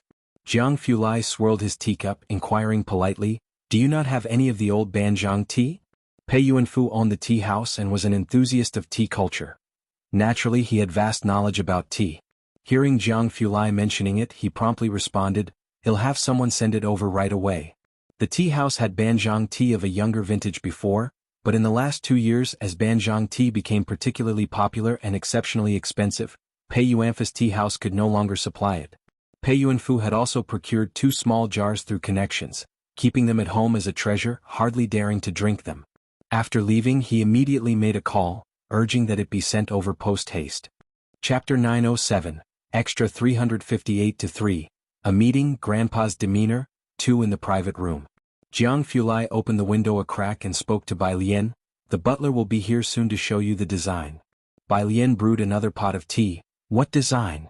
Jiang Fulai did not reply. Bai Lian raised an eyebrow. Soon, the butler arrived with a brocade box, opened it and showed Bai Lian the embroidery inside. Miss Bai, take a look. Do you like this embroidery? Bai Lian stood up and leaned over to examine the embroidery closely. Butterflies threading through flowers, the stitches tight and precise. Having seen Ji Heng's embroidery often, Bai Lian could discern some skills. This piece was acceptable but not as good as Ji Heng's craftsmanship, who was still considered an amateur. It's all right, she nodded. However, the butler could tell that her approval was not very high. Especially, the butler looked at the vibrant poppies on Bai Lian's collar. He did not understand much about embroidery, but even with a simple glance he could see that, while not lavish, those simple poppies had more artistic depth than the butterfly pattern. At the Ji family home, Ji Lang received a message. He ended the call, stood up and spoke to his parents. The person in charge didn't like the work. He'll have to go to Grand Aunt. Originally, Ji Lang wanted the people from his branch of the family to make this embroidery, reluctant to let Grand Aunt's people get involved. Since no one saw the embroidery from his branch, Ji Lang had no choice but to consult Grand Aunt. Embroidery? Alung, you mean? Ji Lang nodded. Grand Aunt, opportunity knocks but once. Naturally, Grand Aunt knew how to prioritize and ordered someone to fetch a piece that she had won a prize for 2 years ago. Since it's a cloud brocade phoenix robe, this lady must intend it as a wedding dress. She can't be very old. When Ji Heng returned, Grand Aunt and Ji Lang were examining her award-winning embroidery. It depicted red plum blossoms on snow, red and white, creating a picturesque scene. Ji Heng glanced at it and nodded silently to himself. Upon seeing Ji Heng, Grand Aunt let go and greeted him. Uncle Meng set down some gift boxes. Grand Aunt, these are New Year's gifts Master and Second Master and Third Master brought for you. The decoration on the gift boxes was quite exquisite. Ji Lang glanced casually at the gift boxes, didn't pay much attention and hurriedly left with Grand Aunt's work. Grand Aunt sat down again, having heard that Ji Heng was going to see his granddaughter. Why didn't you bring her back with you? She's been a bit busy lately. Ji Heng simply made an excuse. He might also bring a bodyguard when he returned. Of course, he was also concerned that the circumstances at the Ji family might affect Bai Lian's development. She rarely visited the Mu family, maintaining only a slightly better relationship with the Su family. Given her unique status, Ji Hung did not want to put her in a difficult position. Grand Aunt looked quizzically at Ji Hung. So busy during winter break? However, Ji Hung was always reticent, sank into thought for a moment before asking about his last few decades. You haven't been back and we couldn't get any news about you this. I'm sorry. Ji Hung was very apologetic but did not elaborate further. Ji Hung was well aware of his unusual status. Ji Mulan had left the Ji family but still frequently encountered trouble. During that time he stayed in Xiangqing incognito. He did not want to impact the Ji family either. Now, due to that issue involving Bai Lian, a significant number of people had been purged domestically, leading Ji Hung to decide to return this year. After Ji Hung left, Grand Aunt had Ji Hung's gifts distributed to the second and third branches of the family, then asked Uncle Meng about Ji Hung's circumstances. That Miss Bai seems quite extraordinary, but Uncle Meng hesitated for a while before mentioning Xiaoqi's situation. Didn't finish junior high? Grand Aunt was somewhat shocked, stunned into sitting down. She remembered when Ji Wanxin was admitted to Jiangjing University. She traveled alone to Jiangjing to study. Her talents made her the most famous talented woman in Xiqing, coveted by many. She couldn't bear to see her descendants like this. Grand Aunt sat for a moment longer, then lifted her hand and sighed. Find an international junior high school and have Alung pay more attention too. Find a time to speak with his father-in-law, we can't delay the child. Ji Lang's fiancé's family was in the education sector. It was indeed right to contact them. At the residence of Ji family's second master. After he and Ji Yun returned, the second madam showed him the gifts that had been sent over. Isn't this perfect? Don't you like to smoke? She showed the second master a box of rolled tobacco placed beside, stored in an exquisite wooden box, along with 2 cans of tea and an embroidery piece. The second master originally did not want to see the gifts from Ji Hung. When he saw the embroidery, he paused for a moment and then, with slightly trembling fingers, caressed the embroidered orchids on it. It was clear that the embroidery was new. Chapter 908, 358 Extra 3, Meeting, Grandpa's Grand Entrance _3 But the nature of the needlework, the spirituality Ji family's second master could see, this was Ji Wanxin's style. But Ji Wanxin had been dead for many years, it shouldn't have been her embroidery, so it could only have been Ji Hung. To have learned and carried forward Ji Wanxin's embroidery skills, Ji family's second master knew Ji Hung had spent some time on it. If you don't want it, I will take it back and give it to my cousin. Second grandma glanced at the second grandpa, speaking slowly. Bring it to my study. Ji family's second master turned around. Second grandma looked at his back. And what about the tea and tobacco? I see you don't like them much. Take them all. After he left, second grandma then looked at Ji Yun. Your grandfather, he's just Sundara. Third branch. Ji family's third master had always been very ambitious, starting from paving the way with Ji Lang's fiancée. The Yin family was a family of scholars in Xiqing, with the old Mr. Yin being from Xiqing Education Bureau, and both An's father and mother were professors at Shidai University. Their family of old scholars had a wide network across Xiqing's education circles. Ji Lang was the linchpin of the third branch. He returned at 10 at night after delivering the embroidery of the head lady of the family. Uncle Meng respectfully brought over the gifts Ji Hung had sent for them and mentioned the matter of the school to the third branch. The third branch had no embroidery, only specialties from Xiangqing, together with beautifully packaged tea and tobacco. The tea and tobacco were meticulously packaged by Xiaoqi, looking very appealing. After Uncle Meng left, Ji family's third master casually tossed the tea and tobacco aside, not bothering with them. Grandfather, Ji Lang frowned, the school they mentioned, no need to worry about it. Ji Hung had been following Uncle Meng these past few days, revisiting places Ji Wanxin used to frequent. But it had been decades. Some places had been renovated while others had been rebuilt. Only near the municipal government were there still old Western-style buildings and old buildings, but most were not open to the public. Before Miss Wanxin wrote speeches right around here, Uncle Meng took Ji Hung to watch from across the street. Young master, there are guards here, we can't get too close. Ji Hung nodded, all right. From a distance, one could see the municipal center building, guarded at the main entrance. Entry required an ID. Ji Hung picked up his phone wanting to take a photo to print out and bring back to Xiangqing for Ji Wanxin to see. Previously he had done the same when viewing scenery. Uncle Meng was startled. Young master, we can't take photos here. Sorry. Ji Hung put away his phone. As they spoke, from a distance, they saw 3 young men coming out of the municipal center. accompanied by a person dressed in an administrative jacket seeing them off. "Young master, let's step aside for a bit," Uncle Meng led Ji Heng to walk backward. Ji Heng's gaze still lingered on the plane trees beside the building. Ahead, while the three young men were about to get into a car, the middle one saw something and suddenly walked to the side. The middle-aged man in the administrative jacket followed him out. Seeing this, Uncle Meng quickly whispered again, "Young master, let's head the other way for now, we can come back to view it later." Ji Heng vaguely retracted his gaze, nodded, and left with Uncle Meng. Lit up a tobacco pipe. Behind him, Ning Xiao saw Ji Heng leaving and quickly called out to him, "Grandfather." He and Tang Ming had always addressed him following Bai Lian's example. Ji Heng, disconnecting from his emotions, turned around, seeing it was Ning Xiao, stopped. "Little Ning." Ning Xiao was there for a project exchange that day. He approached quickly. "Grandfather, what are you doing here?" "Came to look at the municipal building." Ji Heng still held his phone. Ning Xiao, always a man of few words, succinctly introduced to the other two, Bai Lian's grandfather.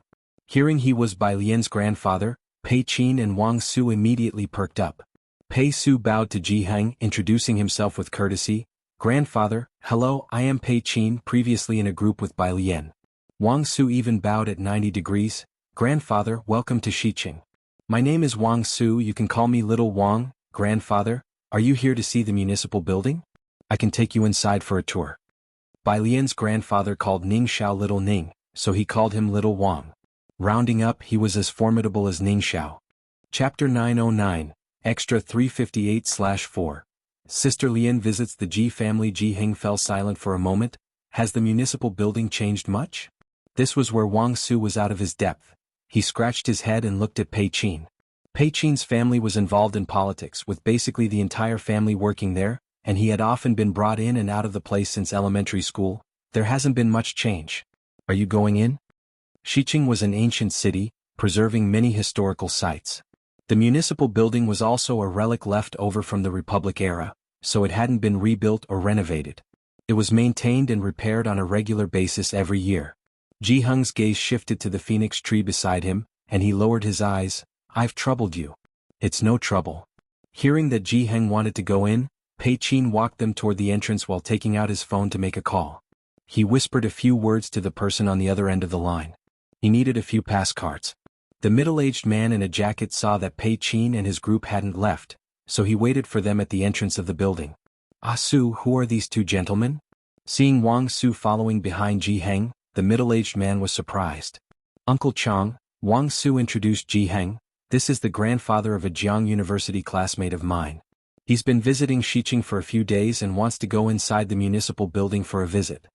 One could tell the attitude of these three young people, Wang Su, Ning Xiao, and Pei Qin, toward the old man. Uncle Chang extended his hand. "Hello, welcome to Xiqing." "Hello." The two shook hands. Pei Qin stood a few steps away on the phone, then looked up at Ji Heng's group. "Grandpa, does your uncle also want to go together with you?" Meng Shu saw Pei Qin's gaze fall on the person beside him, and he instinctively looked up. His gaze was somewhat blank as he looked at Pei Qin and the middle-aged man in front of him. Meng Shu had heard the introductions to Wang Su and Pei Qin just now. The Pei family of Xiqing and the young master Pei Qin were well known, even Meng Shu had heard of him. Of course, that was aside from whether this Pei Qin was indeed that young master Pei.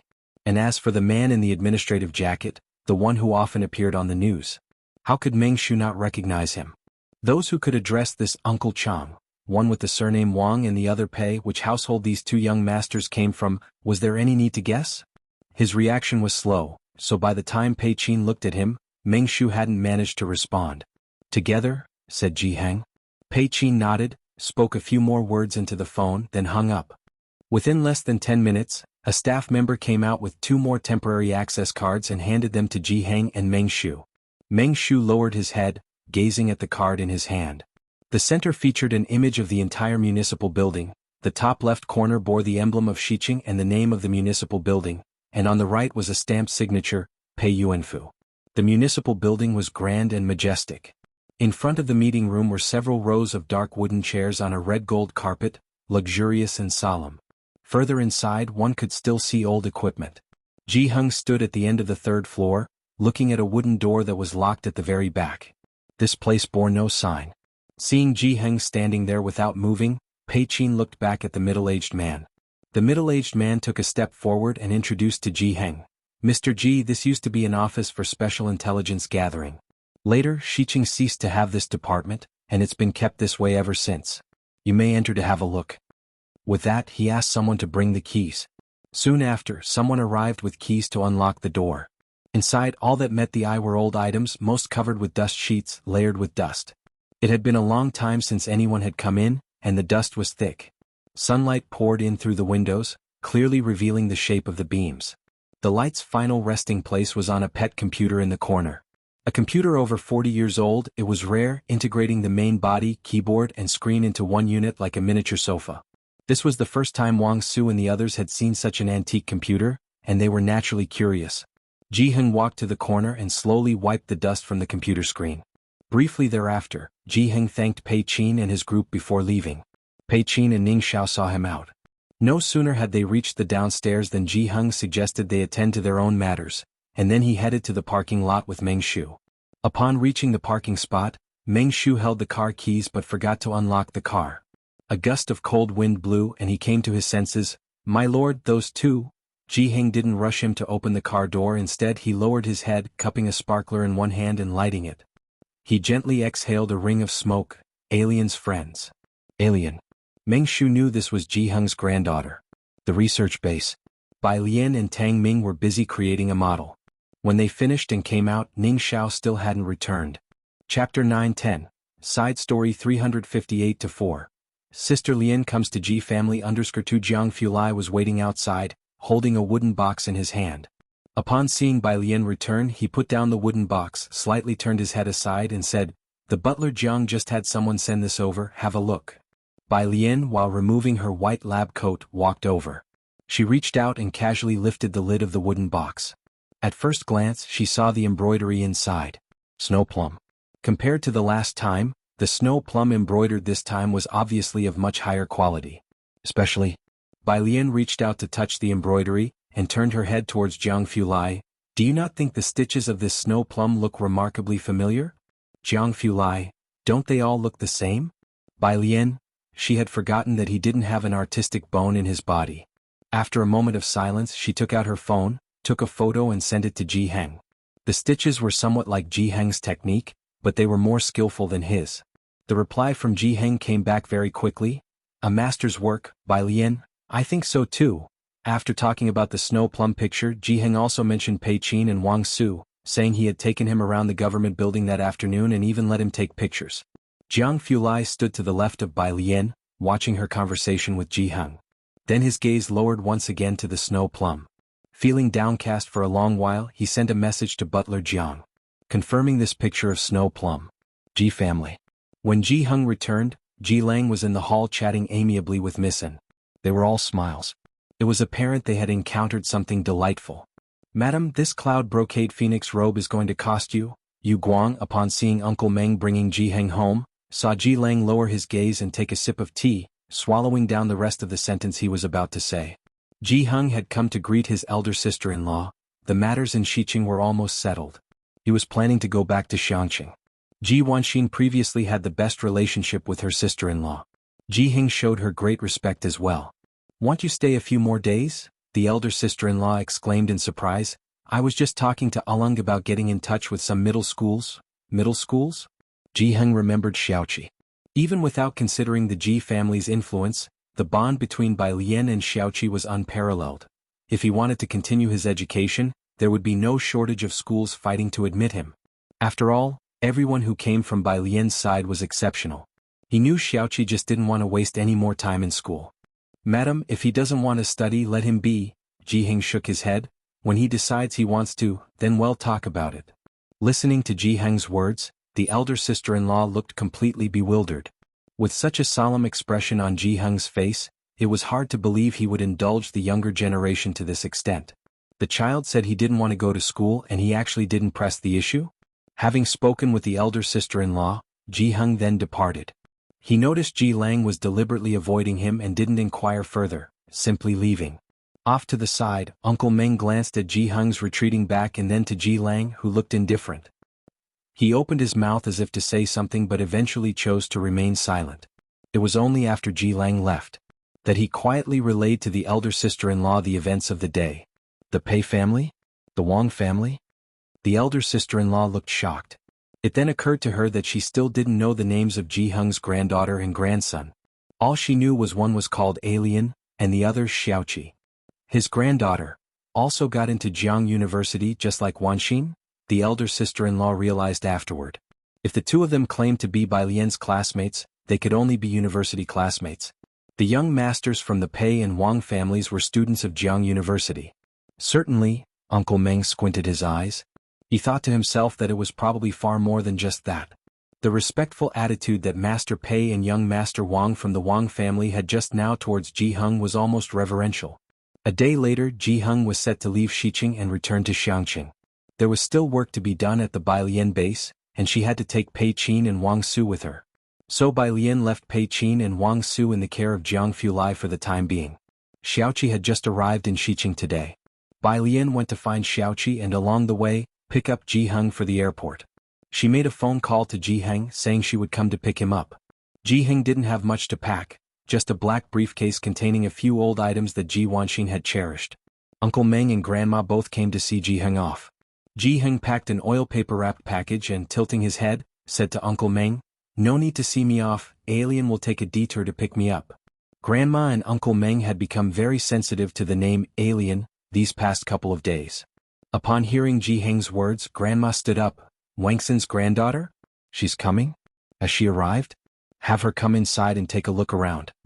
Ever since Uncle Meng speculated that Bai Lian might be a student at Jiang University, Grandma had been unable to calm down. When she married into the Ji family, Ji Wanxin was only in middle school, and the two had a very close relationship.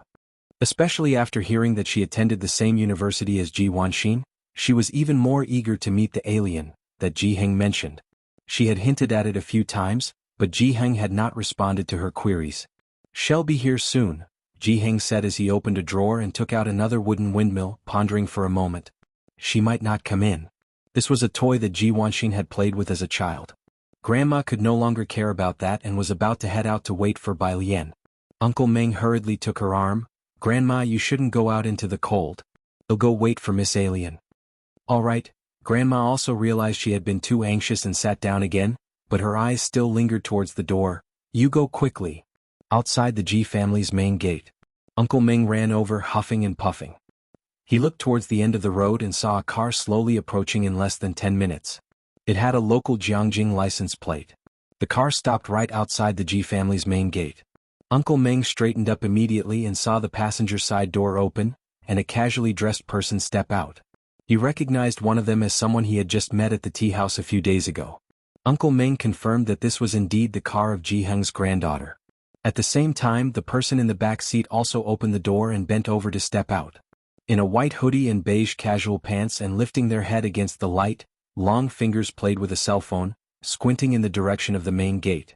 Uncle Meng had been in Jiangjing for many years and had seen his share of exceptionally beautiful people. Xiqing had always been home to beauties, and Ji Wanxin herself was once the ravishing beauty of Xiqing. The Ji family's young masters and young ladies were all quite attractive, but none could hold a candle to the girl in front of him. Uncle Meng was taken aback for a moment before he finally came to his senses and walked forward. "Are you Miss Alien?" "Yes, hello." Bai Lian nodded slightly towards him. "The master is still packing, it's cold outside. Let me take you inside to wait for him, have a cup of hot tea." Uncle Meng gestured, inviting Bai Lian in. Bai Lian gave him a glance, considered briefly, and then stepped onto the elevator. The casually dressed person behind her kept a distance of a few meters, following neither too far nor too close. The Ji family's house was a Chinese-style courtyard, not too large. Upon entering, one could see someone cleaning up trash with green trash bins filled to the brim. Bai Lian initially glanced casually, but the next second something on the trash bin caught her eye, making her squint and pause to take a closer look. Uncle Meng noticed Bai Lian had stopped and saw that she was looking casually at the trash bin to the left, her expression unreadable. He also looked over and saw a familiar corner of a gift box protruding from the left-hand bin. Feeling uneasy, he watched as Bai Lian reached out, not minding the grime, and pulled the entire gift box out. The brand new, unopened gift box, she recognized it. It was the one Xiaoqi had carefully packaged for the tea leaves. Bai Lian looked down with an indifferent expression, gently brushed a leaf off the elegant gift box, and looked at it before tilting her head slightly. Where did this come from? Chapter 911. Extra Episode 360 Chapter 5. The dominance of Bai Lian. The gift boxes Xiaoqi packaged were all under the guidance of Sun Chun, and both had quite the aesthetic. Both the wooden boxes and their decorations had a charming appeal. At the time, Uncle Meng also helped bring them back, and he had a deep impression of these boxes and recognized them at a glance. Which family would carelessly throw this gift box out as trash? Uncle Meng's heart skipped a beat. Sure enough, the next second the cleaning staff politely said, "This is from the third master's yard." Third master? Bai Lian didn't know who he was but thanked the person anyway. "Thank you." She held the gift box in her hand and continued walking inside with Uncle Meng, looking at him with the same casual and loose expression as before. Seeing Uncle Meng looking over, she gave him a polite smile. It seemed she wasn't bothered by the gift box from the trash bin. Despite her gentle expression, Uncle Meng felt somewhat uneasy for reasons unknown. By the time Bai Lian arrived, Ji Heng had almost finished packing his things. Ji family's second master stood in the middle of the hall, ready to return to Xiangqing with Ji Heng. He held a hand-rolled cigarette and looked towards the left at the embroidery frame. "If you're not bringing her back, you should at least let me pay my respects to her. It's been 40 years. Ji family's second master actually knew that when Wanxin was at home, she often contacted the municipal people. Later, after getting into Jiangjing University and getting together with Mu Heng, the two of them vanished from public view, with no news and no way to trace them. Back then, Ji family's second master guessed that Wanxin and Mu Heng might already be people of the state. He couldn't really blame Mu Heng. Even without him, Wanxin would have made the same choice. What he couldn't let go of was that Ji Heng hadn't contacted them for so long and hadn't brought Wanxin back either. Ji Heng was silent for a moment, then slowly said, "Now it's possible."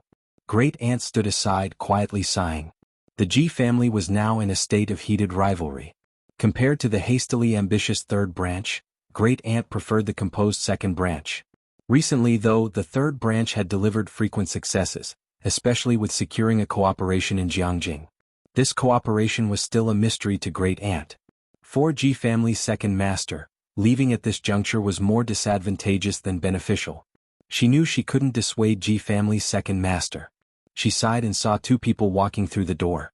In the dead of winter, the girl wore a white sweatshirt, looking quite frail.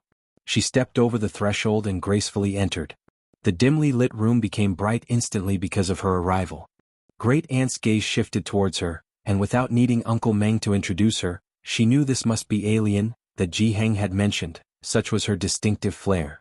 This seemed to surprise Ji family's second master somewhat. Bai Lian entered, greeting politely. Her eyes unobtrusively surveyed the room's furnishings, somewhat guessing what her grandmother did. Actually, there was no need to guess. The Mu family had nothing to do with embroidery, and Ji Heng's embroidery skills obviously came from someone else. "This is my granddaughter, Bai Lian."